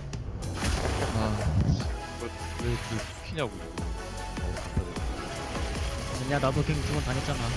지현아 우리 기억을 되살렸어. 기억을 찾았다. 나 대나무에 놓고 가야겠어.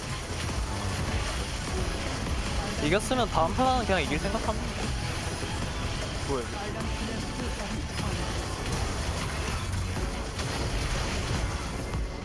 나이스.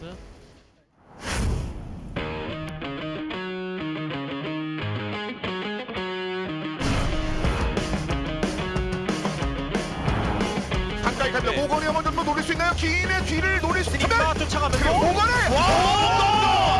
모건의 솔로킬. 아직 장난 안 끝났어요. 18초 남았어요.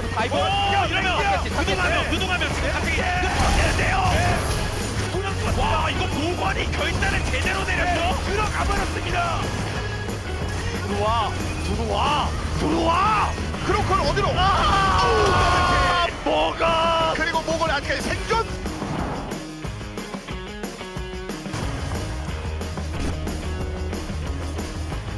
이거 베이가 눈치 보다가 튕길 수도 있어요. 이거 그냥 버스트 각도. 이거 릴리아 초. 부사 중. 올라가.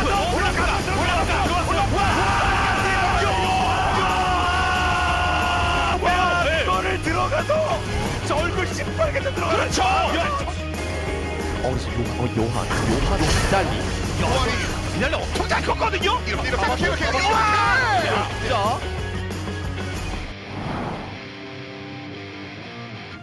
할 거예요. 이른 쪽에서는 다른 모습이 없어. 와와와와와 저도 초비 아니 이게 몇개 남았었는데 위에 아트록스는 안 죽어요. 위에 아트록스 비사실이에요. 그래서 거들다 빠지죠. 네, 그러면 그냥 이거는 쟁도 블로킹 비슷한 대기하셨어요. 와 초비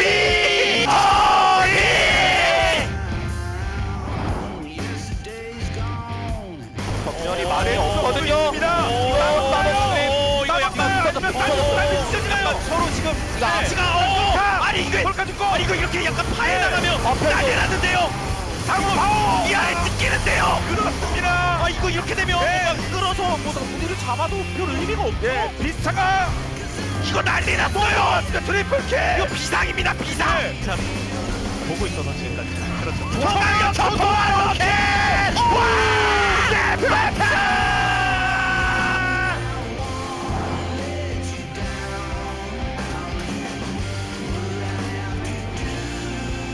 이거 반대예요. 웨이브도 들어가고요. 아래쪽 싸움에서 지금 대각선 그래서 여기서 킬하면 김각선이에요. 잡았습니다. 잡아요. 생명.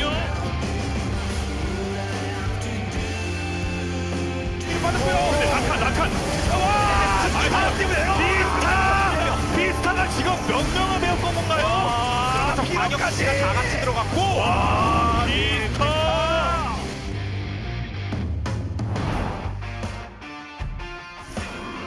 쪼이명. 크리스타나가 이거 쪼이명. 강력했고요. 끝나기는 되군요. 날카로운 소용돌이 그리고 그래서 이거 나머지가 문제가 크죠. 케넨을 녹이려다가 오히려 찜질을 당했어요.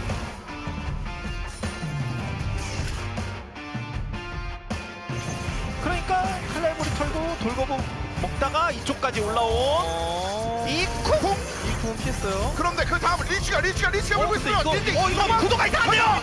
와 더블킬인가요? 리치.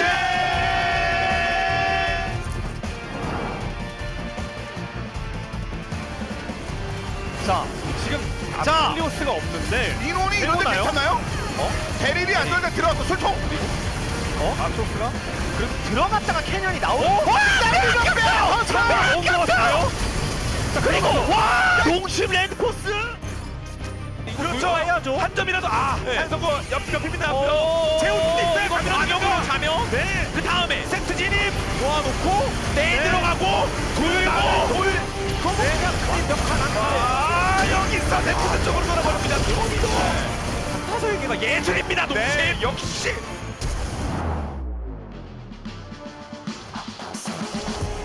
여기 한번 달려들어서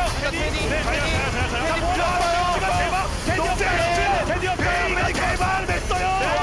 역시 베이. 와, 겁이 좋은 베이. 그렇습니다. 에이스.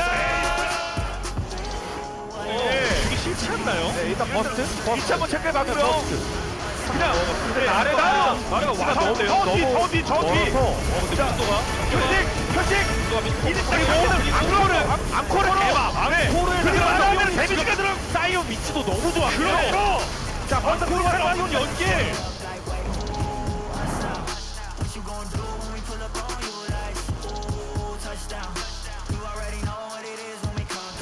들어가면서 여기서 도발 안쪽으로 피너치 돌파하고 덕담이 멀쩡하면서 베이가 덕담이 멀쩡하면서 위험하면 덕담이 이렇게 되면 어그로 핑퐁이 지금 한 점씩 그쵸 그래도 이래도 덕담 안정받는 덕담 와 덕담 피넛 와 에이스 뛰었습니다. 서로 핑퐁 진짜 살벌했는데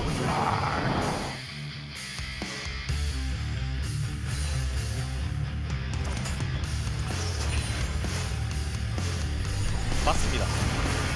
그래서 그냥 갔습니다. 1분 때인데 또 하나의 포탑 돌고 계십니다. 아, 기습적으로 달리스를 선택하고 조시가 위험합니다. 조시가 위험합니다. 바람이 와! 덕담! 그래서 와, 이거 농심 진짜 확실하게 플레이한다라는 생각이 들었는데요. 네.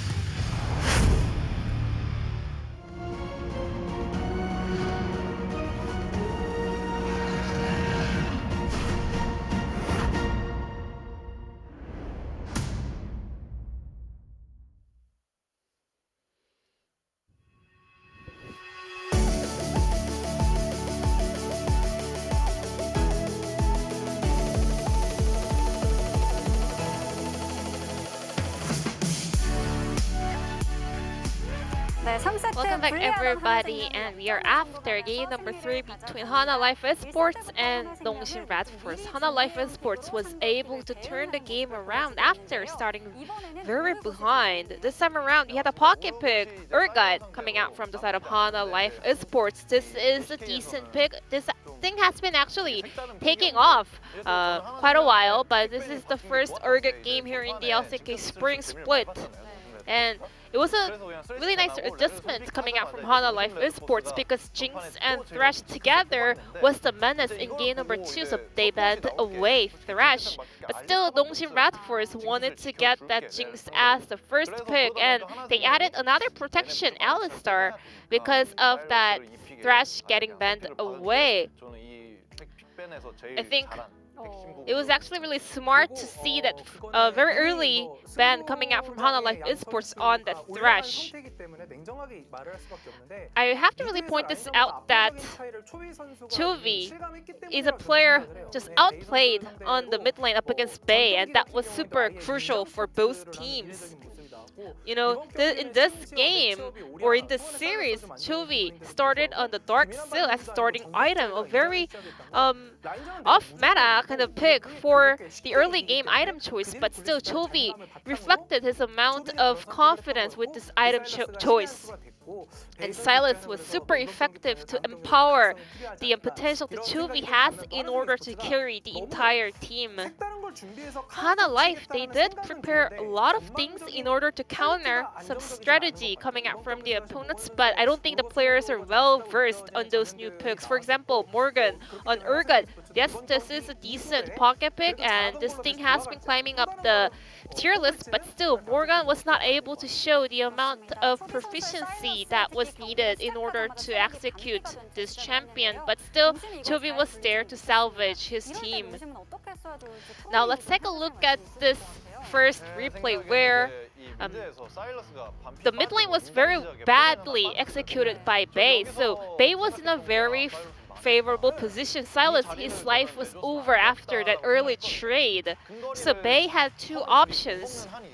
She could just freeze the wave. She could even like give up some of the melee minions and just zone Silas away and deny his farming and XP. Or number two, she could just push the wave really hard in order to capitalize on the lead that she had in her hands.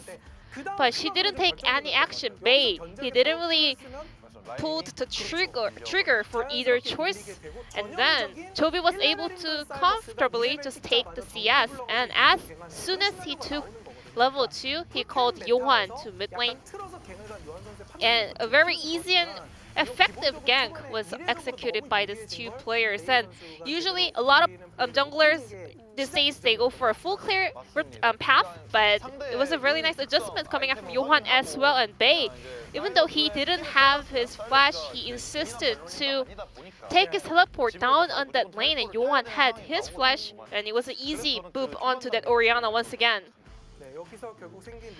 Orianna definitely had a huge lead in level 1, but she did not push the issue further in order to capitalize the lead. That was super critical for Nongshim Red Force, but they were not able to capitalize it. But still, Nongshim Red Force was able to get ahead with the power of their bottom duo, but Hana Life Esports was able to pick up a huge comeback team-fight victory. I think Kellen was not able to read the action coming out from Vista because Dokdam just died under the turret.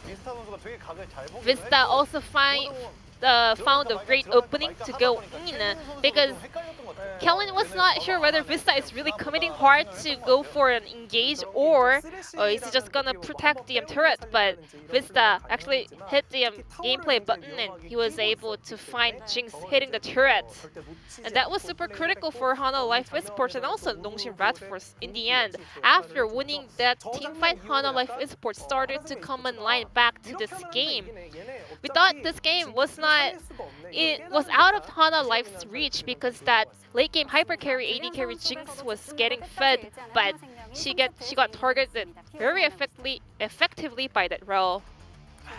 Chovy picked up another POG for today's series. It's gonna be the only POG on the side of Hana Life Esports in today's series, and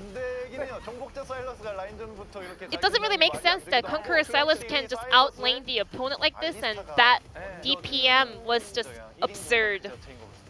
And with that Alistar hijack ult, this champion is unkillable throughout the entire teamfight.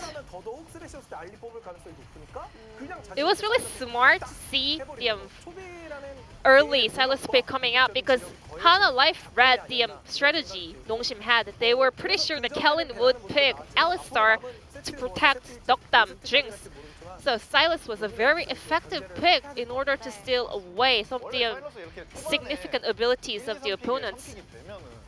Silas is not a champion that can easily pick in the first rotation because he can be punished with the counter pick. He does have a very weak laning phase, but this was not the case because he was able to just get super ahead, even starting the laning phase with half HP, and Chovy is the unanimous POG for the game number 3 between Nongshim and Hana Life Esports.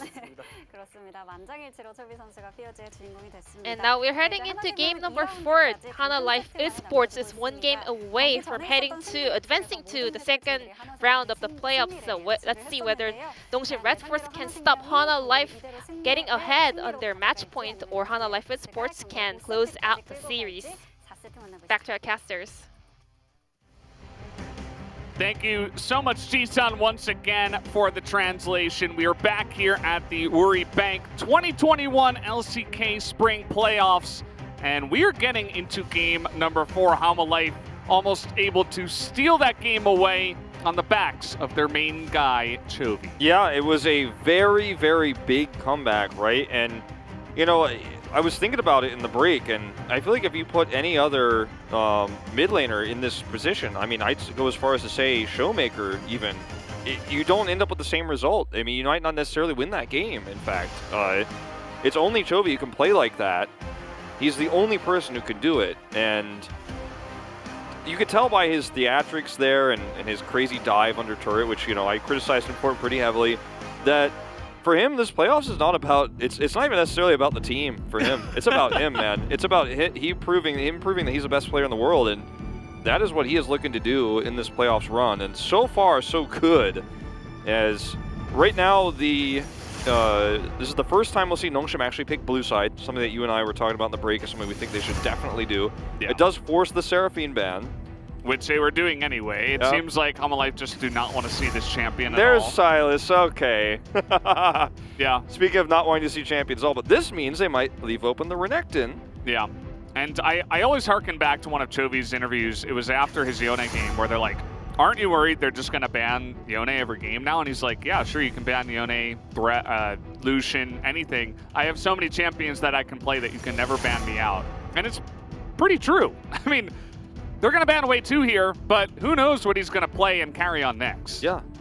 I mean, the crazy thing about it, too, is, like, we always think about Chovy on these kind of crazy, insane, fun-to-watch champions, but if he just plays Orianna, it's going to be okay, too. Like, you know, you the Victor, right? You just draw, if you draw so many bans onto Chovy, then the rest of the champions in the game, like the rest of, you know, Riot's cast just starts to leak through, and I think you absolutely have to ban the Senna against Deft, because it's not a champion that Duckdown plays very often, and I don't think you want to first pick it if you're Nongshim. You just can't give that one away. And they're actually going to take the Renekton themselves, it looks like here, to deny that one from Morgan. But I am not confident that they're going to be able to pull this off. Even Rich doesn't look confident. Yeah, and I think HLE might just pick away the Nidalee here. Johan likes to play Nidalee quite a bit. Yeah. We take the Rel. Oh, they take the Hecarim instead. Okay. There you go. And, okay, it's Renekton mid, it looks like. No. I thought they were actually going to do that. I was like, well, that seems a bit, you're showing your hand a little bit early. I think you would definitely want the Nidalee here if you're Peanut.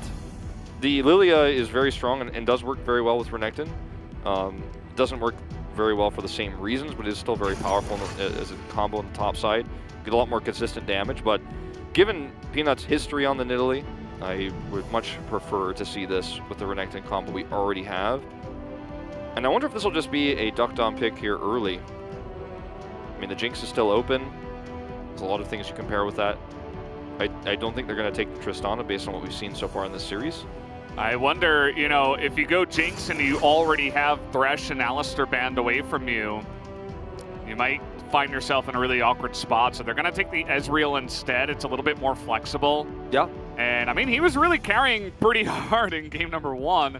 They didn't win, but he was still doing his job, and we can say that with the utmost confidence.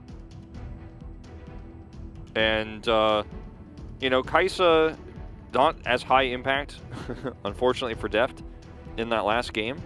Had a really rough laning phase, but still a very strong champion. And if the comp works correctly and you're not massively behind when we get to those skirmishes around the Drakes, like, I still think it's a very strong pick. See the Leona ban? That's where I thought we were going here in this game, whether it was going to be the Jinx or the Ezreal. So, like that option. Really thinning out what Kellen's capable of. As you mentioned, he's only played 6 champions this season. So, you know, he doesn't have a wide pool. You put him on, like, Seraphine's already banned away, his Alistar, his Rel, it only leaves him with, Leona too, like, it only leaves him with Rakan. Yeah. It's the only champion left. Maybe they just ban it here, you know?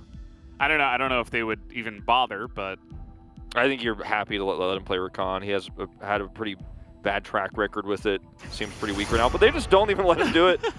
5 support bans. I mean, the Seraphine's probably more likely to have been played mid, but that's the 6th that he played. Yeah. Look at his face. He knows it too. He's like, what am I going to play? Rel is taken, and all 5 other champions he's played are banned. This is good coaching research by HLE Esports, just to have that knowledge of his champion pool right on a clipboard and say, you know what? You're not going to get it. This is going to force him out of his comfort zone, which is, you know, pretty small.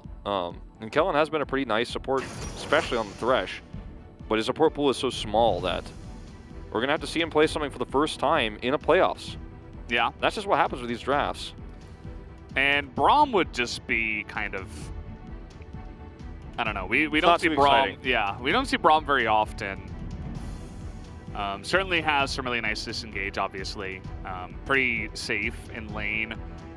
And can kind of get Duck Dom to where he needs to be. And I think that's pretty much been the role of Kellen in a lot of these drafts. To get Duck Dom fed.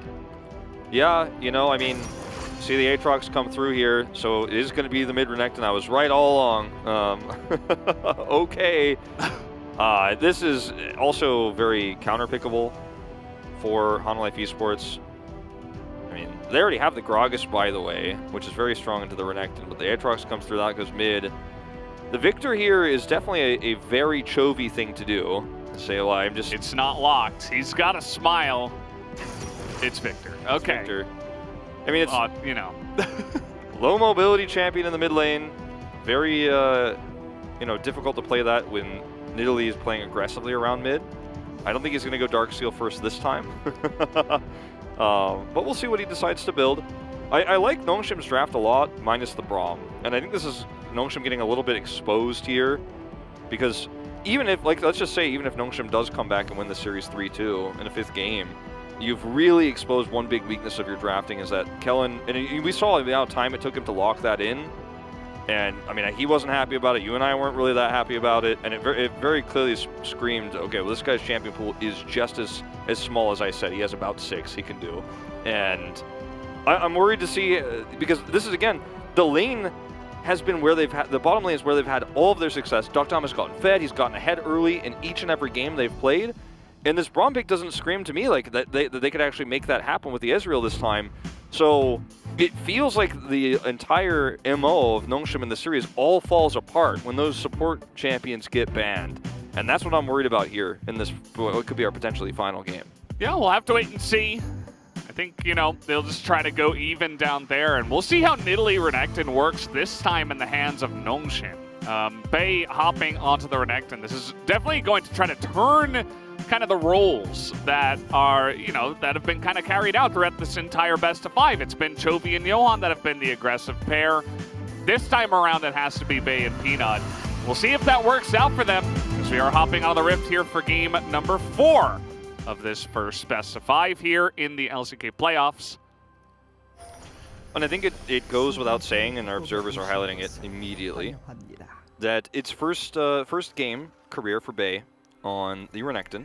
So we will see if that's something he ends up playing well here, because, you know, I talked about it earlier when I was talking about his Syndra. He's normally a player who doesn't make those aggressive plays, and kind of passive mid laners like Bei are usually not the types to play stuff like the Renekton, right? And it feels like this draft was very much a flex because of the counter pick with the Gragas. And I'm not sold on the idea of Bei being the one who's going to actually have a very successful game of Renekton here. We'll see how he plays it. Because the Syndra, you know, I said, well, he's not the type to make the big plays, and then he did make quite a few of those. I want to count chicken for a match. Another late invade here. This is going to be spotted, but this time you'll note there are 4 of them that are pushing in. This isn't the 3 that Hanwha Life did in game number 1. Guys? What did I just watch? Okay. Look at Rich's face, like... We're just 5v5ing here in the enemy jungle. Who? As Nongshim. Who hit the blast cone? I actually didn't see. But, Big time engage, right? No, that just happened no excuse. Live on internet television. We all saw that. Yes. So at the end of the day, the Hecarim kind of just goes over and solos his Raptors. He's totally fine to do that. He doesn't get a leash, but it's whatever. The Nidalee gets the blue buff, so sets up vertical jungling, which I suppose is the entire point of doing this. So at least Nongshim get what they want. As it turns out, they didn't feed 2 kills, so that's a good start.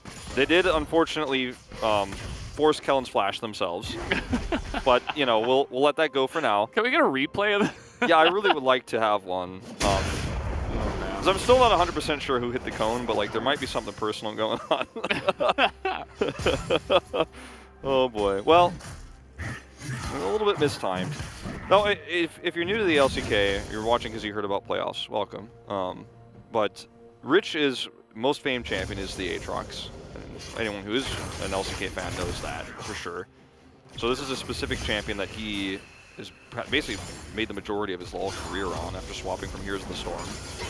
So if he does not perform on this champion, you know, I mean, it ends up being really weird, the drafting priority. But you expect big things in Bay. You have no vision, my dude. Yeah, he's coming here. He's trying to help secure the Scuttle Crab for his jungler. And actually, Johan this time is the one that oversteps. The Peanuts Penguin. What up? Oh boy. Well, the fiesta never ends here, Wolf. Even Duck Tom's laughing. Look at him. Yep, definitely a nice win there for Nongshim in the beginning of this game. I mean, that's not supposed to happen. I really felt like it was kind of a very greedy play from Bay, but he ended up turning it around really well. Peanut did, of course, but it's really proactive. They're going to double scuttle off of this, of course, and that's going to give a lot of early gold over to Peanut, as well as some extra control of vision. And he's not done yet. Okay, this is what Peanut does when he gets ahead, ladies and gentlemen. Oh, he didn't go for the spear steal. Yeah. I thought he could have gotten that. Maybe. Or at least some damage onto Johan. He's going to spot out this ward and just clear it out. Be annoying, be aggressive. That's what you want to do. He's even getting in there again. You'll note he's not going to Krugs and playing passively and farming. No, he's actually looking to be, again, the proactive pair. As I was talking about, as the flash will come in and Chovy is going to survive. Wow. And double buff goes to him as well. That was a huge mistake by Peanut. If you're like, you have to trust your Renekton. Like, he did not trust him. And then you came in late. Like, you actually have to have that trust. Like, if you're going to play this composition, you really have to be on the same page. You cannot have a delayed engage like that. And after he didn't go, he definitely should not have gone in when he did. Unfortunately. I mean, Chovy's positioning was really good. You know, that was well played by him. Like, he was playing very safe. But the flash, when the flash stun comes in, you go or you don't. You don't go a few seconds later. Yeah, we'll probably get a replay of that and kind of break down how it all happens, but definitely an unfortunate start here for Nongshim. They were the ones that have to set up the play. We're actually going all the way back to Heroes. Johan kind of overextended. Yeah, I mean, he didn't know where Peanut was, and I think at a certain point he thought he was safe there, but he can just get the stun, and then you're stuck. You went too deep.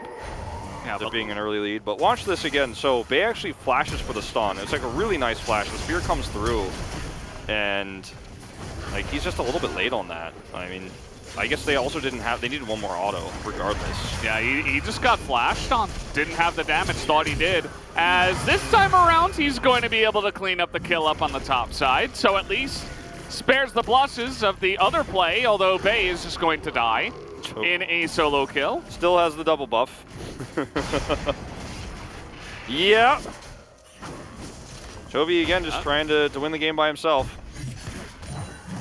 And Victor is a champion, is one of the worst champions you could give over 2 kills too early. Like, the power level of Victor is much later on in the game when he ends up with 2-3 items, and if he ends up getting accelerated to that in the mid game, he just becomes a fountain laser. And like, Nongshim do have a lot of ways to get on top of him, and he's not going to be able to just, you know, some of these games with Victor, someone uses their initiation and then the Victor just stands in the middle of the team fight and does damage. You won't be able to do that against Nongshim's comp because they have Aatrox and a Renekton, but still, I mean, he's going to have probably a very early stopwatch here too for these upcoming skirmishes. Okay, so you don't have priority in mid, but you're potentially flipping over a Rift Scuttler. They are going to get it, using that mobility of the Nidalee to get over the wall to be able to escape. But man, you're playing with fire when you're doing stuff like that. After Bay just got solo killed and Chovy is 2-0. Well, this is how this happened. Morgan just didn't have vision, tried to back there, and the Rich commits in, ults. There's no way out of here, unfortunately. 1 second on flash when he died. Yeah. 1 second. That's really unfortunate. Oh, man. Okay. I guess he thought he was going to hit level 6 on that.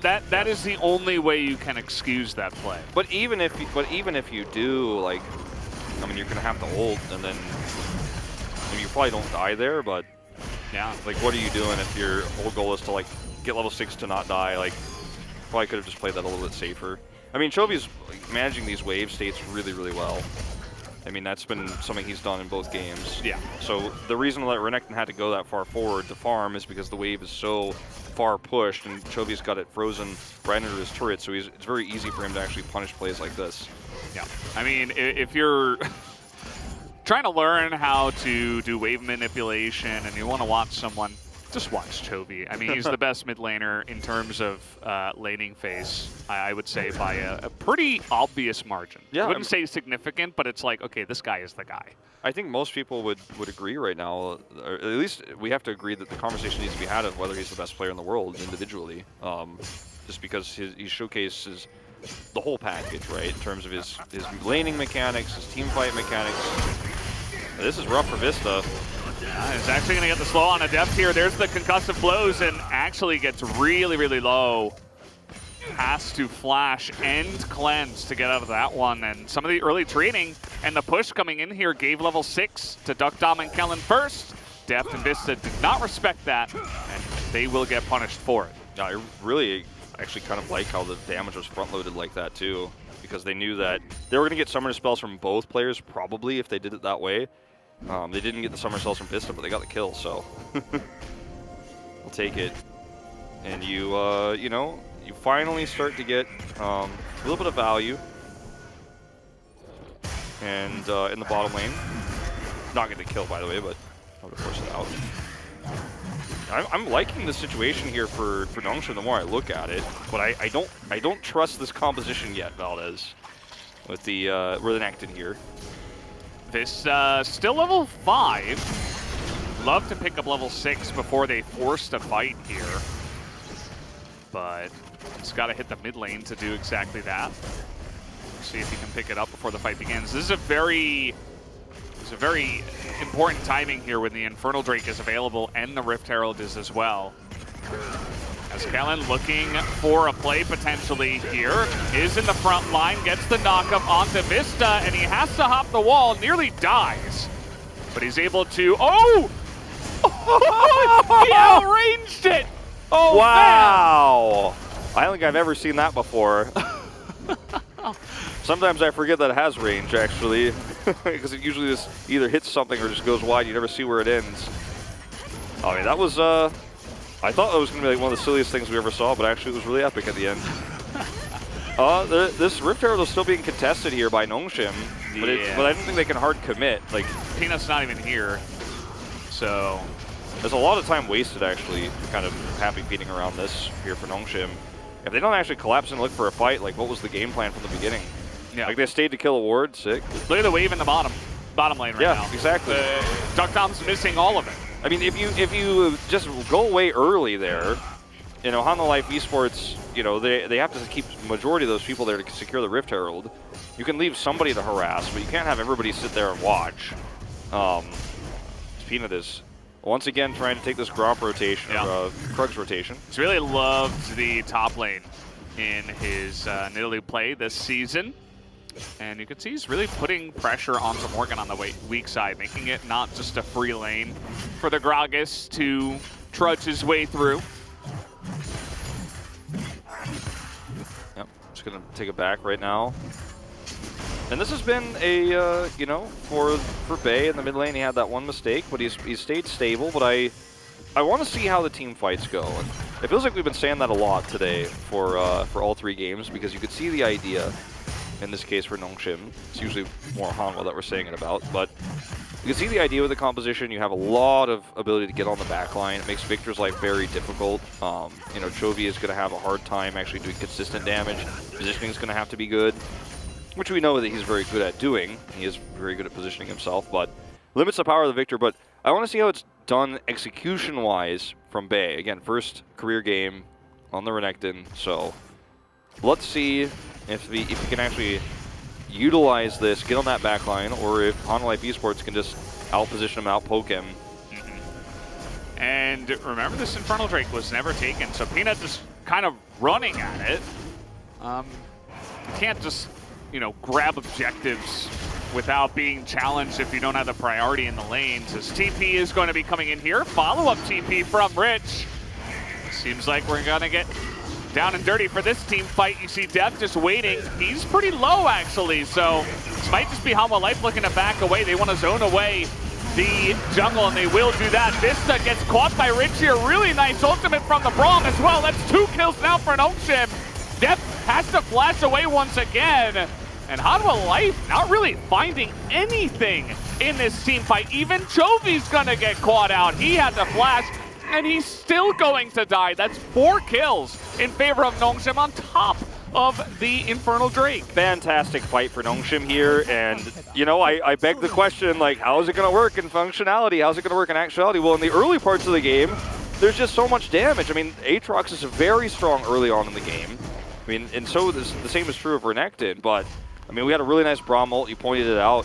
And early on, if you're Hanwha Life in some of these fights, you have to be a little bit more decisive, or you just have to decide to let the Drake go. And in this case, they decided to still try to slowly push in. They ended up getting caught. I really appreciate the teleport coming through here from Rich and actually hard committing to this fight. Fighting when your comp is at its strongest. Now look at where Depth is too in this fight. Because of that Rich teleport, it took him a really long time to actually come in. And oh no! What up? Yeah, Chovy, you know, they've identified the carry of the enemy team, and now they're not going to let up. I mean, this is starting to actually become too much of a lead. Peanut 3-1-2 in this game. Yep. 6 Dark Seal stacks as well with that. Just comes with the territory, and we're going to watch this fight one more time.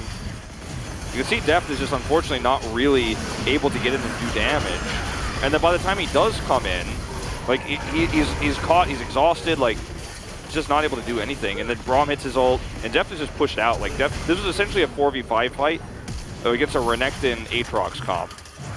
Yeah, as you mentioned, even Chovy is caught. Yeah. They killed the unkillable. And we're going to see how this one happens. So Chovy was sticking around for the blades, got greedy, and gets caught out here. And that was, like, if you're stuck out on the outside like that as Deft, you know, I mean, if you try to come in faster, you're just putting yourself at insane risk of getting picked by the Renekton, or the Aatrox, excuse me, in this case, that was over there. And if you don't come in, or you get zoned out like that, the rest of the team probably you should probably communicate that. I mean, it was probably in the midst of the fight they were talking about it, but the real win would have just been to not fight at all. Yeah, it's rough though. You know, you give an Infernal Drake to this comp, and it's 4 guys that are going to be able to utilize it to such a high degree. But I absolutely agree. If you're not going to have a clean engage or a clean fight at all, don't fight, right? Yeah. As Johan is looking for this, trying to get on top of Kellen, but stopwatch, really good item, guys. Yep. Buy it. Pops his ultimate. Yeah, look at the amount of poke damage they have as well with the Nidalee and the Ezreal on top of everything else in this composition. Now we have a one-on-one here. Bay didn't even pop Dominus. Actually, he's totally fine in this trade as the Chaos Storm was used, and now here's Aatrox. Oh, Toby, you still don't have your flash? Well, how about you die again? Well, they are going to trade their life for it, as Bay is going to just walk away, but Rich did go down at the end of the day. I mean, they are shutting down Chovy pretty significantly, though, in this game. And that's half of the significant damage that Hanwha Life Esports is going to have in this game. You know, I mean, it is pretty huge to limit what he can do. And that is one of the powers of picking this Renekton, too, because, you know, the main reason I think they did it was because, you know, they ended up looking at the comp, and I'm going to watch this replay once again. As you come forward, you set up the stun, super easy. I think the main reason they chose to do this swap was because Rich didn't want to play into the Gragas with the Renekton, right? Like, that's a really tough matchup. Like, you just don't get the same amount of value as the Renekton as you would in a lot of other matchups. So they swapped it, but also its second functionality here with how it's been utilized is it just limits the amount of effectiveness Chovy can have. You know, he has built an Oblivion Orb in this game, like he didn't get the Dark Seal, it's just too risky, right, to do that. And so Chovy isn't going to be the 1v9 player this game. I mean, maybe later on he will be, but you know, it's crazy because even still he did get 2 early kills, and like, yeah. It's like, well, is he really limited in this game? In some ways, yes, he could have been snowballing this even harder because they're giving so many resources to hunting him down. Yeah, I mean, 2-0 to 2-3. Yeah. Certainly, they've done their job. And, you know, we talked about Rich in the beginning, a guy that has so much experience on big stages. You mentioned more BlizzCons than more Hive before. We haven't really talked about him at all. He hasn't been like the main guy, but he comes in here on his Aatrox and he's like, yeah, remember me? Remember how you probably should be banning Aatrox against me? He's beginning to carry. I mean, he's 50 CS ahead on the top side. He was able to zone away 2 people on that very crucial team fight around the Infernal Drake. He's able to dive on a Chovy and help out in other lanes. He's been all over the map and is doing so much for his team. Yeah, and this is going to be another free Drake. Hanwha Life Esports can't contest this at this stage. And Hanwha Life just having a really hard time figuring out what their game plan is going to be in this game to figure out, like, the team fights themselves haven't really happened on their terms. And, you know, the funny thing about the the draft, my biggest question mark was actually the Braum, but Kellen's played a very good Braum this game. That was my biggest concern looking at the draft, and he's actually pulling it off. He's actually been very impactful in the majority of these team fights. And what looked like it was a really rough start, potentially for Duckdom in this game with the Braum pick. I was really not sold on it. He's starting to get fed, he's starting to get ahead. And he's actually looking for a red steal. That would have been pretty cool, but not going to happen. At this point in the game, there's no objective, so you might as well just use it. Yeah. Doesn't really clear waves like it used to. You know, back in the day, you could just throw it to a lane where there was a massive wave pushing and clear all of the ranged minions in one go. Yep. It was so crazy and quite strong, quite OP. Yeah, it was pretty good back then. It needed a nerf. Yeah. Well, I mean, the thing is, True Shot Barrage was not designed to be used as a you know, wave clear tool and insane gold machine. Ooh, actually gonna force the flash out of Chovy here. And they did their job. Yeah. That's it. That's all they had to do. He gets his ult, and I mean, this is setting up a really nice, potentially fight on the top side of the map. They want to actually fight for it. Like, they were grouping up. I thought maybe they were going to try to get a pick there and then push for the top lane, but they just back away. So it is nice to get the flash. That's going to be on a really long cooldown. But they don't have anything they can take right at the moment. I do appreciate how Nongshim are utilizing this time, though. Stop it back. Yeah. I mean, they're playing very aggressively.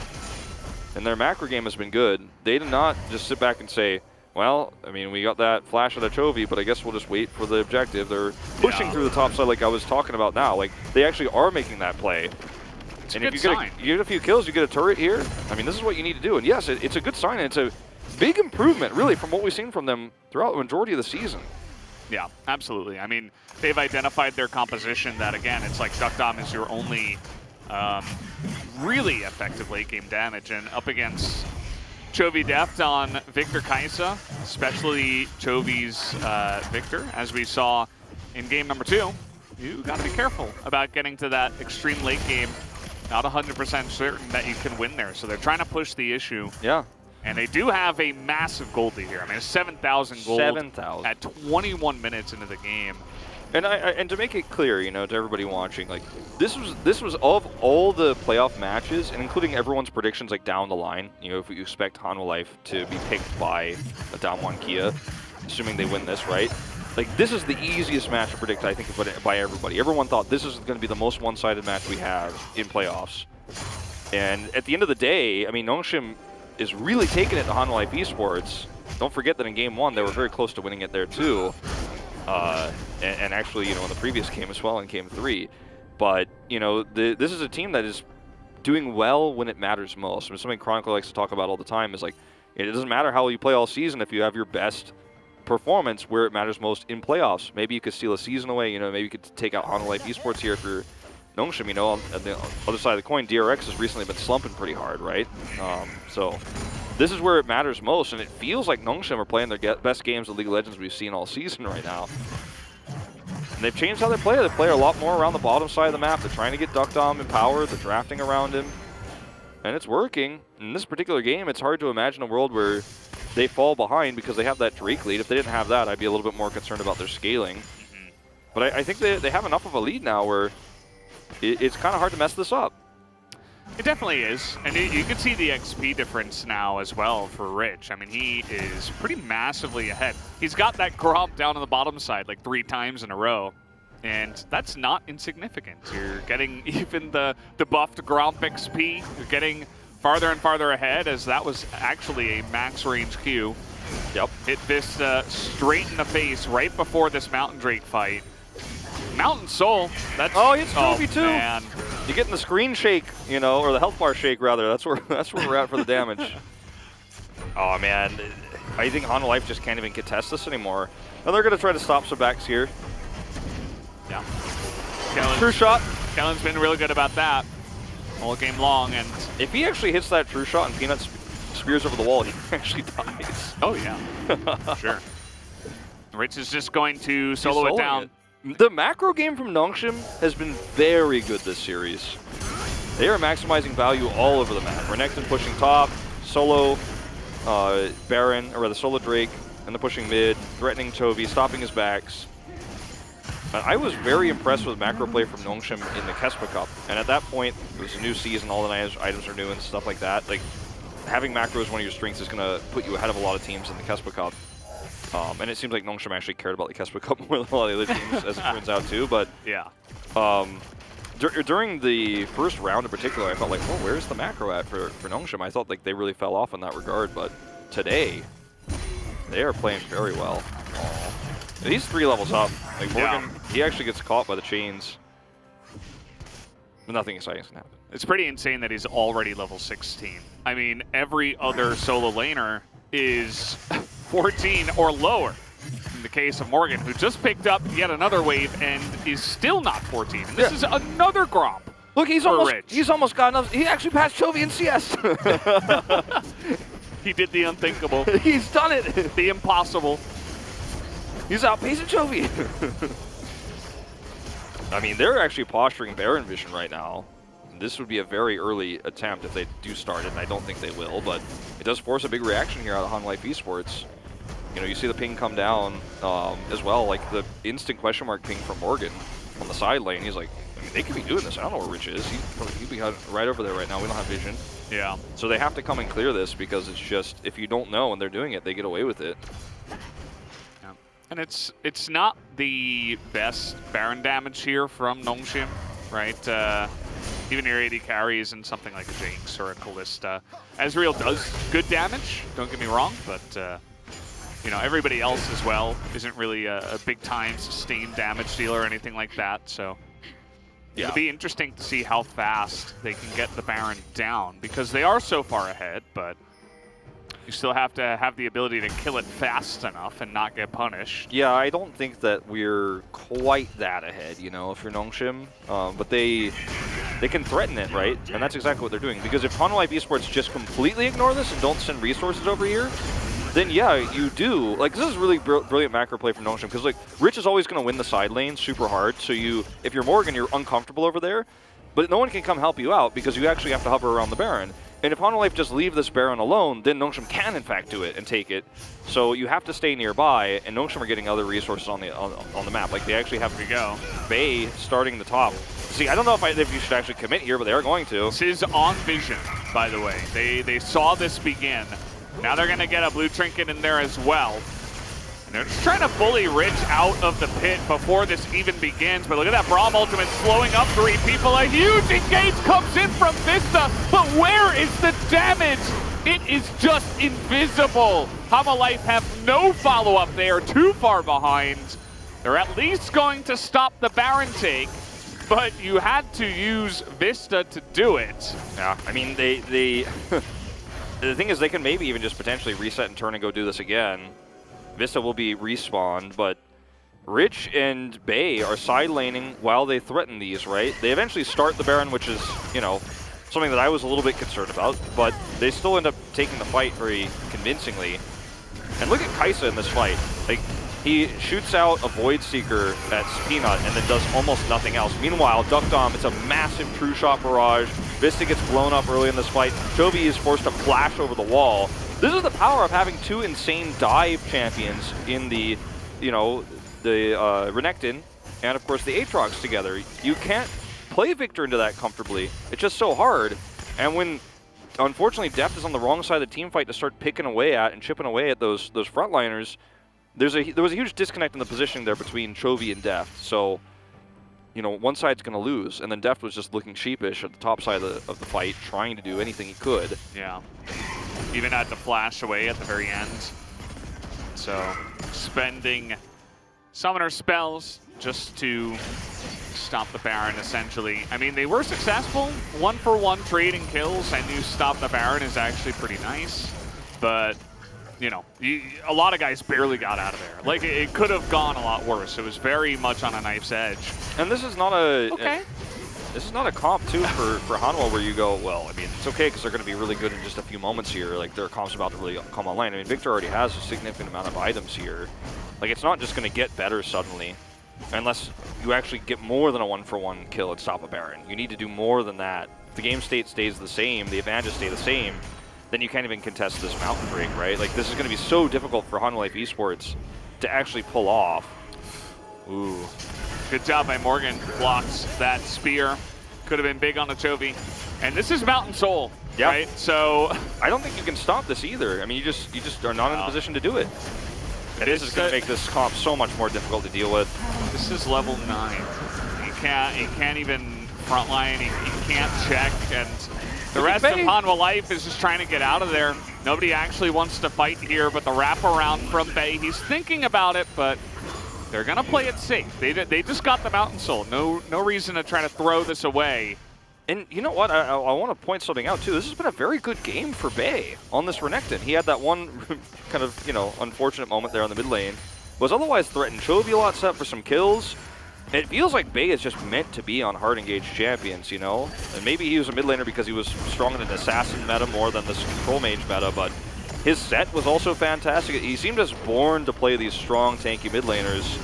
And, you know, maybe assassins as well. We don't know because he hasn't played any this season. But yeah. I think maybe that's where he started his career, and now it's not a good meta for him. But he's playing good on the Renekton. Oh, man. Look at the damage that they have. I mean, Morgan's really tanky, but still able to chew through about 80% of his health. They're denying... Oh, boy. Take a look at that matchup on that side. Morgan's so low, and he has to hold the wave. Bae, meanwhile, is taking the mid push, and they're going for the Baron. That's the macro advantage that gets you a Baron, you know? I mean, you make plays like this, you take the right sort of skirmish in a lane, you have a side laner that's extremely powerful, and then you just take a Baron. Like, there's just no way Hanwha Life could even approach the Baron right now. Yeah, Johan, he's even considering trying to run on in there, but you can't really get by Rich. He's a raid boss right now, as the Baron will go down to the side of Nongshim. We're 30 minutes in, and they're 11,000 gold ahead in this game. Yeah, I mean, I think that Nongshim are in a position now where you force an inhibitor fight easily. You might even be able to get more done. Rich is just playing so incredibly well. But it's the macro game and it's the decisions that Nongshim are making with this advantage that makes it so beautiful. Because a lot of teams would just continually crash into the enemy and try to force fights. But Nongshim actually win the game with minions right now. You know, that's actually how they're getting these advantages, is actually having these two strong side laners. They're 1-3-1-ing and then grouping up for these skirmishes. They've had such good vision control over the Baron with the power that they have in the 1-3-1. Then they group up for mid, push these waves in. Like, I mean, if you're Hanwha Life here against this Baron buff, I mean, you don't have any options. You don't have a comp that can, like, try to flank and hard engage either. I mean, Johan could maybe try that, but he'd just be killed so quickly. Bae is also level 17 in this game. Like, Rich and Bae are doing so incredibly well. There we go. I mean, this actually could be the fight to end the game. If Hanwha Life Esports botch this defense, and we go into a Game 5, that happens. It's really up to Chovy to try to wave clear here. That's a really nice true shot barrage. And look at Rich. He's just like, oh, well, if you guys are gonna kind of happy feet over here, I'm gonna siege mid, and now I'm gonna have a siege on top. Yeah, like they're gonna lose inhibitors here potentially. Chovy has done like 4 or 5 lasers in the mid lane trying to get rid of those cannon minions. Now he's gonna come up to the top side and try to do the same, but when he does that, you push into the mid lane. Hanwha need to, I mean, they need to hard engage or they're gonna lose this game actually. They're gonna lose more than inhibitors if they actually don't clear any of these minions, but they just don't have an opportunity. They need to somehow Hecarim ult in or something like that. Boy. Otherwise, just sit back and lose. Like, this is going to be 2 inhibitors guaranteed. And, like, Nexus turrets are going down. It's really rough. I mean, they're so far behind. It's 12,000 gold. You got to do something, though. You can't just watch the game go away. We'll see when they make their stand. If they do, Vista being terrorized on the right side as well. The turret will go down. The minions are going to win the game, like I said, man. This is Nongshim's macro, and now they have a huge advantage. Vista super low. Oh, he's dead! Just like that, one Mystic shot and you're dead. Big knockups from Rich, he's full health. And that's going to do it for this one, you'd imagine. Nate's Chaos Storm is going to come out and do a lot of damage actually from Chovy, but they're just too far behind. Peanut comes in, swipes one time, and gets 2 kills. And we are going to a game number 5 as Nongshim will tie it up with their second win of the series. No one would have expected this to happen, but it feels like Nongshim are just playing the games of this team's lives right now. They are playing extremely well around the macro, and it's an unusual draft. You have the Renekton mid for Bay, but he's a natural at it. He plays it very well. He minimized Chovy in this game. This is a Chovy who got 2-0 early on in the game. He had 2 very early kills, and yet still they were able to minimize the impact of him in this game. And then, you know, it feels like Life Esports fall apart after this. And shoutouts to Kellen, very good Braum game. You know, I was really doubting what he was going to be capable of. But I cannot stress this enough. I mean, this was the series that seemed the most predictable out of all series in the LCK playoffs here for spring. And it's the one that goes to Game 5 on day 1. Yeah. If this is what we're in for, we're in for a wild ride here for playoffs. And that's been the theme of this season. Every time you think something is for sure, every time you think something is true, besides Damwon Kia being number 1 so far, we'll see what happens in the finals. Yeah. But every time you think something is a for sure thing in this season of LCK, reality just rips your hopes and dreams away, and we're going to a Game 5. We might actually, we were talking about what team is Damwon Kia going to pick? They might be picking Nongshim. Yeah, I mean, I still would, you know. Nongshim, they're outperforming, I think, their normal level here. But, I mean, Life need to be good enough to be able to still win. It can't be only Chovy that's carrying you. And then the second that Nongshim win one fight and then are able to bully Chovy, it's like, that's it? That's all you had to do? And then you just beat Life? Turns out, yes. And that, that can't be it. That can't be it for Life if you're actually going to be good enough to win this series. And remember too, suppose they didn't lock in the Aatrox. Like, then you're actually playing Renekton into, we're going to look at the post-game stats, but then you're playing the Renekton into the Gragas, and I think this game looks completely different. It was a really risky drafting choice by Nongshim, but they pulled it off, Aldez. They really did. They used the 1-3-1 extremely well with the lead they had. And I mean, let's take a look at the damage. Let's see how much we got done here, Rich. Yeah. Let me take a little peek. Okay, it was 17.5. And actually, it was Chovy that did the most damage. But again, trading against a melee champion as Victor, you're just going to get big damage numbers. Look at everybody else. Life just got behind. Kaisa damage. Yeah, they got behind from the early game, and then they were just out of it. Look at 13 minutes on the gold graph, and that was it. Yeah. 13 minutes happens. They win the one team fight around the Drake, the Infernal Drake. You remember where Rich zones away 2 people, and then the game just seemed over. Life had no way to get back in, and now we're going to a Game 5. All right, this is really, really exciting for me, Valdez. I really didn't think we were going to get this treat of a series today, and it's delivering. Yeah. It's happening. We're going to a Game 5, guys. But first, we're going to have to take a quick break, so we'll be right back, and then we'll go into that game number 5.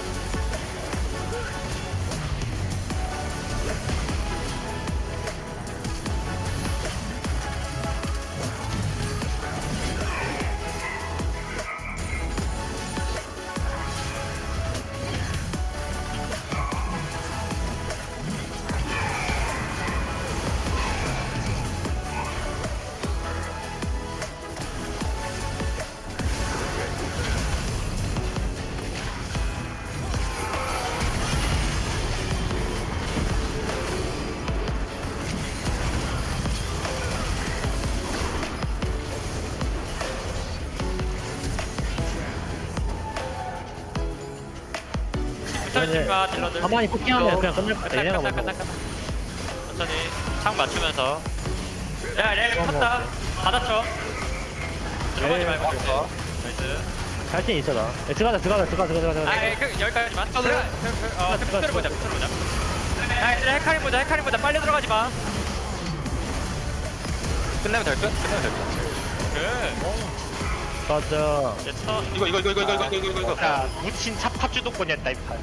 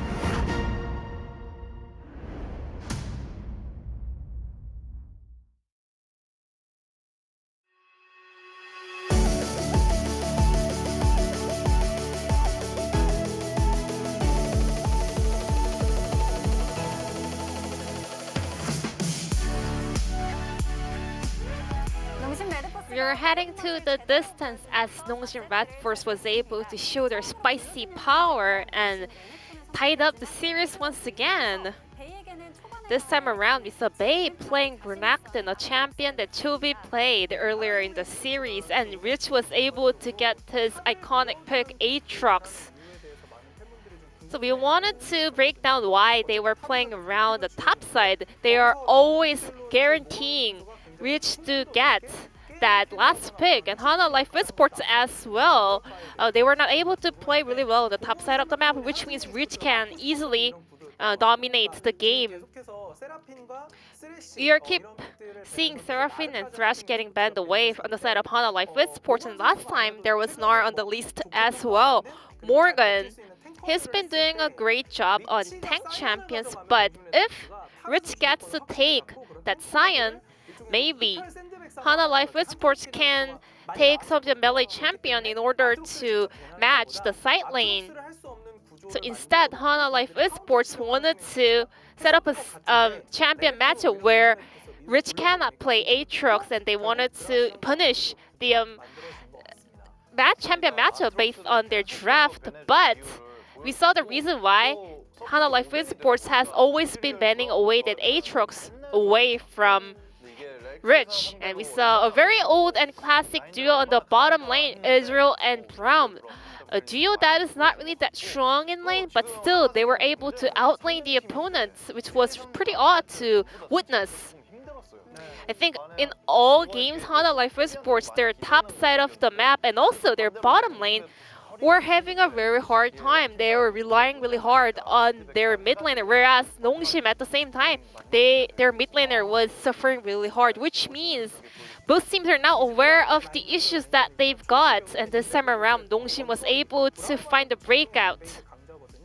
Braum is a really strong champion into a long-range picks, and Ezreal and Braum was able to have a very comfortable game down on the bottom lane, and Nongshim Red Force was able to take a very crucial game in the series. So we want to take a look at the early game and break down how this game got unfolded. Chobi was able to get ahead once again, even stronger than the Silas in the last game because he got double buffs. He got ganked by the opponent jungler, but he was able to turn it around and pick up a kill. And then, once he saw that Renekton's E got interrupted by Victor's ability, he just goes in aggressively and he picks up the solo kill. So at that point in the game, Chobi already got 2 kills, he got double buffs, and then because of the passive and Victor got, he was able to get the passive stacked. So with that minion wave cleared, he was able to upgrade his stats ray. So at 6-minute mark in the game, Victor was able to clear the caster minion with just 1 ray, 1 laser, and that's absurd. Kuro had 1 experience on, hitting that kind of power spike that early, and Kuro did carry that game, which means that Victor getting super fat in the game, well, it actually almost guarantees you a win. So we wanted to point out that Chobi was almost, once again, solo carrying his team with this amount of power that he had in his pocket.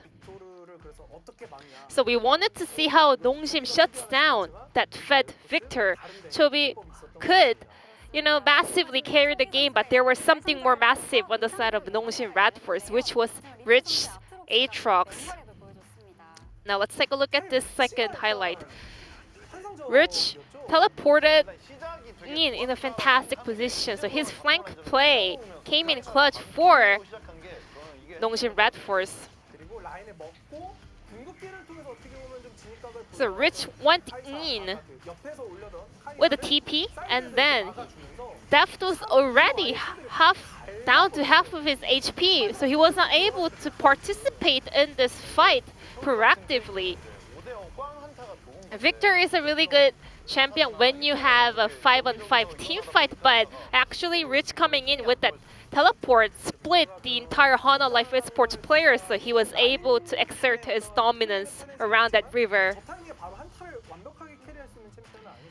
Aatrox is not a champion that can single-handedly carry that team fight, but Rich was able to, pick up the best fight he could. And after that, Rich was able to have a very easy time at the side lanes as well. So Nongshim was able to pull off a very smart macro around that fed Aatrox. And the POG will be picked up by Rich on Aatrox. As we saw in the prior highlights, he deserves this POG, and his Aatrox is something else. Aatrox is super good into a mage champion on the mid lane if the champion doesn't have any dash. And there is a reason why Hana Life Esports kept banning it away. So maybe Hana Life Esports can counter that Aatrox pick. However, that was not as effective as we expected, and then once Hana Life Esports let him play this champion, he just single-handedly carries the game. And Rich picks up 8 out of 9 votes for this POG, and at the end of the game, Rich said by himself, I had some crazy top priority, and he was acknowledging the state of the game right. I don't think everyone expected this kind of a intense and close series between Hana Life Esports and Nongshim Red Force, but I think Nongshim is actually the one chasing down Hana Life Esports. Now Hana Life Esports is trying out some new strategy in the upcoming game, so let's head over to the caster desk and check out. Thank you so much, C-Sun, once again for that awesome translation as we are moving into our 5th and final game of the best of 5 here. Nongshim have brought us to it. And it just feels like, Valdez, that this is the one-man show of Chovy for Hana Life Esports, and we were told this just moments before. Arthur will actually be subbing in for Johan. Now, you and I both are pretty against this decision because you're putting in another rookie jungler in. You're putting a ton of pressure on this guy. I mean, he's a rookie for LCK. He has played, of course, in other pro leagues, the OPLs, where he got his start. But you're putting him in a Game 5. There's a lot of pressure. He seems very excited and happy to be back in and playing on the Rift. He's smiling. But if you look at the rest of the Hana Life Esports players, until this very moment when I was going to highlight it, they are not. It's a very stressful, high-pressure place to be thrown into in this 5th game that you didn't expect to be in. And yeah.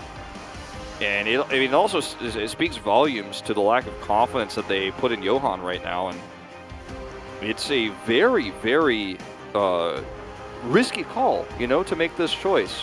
Yeah, well, maybe this is the guy that's been watching 4 games of Peanuts pathing, and he's like, you know what? I've got him figured out. It's possible. We've seen this before. It is definitely possible that he is watching this game on the sidelines. Oh, he definitely is. And he's actually figured out a way that he thinks he can come through. Now, what would be really exciting, but it probably won't happen because generally these things don't, but what would be really exciting is he had a really cool pocket pick, unusual jungle, like Xin Zhao coming in on the 5th game. You pull that one out, and you didn't want to have to show this in your first playoff series, but you might have to. Very similar to when we saw the Reckless Seraphine in the bot lane in the first round of the EU playoffs. They definitely didn't want to show that against Schalke, but sometimes you go to Game 5 and sometimes you have to actually show those strategies. We'll see if that does end up coming through here or if it's just going to be a standard game. We do see the same bans once again on the Sylas here, the Senna, and the Lucian that we saw last game. First pick, Hecarim first pick, so I mean they're putting everything onto Arthur's Hecarim here. Yeah, and it's a departure from what they've done in the past, right? Because, in another draft where Hecarim was available, they picked Udyr first. They also went for Rel first in game number 3 when they were also on blue side. So, and keep in mind, game number 1, they first picked Renekton. So they've kind of been messing around with different strategies as the best of 5 has been coming along. This will, of course, leave Renekton Nidalee available. Yeah. Peanuts Nidalee looks like he can't really clean. Yeah, I mean, it was like, Nidalee's banned, actually, in fact. But I was going to say, I actually was thinking the same thing as you, and Peanut looked like really excited, so I was actually kind of leaning into that as well. But they did ban it.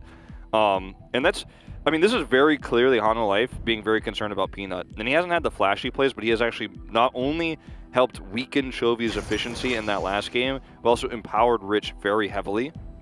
And so, I mean, this is actually a moment where Hana Life pull in their jungler their sub-jungler, and banned in Italy. Like, the tone of the series has really come to a fine point here for Hanwha Life. As they will actually get the Gnar this time, because they didn't ban it themselves. And they'll actually look towards a Zoe pick here early. No. What's it going to be for Chovy? Are we picking for Chovy here? And yes, we are. It's Orianna in his final game of the best of 5. And it's not a champion that, you know, outside of Shockwaves, you really have a lot of carry potential per se. I mean, you have a few abilities you toss out, you do some burst damage, and that's it. This is not a champion that empowers Chovy's playstyle, which is, you know, something I mentioned earlier. I almost Chekhov's gunned the Orianna into the series by saying, you know, he can play so many champions, but he can also just play Orianna, and he does do it here. But it is not how they've been playing this entire series. Hanwha Life Esports are going to show us a completely different look here. And they have Gnar for like straight up team fighting in the late game. Like, this is not an early game dive comp. Nope. This is very, very different. A big departure. Again, you know, the entire draft, as you mentioned, is kind of shaped. The new jungler comes in, the new ban.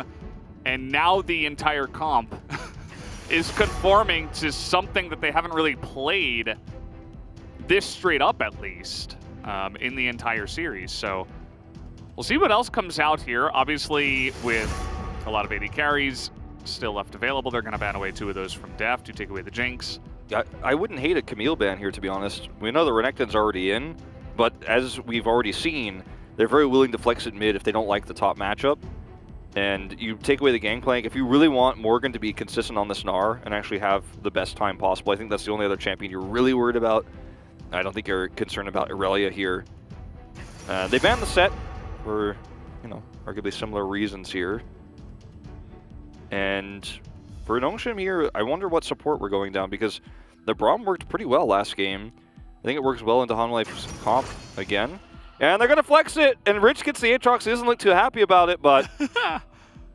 He's like, man, I got to carry you fools again. I mean, I actually really like it. It's obviously going to be a much more difficult matchup against the Gnar, but you also save your support until you see what the bottom lane of Hanwha Life is. Deft has been very invisible in this series, which is, again, such a departure from what we thought was going to happen. What we thought was going to be the case is just, you know, potentially Duckdom isn't able to carry because Deft crushes him. And he has played the Kai'Sa now several games, and the 2 games he played on it, he did not look solid. And he just wasn't doing damage, right? And I feel like with this composition that has really strong frontline, again, the Leona's going to make it easier. I do appreciate the Leona pick, but I'm not sold on this Kai'Sa pick yet again. Almost would have rather seen a Jinx, you know, pairing down there. You know, maybe like Jinx Tahm Kench or something like that. But Alistar Ezreal is the response. And Valdez, I feel like with all the variants that this draft has added, it doesn't allow Chovy to carry per se. It doesn't allow, I mean, your Arthur coming back in for the first time in Game 5. And nothing about this draft screams, okay, well, we had Arthur for the sick Game 5 unusual pick, or we're going to completely change how the jungle is played. Yes, they changed how they drafted for the top 3 picks, you know, still we get the Kai'Sa on the bottom. But this doesn't feel like Hanwha Life Esports are making a statement in this 5th game. It feels like they've just kind of toned down the early game and looking for a more well-rounded comp. But Nongshim looked like they got everything they wanted again. And the only question mark for me is the Lilia, and because she is not going to work very well with this comp, but she can be very powerful early. It's the Lilia into Hecarim, and also she just got nerfed. Her ultimate cooldown by 20 seconds, I believe, even at rank 3. So it's massive. You're not going to have as many setups. You can't just throw bowling balls over and over and look for setups, you know, multiple times in a row. It is, of course, going to be a heavy amount of magic damage, at least, coming out of the jungle. They really wanted to have that here. But again, you know, it's Chovy on an immobile mid lane kind of carry, and you are going up against Aatrox Renekton again. You take away the Leona maybe as a steal-away pick, I would say, so that Chovy doesn't absolutely get dunked, because Ezreal Leona would have had a field day against him. Otherwise, I think the Alistar would have been nice for Peel, but either way, looks like we're going into this one in this manner. The comps are set, and the Rift is ready. Let's hop onto it right now for game number 5. And my other issue here is, you know, the side lanes, like the 1-3-1 problem that happens later on in the game. You're going to have a serious problem trying to deal with all that side pressure. If Rich gets ahead enough, you know, and starts solo killing Morgan if he tries to contest, like, that's going to be this is something that you don't have a great answer to. I mean, you have the Hecarim that can kind of chase around and follow, but it is a little bit concerning. Always glad to see some Crab Raven. Yeah. Also, mana flow band stacks before the lane even begins. Makes me feel good as mid laner. We're going to see here some of the runes. Everything looks kind of standard, nothing too out of the ordinary from what I could tell. Yeah. Nothing wacky here that I see either, just from glancing. Yeah, there's a bunch of like life steal and life gain runes on the Gnar. A lot of that got nerfed, actually. Yeah. The Fleet Footwork and the Ravenous Hunter. Those were the two, so, you know, he's stacked them all, including the other one. I forget the name, the Feast of Blood or something like that. The top one. Yeah. And perhaps, you know, maybe that helps Rich a little bit in this lane if he can kind of make his trading stick a little bit better. Yeah. It'd be nice. I am excited to see how Rich does, because it felt like in the last game, you know, we didn't have a lot of focus on him in terms of the observing. It was mostly focused on Bay and seeing how that plays out. But in, you know, in the last moments of the game, you suddenly started to realize, like, wow, look at how ahead Rich is, and like, look at how much experience he has, and look at how much macro impact we're having. And Kai'Sa 0-5. Now, this is also somewhat of a part of the reason why this is the case is because Kai'Sa has fallen off very significantly in the later parts of the LCK, where Ezreal has also become popularized. This is not like a thing that has happened over the course of the season. It's very late that Ezreal's popular, and Kai'Sa is not doing very well right now. I mean, you know, the situation here too, I feel like you put Bay on a champion where he's very good, based on what we saw last game, and he's also just trying to put a lot of pressure on here with Peanut. But, you know, Bay is a player that we often criticize a lot, but on his set he was great, and on his, you know, on his Renekton last game, very good. So you're not actually worried about Bay as a liability, I don't think, if you're Nongshim here, like you have been in the past sometimes. Yeah. It's all coming together, it feels like. Yeah. You're finding picks that Bay can survive on against Chovy. I mean, I say that, and again, he did get solo killed the one time with the greedy cannon play and the excellent wave manipulation from Chovy. But dying once is better than dying twice, right? He died twice the last time around the game before that. And, you know, as long as Chovy doesn't get absolutely disgustingly fed, you should be looking good, because a lot of Hanwha Life's wins have just come by Chovy hard carrying by himself. Yeah. The Orianna, you know, is a champion that you can get solo kills on in other matchups. It seems very unlikely to happen to the Renekton. But, you know, Orianna is functionally a lot of the time kind of an ult button in late game. And it is one of the most powerful ultimates in the game. He's actually not having the best time at the moment, Rich. Yeah. But Peanut is coming up here. He's going to have Scuttle control. There's no ward. If he actually starts trading aggressively, they might be able to bait something, but I mean, it is level 4. Let's see. He's just trying to clear out all of his camps as fast as possible. Arthur got the one on the bottom side. Morgan currently in Mega Gnar, so not going to be able to make anything happen there. Nope. And, you know, this often happens, actually, when teams get into a 5th game where they just kind of slow things down, and they're like, okay, let's try to limit our mistakes as much as possible. I mean, also the composition of Hanwha is just so much slower than anything they've played all night. You know, especially when you think about games 1 and 3. Oh, Rich oversteps here, and guess what? You're going to be pulled back. No flash available, no dash. First blood given over to Arthur, the guy who subbed in game number 5. There you go. I mean, that's the start of the game. There's your action. And unfortunately, Peanut just not nearby. He's going to rush down to the bottom side of the map and see if he can steal away these Raptors. But that's all he's going to be able to trade back. Timing of this works out pretty well. He had it warded. But unfortunately, you know, the timing of him being on the top side of the map does not coincide with the ability to save Rich there. So this is actually a really bad start for Rich. This is very different from the last game. The Gnar matchup, again, not extremely comfortable here.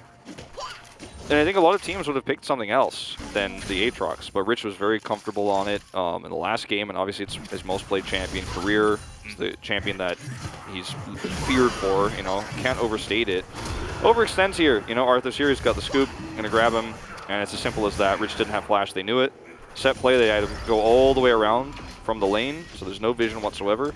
It didn't take any chances on being spotted. They 100% all in on that play, and it worked out. But yeah, he's not going to have the same sort of pop-off game based on what we're seeing right now as he did last game. Yeah, it does feel that way. As stole a kill. Yeah. Hands that one over. Dom looks like he didn't get the absolute best back, and Deft and Vista were able to punish a little bit, but that's okay. That'll happen. He gets a Sheen on his back, a couple long swords. Gonna make this lane a bit easier for himself. We got this first Drake Cloud, which, you know, doesn't always generate the most aggression onto it, but that does mean that it's not a Cloud Soul again. Where is Rich going? Okay. Well, he doesn't have vision. I don't think he knows. He's actually just going to keep playing this like he's up 1-0-4. That's a bit concerning. And they're just waiting. Yeah. Still no flash available. The World Ender does come in, but you're getting scooped again. He's looking for the dash over the wall. We'll see if the damage. Yeah, with Chovy here, absolutely. He's not able to get an assist, actually, which kind of sucks, but that is okay. Sleep comes in down on the bottom side, and they're looking for the kill onto Deft, and you know what? They will be able to pick it up here. Kellen not even level 6, and still is able to tank that very nicely. Very well played here. You hit 6, you have the sleep. I mean, that's what you're going to look for here with Peanut at 6. You have an opportunity, especially when you know 100% that Arthur's on the top side of the map. You can actually make this dive happen very easily with the wave state that they had. And this is actually going to be a really massive pick. It's going to cost a lot of CS over to Deft. Okay, he's fine. Arthur is having a great game, though. And, you know, Red Buff's like, I'm just a really big Krug. And it's like, wait, what? Okay. He actually like reset it one more time, but anyway, Arthur's been having a pretty good game, you know, and this was one of our concerns, right? Is how well is he going to be able to play under the pressure? And you know, he has a control ward here, and he plays the long con on this one, and it was a bit puzzling to have Rich go all the way out there, and he gets punished for it. You mentioned Chovy doesn't get the assist, but down here on the bottom side of the map, let's take a look at how this happens. Peanut just bowling balls over the wall and actually just goes for the solo sleep on the Deft, who's just hits 5 as this is happening. Follow up, you know, is perfect, and that's the end of it. Like, it was just a really nicely timed gank. Hit 6 right before, and knows that Arthur's on the other side of the map. So they're trading this back. Make no mistake, Honolife Esports are in a massive lead right now, but you know, it's plays like this that can get you back into the game, and Duckdom is your guy. I mean, this series has been Duckdom versus Chovy. Yeah, it is pretty crazy how, without fail, Duckdom has gotten fed in every game. I mean, even the last one, where he wasn't even necessarily the carry. Like, even got a vote for the player of the game from the Chinese broadcast, so you know. Yeah. Everybody's noticing this guy, even when he's not even the main star. Just gets fed time and time again. It's not easy to do. And he's just been so consistent in lane.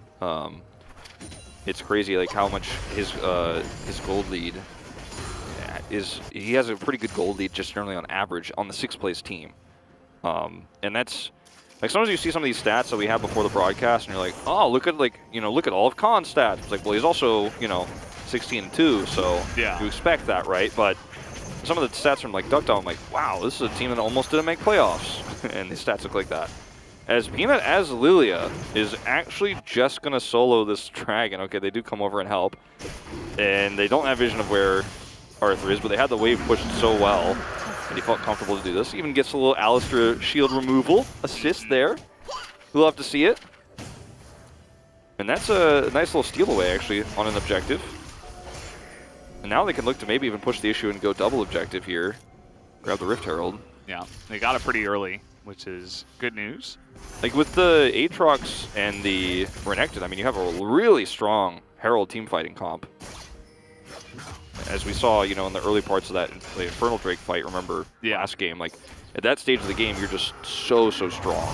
Even with Rich being 0-2, just your kit is so consistent. Mm-hmm. And you see that they're not really putting pressure on that objective just yet. They have a ward down there. They kind of question mark pinged it. Not going to get on that for now.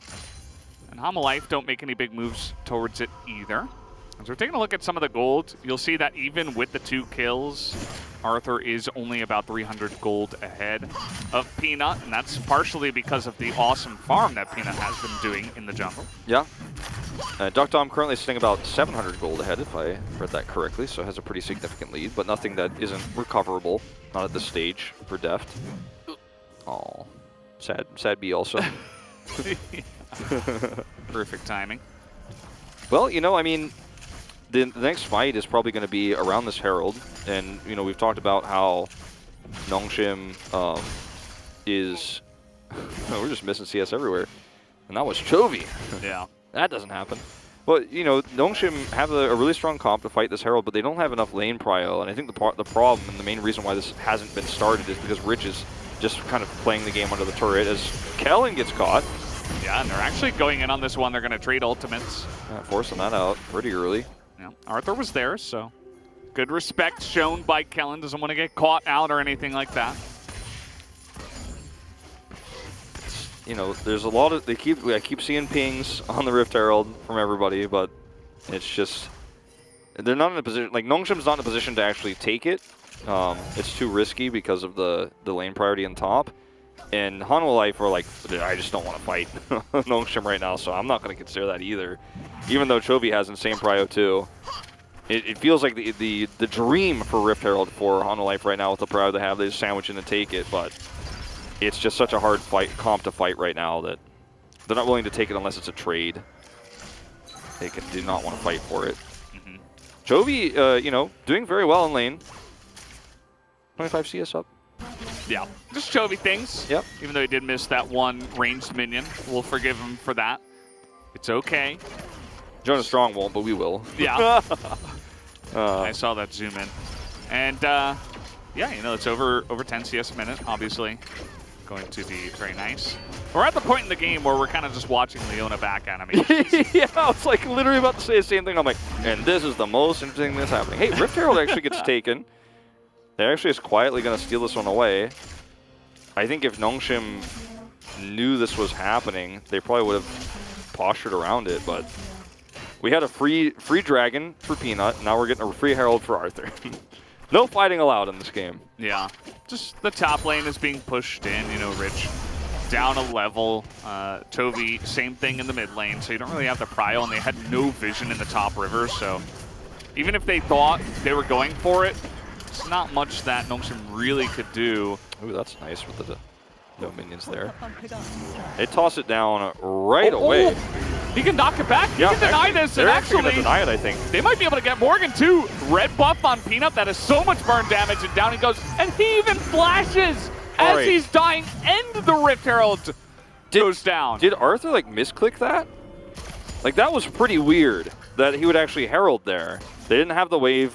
They didn't know where Peanut was. It was so close to the plates going down. I think he just rushed it through. Yeah, I think you're right. Because it was like, what, maybe at that time, 20 seconds away or so? Yeah. And yeah, I guess that's the reason he wanted to get the plates. But like that was completely botched.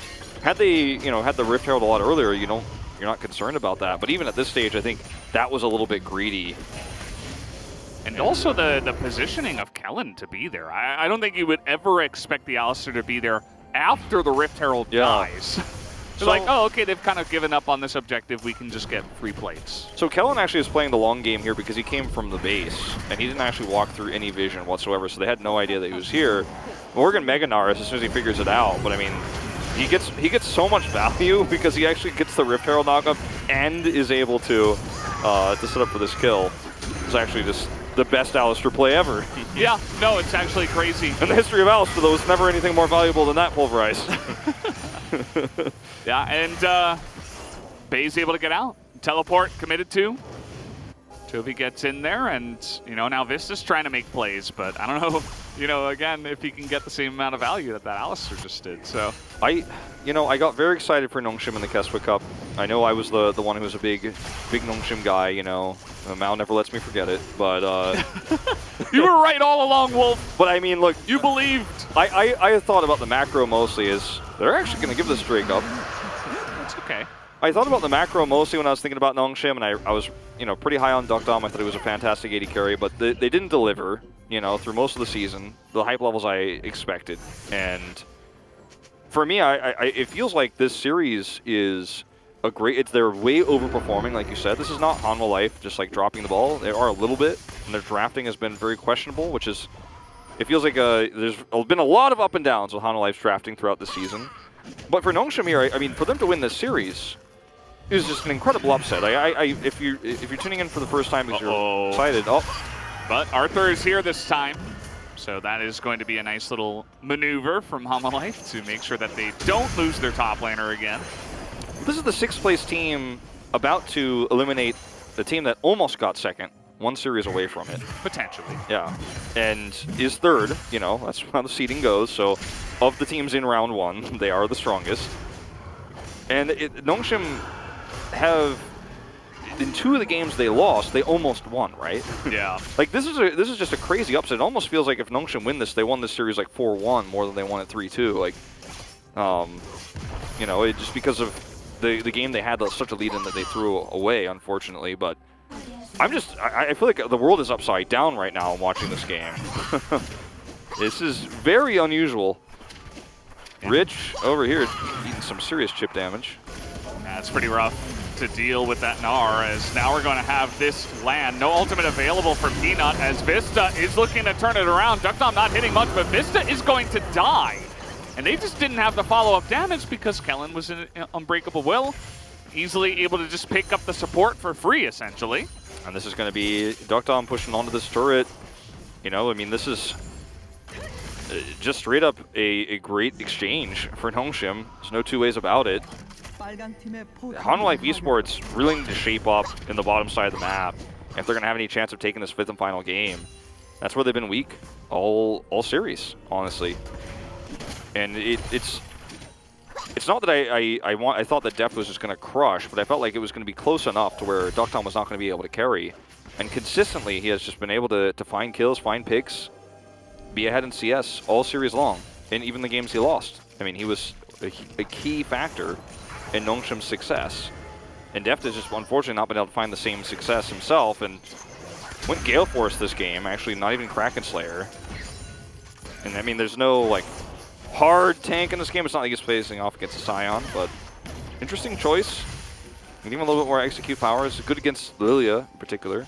It's good, yeah, it's good, you know, to reposition a little bit easier against a lot of the threats. Especially the Kellen Alistair threat that they have.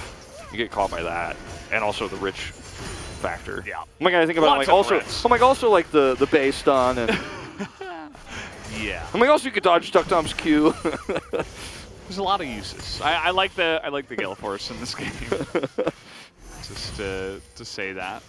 There's, you know, it's been just casually a Hanwha Life kind of 1,000 gold lead, but they're not really doing much with it. A lot of the gold, again, is just in Chovy's CS difference in the mid lane and the couple of kills that the Hecarim was able to pick up.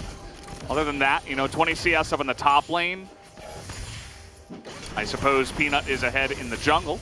That's where Nongshim is kind of shoring up some of the CS deficits in the lane. Yeah, for sure. The power of Peanut in these team fights, you know, we haven't really seen how that's going to work, how well he's going to play this out, you know, because if he's able to have a really nice setup for sleeps, or he's able to hit some big Qs, he's going to be in really a really nice spot. Looks like he's going for the Dead Man's Plate build potentially here, and He'll go double mask. yeah, actually that's where he's going with this, I'd say. Yeah, and like he goes double mask, then gets his Zonias. Once the Zonias comes online, that's when you just press Q and sleep people and go into your Hourglass, and that's where you can have like some really game-changing and playoff-changing team fights. But at this stage, you know, I feel like the Hecarim is still very valuable in the team fights. It's a really tough matchup for the Lilia, and the fact that Peanut's handling this game this well, despite it, you know, is a pretty impressive thing. Like, you and I were both a little bit raising our eyebrows, you know, at the Lilia pick here, and it has been fairly successful. Yeah. We've seen it, you know, kind of picked into the Heck Rim in some other regions, you know, in the LEC. I've seen it a bunch of times. But generally in the LCK, you know, we don't really see it that often. But Peanut just did it with confidence, and he's like, yeah, sure, totally fine. Yeah, and it's been, you know, when we've seen other teams do that, the results have been less stellar. Yeah, that's a really big blue buff, actually, for Chovy. Yeah. Perfect timing. He was low on mana, and now, okay. That's real great. I mean, you get the flash out of Vista, you flash away yourself, but no ultimate now on Chovy for the fight. As Peanut is going to get slowed up, and Deft actually has a really good angle. He's able to get into that back line as the sleep is coming in, and now Deft might be challenged here by Rich, who's doing a great job, but you see on the top side that Nongshim are not winning. Arthur is desperately trying to kill the little Bambi, and he will eventually, and the rest of Nongshim is just getting killed up in the river. Yeah, and you know, Valdez, this is, I mean, it feels like this is the team fight that essentially hits my point the hardest. That when I was talking about the differences in team fights at this stage of the game for Peanut versus Arthur, like, his impact was so low compared to Arthur just zooming through the entirety of Nongshim and preventing them from doing damage. Sure, the top side of the fight went decently, but you just see the difference in what these two junglers are able to do in this early skirmish. I mean, I say early, we're 21 minutes of the game, but this mid-game skirmish, where unfortunately Peanut just doesn't have all of his items online. And this all started out with a very early flash force, right? Like, Chovy is able to start that up, and then things go very wrong from there. So, able to force Peanut to flash, so he's already low impact in terms of what he can set up here in this. Gets solar flared, and then Hecarim gets a whole chase onto him. And all Peanut really gets to do in this fight is Q once and set up a sleep. But the top part of the fight is already, you know, kind of set in stone. And Peanut just like running. But Arthur's going to get him in the end. Yeah. And he gets away as well. Because he's Hecarim, that's how it goes. Yeah. I want to see the top side of the play as well. Kellen just dies really early, and Bay's all alone, so. Like, he gets Chovy, but I mean, that's all he's going to get. So this ends up being a really nice team fight for Honor Life Esports. And look, I mean, if all Chovy could be is an ult button, as long as he's doing the ult button to start the fight off the right way, you end up getting a really nice positional advantage there. They take the flash away from Peanut early, and it's a done deal, that team fight, you know? So Honor Life have a massive advantage in these Drakes right now. And that really just sets the tone for how, you know, Nongshim's comp is going to have to fight. Like, they are not going to be able to sit back and wait anymore. They're actually going to be forced to fight. This is not the same fed Aatrox that we had for Rich last game. It's completely different. He's 1,700 gold behind in this game. Yeah, that's really where the difference is being made in this one. I mean, and again, you saw the Gnar, you picked the Aatrox into it, so you knew what you were getting.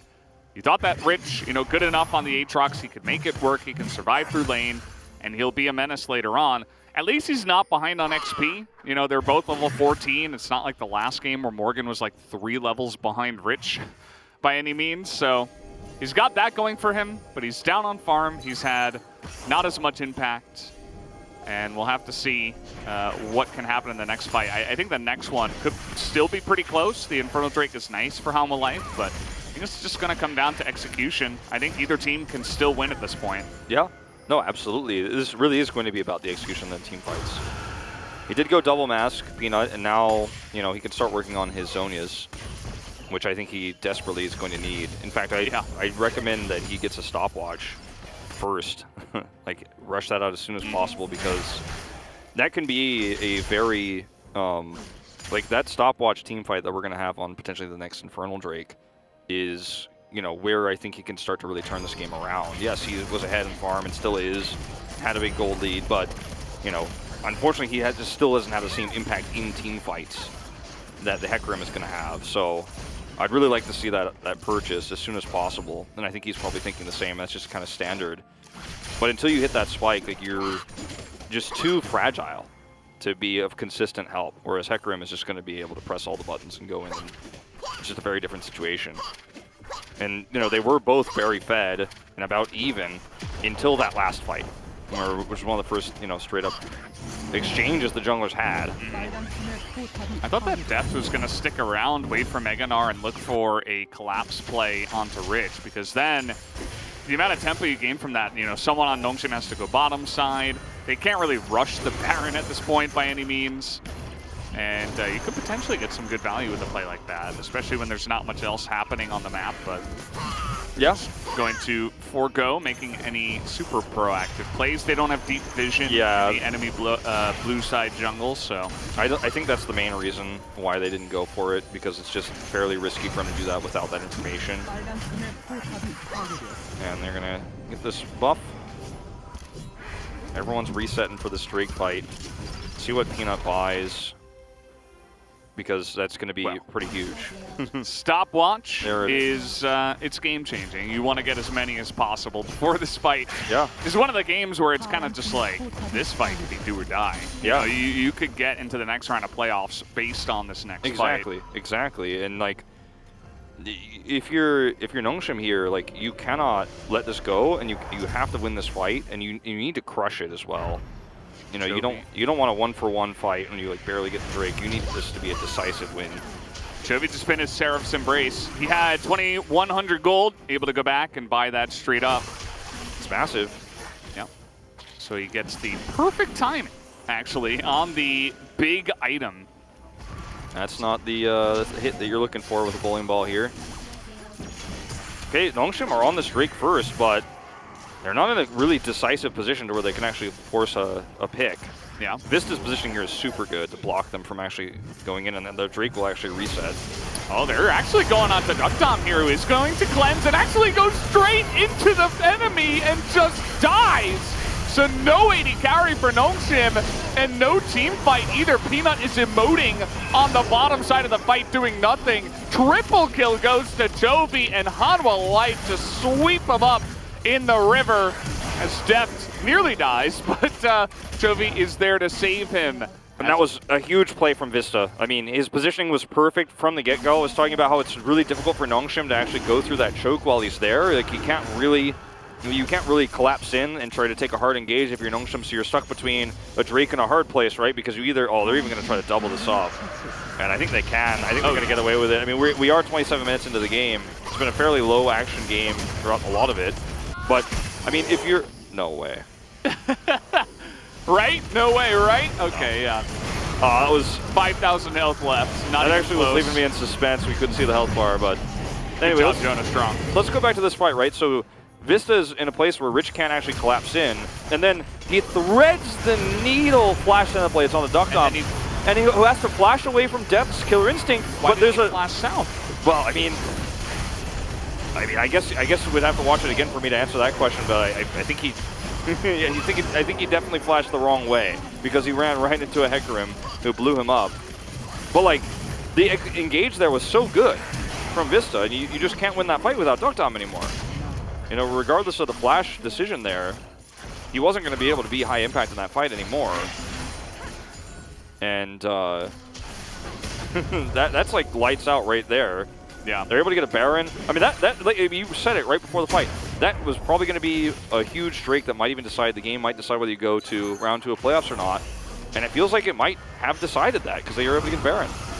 Peanut here, he's getting dove on now once again, and there's not much that he can do. He does have the stopwatch, but it's not enough time to buy. They're too far behind, and now Duck Dom's going to get caught again. Vista is just owning him in this game. And Rich is desperate, but he's barely even tickling Morgan at this point. Feels like a lot of people who had, high predictions on this series are feeling really relieved right now. As it looks like Hanwha Life have done it. They're looking to pull this series back, and it was a very, very close one. That is for sure. And it's not over yet until the Nexus falls, but one inhibitor down. They're looking for a second one with the next Baron wave coming through.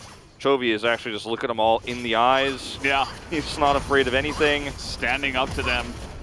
And I mean, Hanwha Life are just looking to close this one out.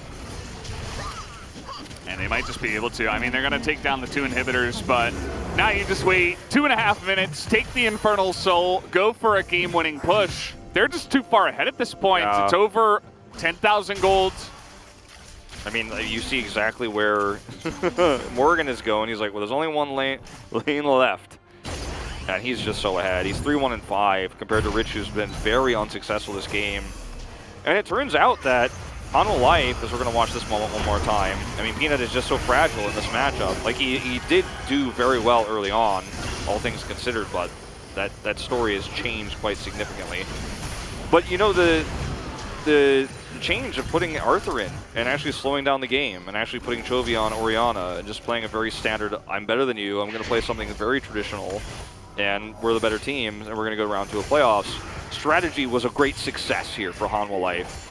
It felt very risky to put Arthur in, but the composition is the most stable one we've seen from them all day. Peanut just showed himself. I mean, like, yeah, things are not looking clean here on the side of Nongshim. Here comes Vista over the wall. He is getting pretty deep on in there, actually. He's just going to die.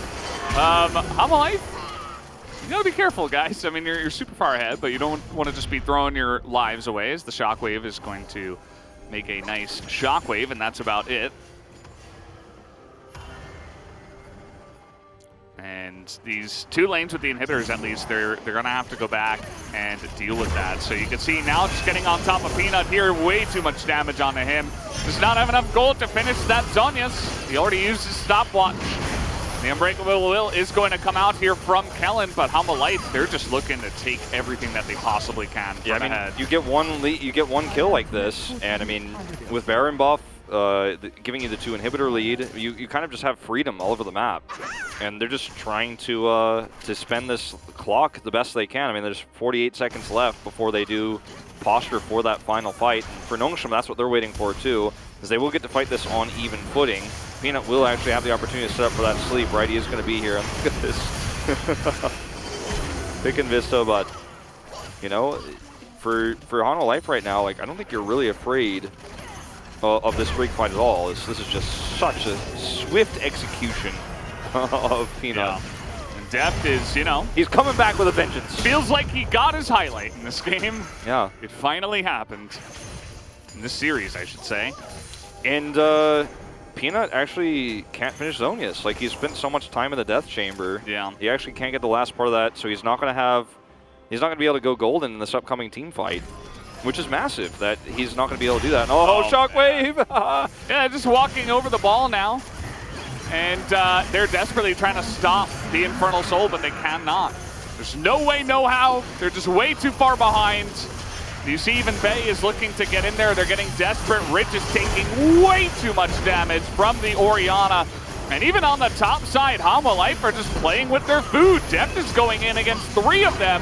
He is going to go down, but also will the rest of Nongshim. Yeah, Peanut is just trying to survive here any way he can. Arthur's teasing him. There's the final kill. That's going to do it. Hanwha Life, they are going to win this series. They pick up an ace at 33 minutes, and they finally show what we were expecting from a lot of these games here. It took 5 games, but they finally made it happen as Peanut has got his head in his hands. Understandably very disappointed. They got so close, but Hanwha Life was the better team at the end of the day, and they will be moving on to the round 2 of the playoffs. I think the happiest person in the room has got to be Arthur, you know, someone that we've been calling for and asking for a long time in the LCK. Johan has improved a lot since he first joined the squad, but it took a very long time for this guy to come online, and now Arthur actually gets his chance in Game 5 of a playoffs that no one predicted we'd be in. The Hanwha Life coaching staff probably didn't predict it, weren't even considering it. He comes in, plays the game of his life, and everybody's hugging him right now because he absolutely jungle gapped that game against the Nidalee, or not the Nidalee rather, that we saw from Peanut this time, the Lilia, and he ends up, you know, winning this team the playoff spot. And Hanwha Life, you know, this was a lot tougher than I think it should have been and necessarily needed to be. But you can imagine Peanut's frustration. You know, he's very upset. This is a player who just came back from Worlds on a Chinese team, returned to the LCK, came back to Korea. He's the last Rocks Tiger. He's the last one left.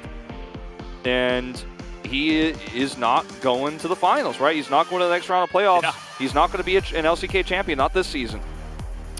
Not this time around, but if you look at the way the games went, you know, Hanwha Life, they do take the victory, but it was a 3-2. And Nongshim had many games, as we mentioned, throughout the series where a couple of different decisions, one way or the other, could have been Nongshim that are winning in 4 games or 5 games, right? They're were so many close games in this series, and it made for a very entertaining one. It showed the potential of Nongshim. I'm really looking forward to seeing how they ramp up into summer because, you know, with the new format, because they were 6th, they were able to get in. Yeah. We wouldn't have even been able to see this kind of Nongshim without the new format, so I kind of like that as well. Yeah, and for sure. We'll see how they grow, but, you know, Hanwha Life will move on to the next series, and I don't know, if I'm Damwon Kia, I'm like, get me Hanwha Life on the stage right now. I don't care about Chovy.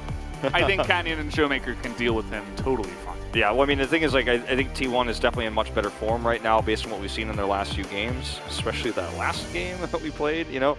That last game with Hanwha Life that they played against them, like, I don't think it should have been, like, a worrying sign for this series, but if you think back to it, you're like, well, that was kind of weird. Yeah. Considering how they played today, but they still advanced, right? The series was very entertaining. And I think if you're a Nongshim fan, yeah, you should be excited. So we're going to take a look at some of our highlights from that final game.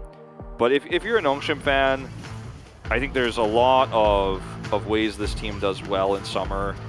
The only one-sided game, actually, was this one, you know? Yeah. And that's speaking a lot about how much Nongshim have improved and how well they played under pressure here. And there was a game for Nongshim where they kind of had the one-sided victory, right? The last game. Yeah. Where they were able to get a very large lead and hold on to it and dominate Hanwha Life. So, you know, that's also saying a lot. It's not like every win that Nongshim got was a nail-biter super close, because they also had their one dominant game. Lots of cool stuff that we saw. You know, Kellen had a nice little roam here. Yeah. I feel like this, you know, this series, Nongshim actually shows kind of a different identity, right? Like, they seem really confident in their drafting. They show us a very unique style, which would be very hard to carry over into, like, a series against Damwon Kia, for example, if they did win and they did get picked, because it's so exposed now. But, I mean, we've seen Bae do very well on these melee champions, and I feel like we learned a little bit more about Bae's depth in this series. You know, I think there's a good chance that he might be replaced for summer, or he might become a sub. I'm not saying he's going to, like, get kicked out of the roster. I think Fiesta is very good, but this was a really good game for him, a really good series for him, rather, on the melee champions that he played. They were Renekton twice, and yeah, I feel like if you're a Nongshim fan, there's a lot to be happy about with this loss. I think most Nongshim fans probably went into this series thinking it was going to be an 0-3 loss, and they were just hoping and praying, and then it feels like it's going to be the hardest for those fans who, like, actually had no expectations and went on the roller coaster of this series. Oh, we were so close. But, you know, Yeah. I think you got more than you expected, so I think you'll take it. Let's listen in, see what they have to say. 이제 뽑아놨어. 나 초식 있어.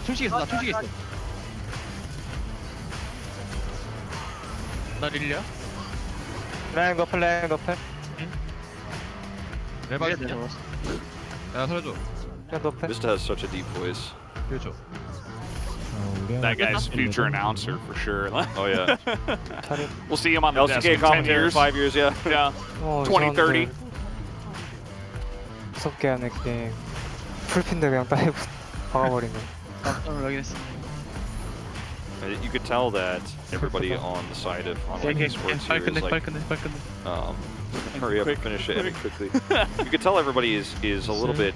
I mean, Arthur is obviously understandably very happy, but the rest of the team, I think, is like, hoo-hoo, we almost lost this series, Yeah. you know? Like, there was no elation. Yeah, there was no elation whatsoever on their faces when that happened. I mean, Arthur had a bit of a smile, but besides that, you could tell this was not a comfortable series for Hanwha Life Esports. Yeah. At least, you know, in Game 5, they finally were able to shut down Duckdom, so that's something. A lot of the fights were just Duckdom getting destroyed by either Arthur or Vista. So the combo of the two of them were actually really good against the Ezreal. Thought it was going to be most rough for the Lilia, which it wasn't easy for her, but actually Duckdom had a really rough time in this one as well. And yeah, I mean, that Thread the Needle Zenith Blade we saw was actually kind of unbelievable. Very impressive stuff from the Leona there in the last game. Yeah. I do think that this firmly, like you said before, firmly solidifies that we will probably see Damwon Kia select this team. Even if DRX upsets, you're probably like, oh, I don't want to deal with that. You know, that's crazy. I think wild card. This basically sets in stone, it feels like, our round 2 bracket. So I don't think anyone is going to be to be going well. It But- was such a great performance. I'm so scared of Honda Life right now. Yeah, at the same time, we still need to see the second series, which will, of course, guys, be coming tomorrow. So make sure you guys are setting your schedules and your watches and your alarms for that. We do have the analyst desk ready, though, so I'm going to hand it back to Ji-sun for the translation. Thank you very much, guys. And after a 5-game series, Hana Life makes it to the second round of the LCK Spring Playoffs. Hana Life Esports this time around first picked Hecarim and Nongsin Red Force. They secured this Israel pick, a champion that Dokta popped off earlier today. And that Nidalee Ben was coming in clutch for Hana Life Esports that actually opened up both Renekton and Aatrox. And then as a result, well, this guaranteed more kind of a safer spot for Hana Life Esports, because the most dangerous thing that happened earlier in the other games is the Renekton Nidalee combo, the burst damage in the early game. But with that Nidalee getting banned away, actually Nongsim was not able to find that massive damage output in the early game. I definitely think that the Nidalee ban was super critical, but at the same time, that Gnar pick was super crucial, because all of the picks that Rich played was a counter pick into Gnar, and in every game, Gnar got banned away. But in this game, Gnar was finally let through, and Hana Life Esports was able to take away game number 5 with the power of that Gnar performance. By locking it that Gnar, Hana Life Esports could deal with both Renekton top or Renekton Aatrox top. And Hana Life Esports was able to finally find the best iteration of their pick and ban. And Hecarim was really just a rampage on the map. However, it was really hard to expect what to happen in the end, because the game was going back and forth. But this is the point where Arthur, the King Arthur, was able to return. And Chovy was already super fed, so he had the agency to force that fight onto Lilia. And with that just one combo, Lilia was getting chunked down, and then Hecarim actually absorbs that headbutt with the ultimate, and then even Ezreal gets hit by that ult after using the arcane shift. So Ezreal got popped like a balloon from the get-go of this teamfight, which means there's no way that Nongsin Red Force can win this fight. And Arthur survives, and he goes all in to chase down that Lilia. And at the same time, he was able to draw the attention of Rich. So Rich got completely disconnected from his teammates. If Rich actually rotated toward the upper end side of that team fight, maybe Nongsin Red Force could get the chance to turn the fight around. But Arthur was just taking all the highlights and spotlight with that movement. Now let's take a look at the second highlight, where Nongsin Red Force was not able to find an opening, because now let's take a look at the location of Gnar. Gnar turned into the Mega Gnar outside of the opponent's vision, so Nongsin Red Force didn't see this coming. They didn't expect Hana Life Esports to open this team fight, and Nongsim, I think he kind of panic flashed over there. Kai'Sa actually dashed on the right-hand side of the map, so he immediately flashed to the left, which ended up flashing onto the face of Hecarim. So another team fight where Ezreal gets popped from the beginning of the team fight, a champion that has 2 abilities to survive and dash away. And quadra kill picked up by Chovy at the end of this team fight. Vista was taking all the chance to open team fight in the series, and he's a very proactive player, and he was able to finally pick up a very critical team fight. It's really impressive to see this rookie player making a huge process throughout the split, and Arthur will pick up the POG on Hecarim. That was game in a very close game, taking up 33.1% of the total damage, and 100% kill participation was on point. Arthur is a player who got subbed in game number 5, a very decisive game, but he was smiling. He was smiling when he was sitting on that chair. And he was truly the relief pitcher for Hana Life Esports. This rookie player subbed in for the most decisive game of the series, and still he was able to stay calm and collected.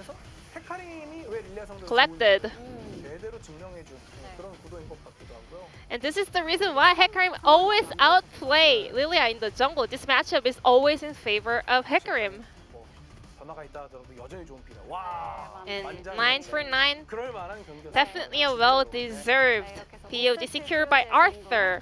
He was able to win this game with a very strong mentality, so let's invite Chobi and Arthur for the POG interview. Congratulations on your win. It was a long one. Thank you. You guys must be super exhausted, but first off, congratulations. This is the first ever playoffs round 2 for Hana Life Esports. Chobi, how are you feeling? And I don't really think this is a special thing for me, so yeah. What about you, Arthur? It's been a while, and you were able to sub in for Game 5 and bring your team into a victory. 이겼던 것 같습니다. Yeah, I think I won.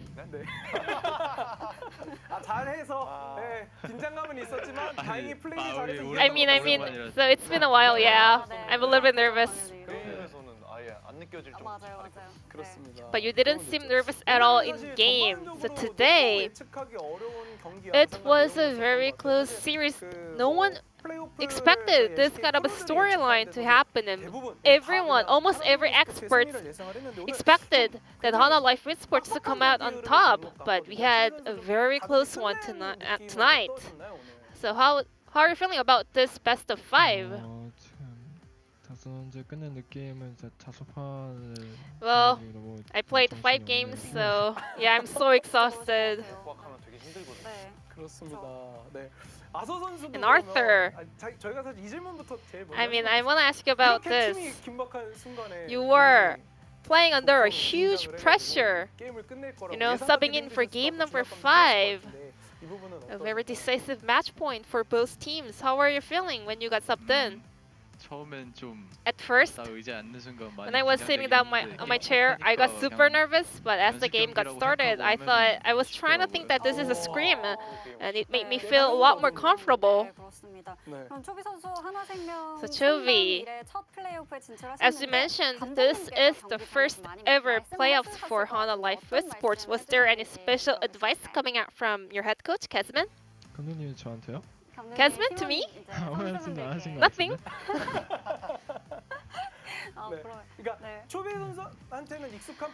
Well, Chobi, I mean, you've been to playoffs for many times, but as a team, Hana Life Esports, maybe the teammates might have been playing under a bit of a pressure, playing their first playoffs. Yeah, well, I mean, I didn't feel any pressure. I mean, not too much. I just wanted to, you know, do my best and show what I've got.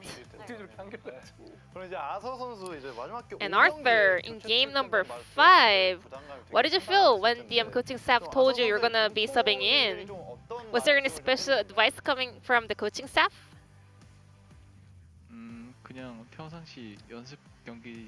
They told me to just play as you do in the scrims, and you were just gonna win. So I didn't feel too much pressure.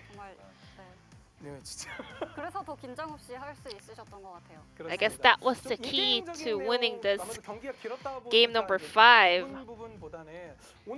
So today,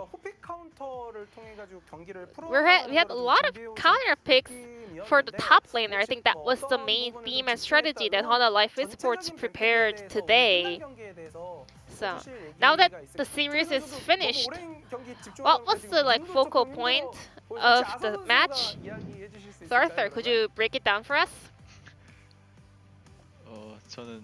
Well, I don't know much about top lane. I only know about jungle, you know. But you've been ganking top all day long, and that was super effective.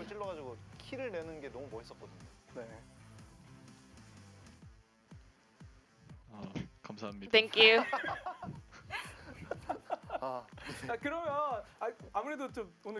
I mean, today, yeah, we had a series today, and Arthur, it's been a while.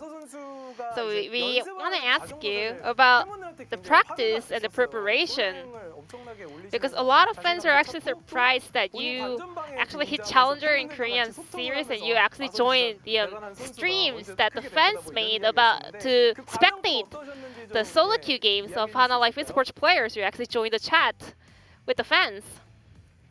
솔랭 연습 과정이나 그런 Well, about my solo queue and scrims, I think solo queue was definitely tough for me, but I tried my best to, you know, keep my mentality strong. You guys are advancing to the second round of the playoffs, and it's gonna be either Damwon, Kia, or Genji. Who do you want to face if you have one? Damwon, Kia. 하고 싶습니다. I want to play up against Damwon, Kia. Why is that?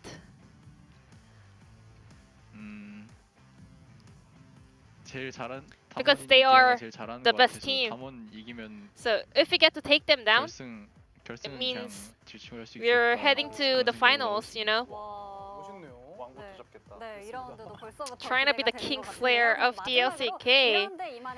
So the last question, what's your mindset and determination heading to the second round of the playoffs? 2라운드 때는 더 In that second round, we will come back stronger. 더 좋은 경기를 보여줄 수 And we will 있도록 clean 많이 up the 노력하겠습니다. issues in order to pull off a better performance. 앞으로도 잘 긴장하지 않고 I will, 열심히 you know, 하겠습니다. try not to get nervous and do my best to perform at the best level. And this will be the end of the interview from Chobi Arthur, and I'm gonna pass it back to our casters. Thank you. 감사합니다. Thank you, Ji-sun, once again for the awesome translation there of the analyst desk and the interview with Chovy and Arthur. Very much well-deserved, as we do have the play of the day ready, I believe. Play of the day. What's it going to be? Let us Is it take the a Zenith look. Blade? Zenith Blade. It's Chovy. Chovy. That's kind of the name of the series, too, actually. He just sticks on the duck dom. It's actually crazy. And of course, Morgan has to steal a kill. Yeah. It's a pretty incredible play. He's actually able to stick on. In this case, watch it again, watch it again. You know, he's just waiting. He's like, oh, actually, I don't care about Shockwave. We're just getting lazy with the names now. Joey! Yeah, it's the meme. I feel bad actually, because we have a really good translating team. Yeah. I don't actually know if it was actually the person who translated into English this way because the Korean was too complicated, or if it was actually probably just Cho. It was probably, that's what it was. Yeah, it's the meme on the Korean side. In which case, you know, the Korean side of things was actually the lazy ones. Yeah. But yeah.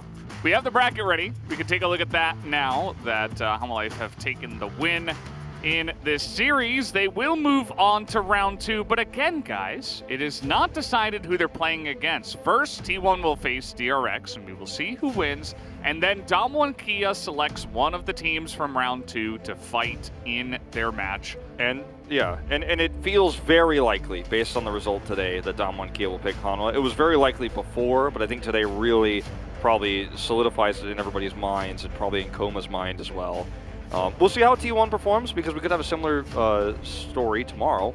If T1 have a shaky series or look a little bit odd, then, you know, you might have an argument for that. But that's not what we're predicting at the moment. We'll have to wait until tomorrow to find out what really happens. It's all about the form on the day of the best of 5. This one was a bit unexpected. It went the distance, and it was really fun. It was very back and forth. I think Nongshim showed a lot, and Hanwha Life did as well. But that's going to do it for the cast today, guys. Make sure you're tuning in tomorrow for T1 versus DRX, and we'll see you then. Have a good night.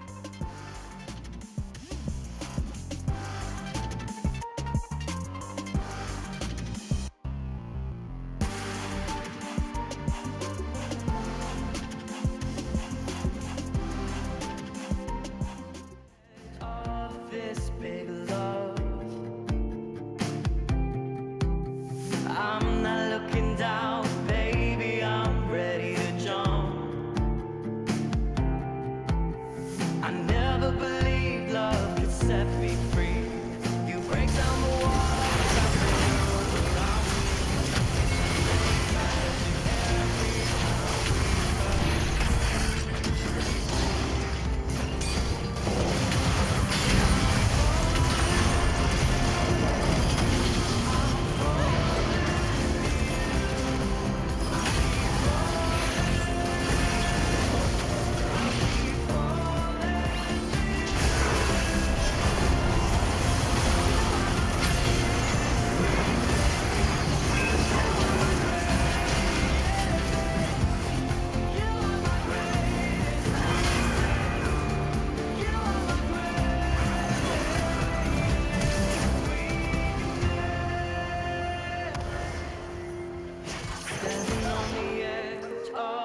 this big love. I'm not looking down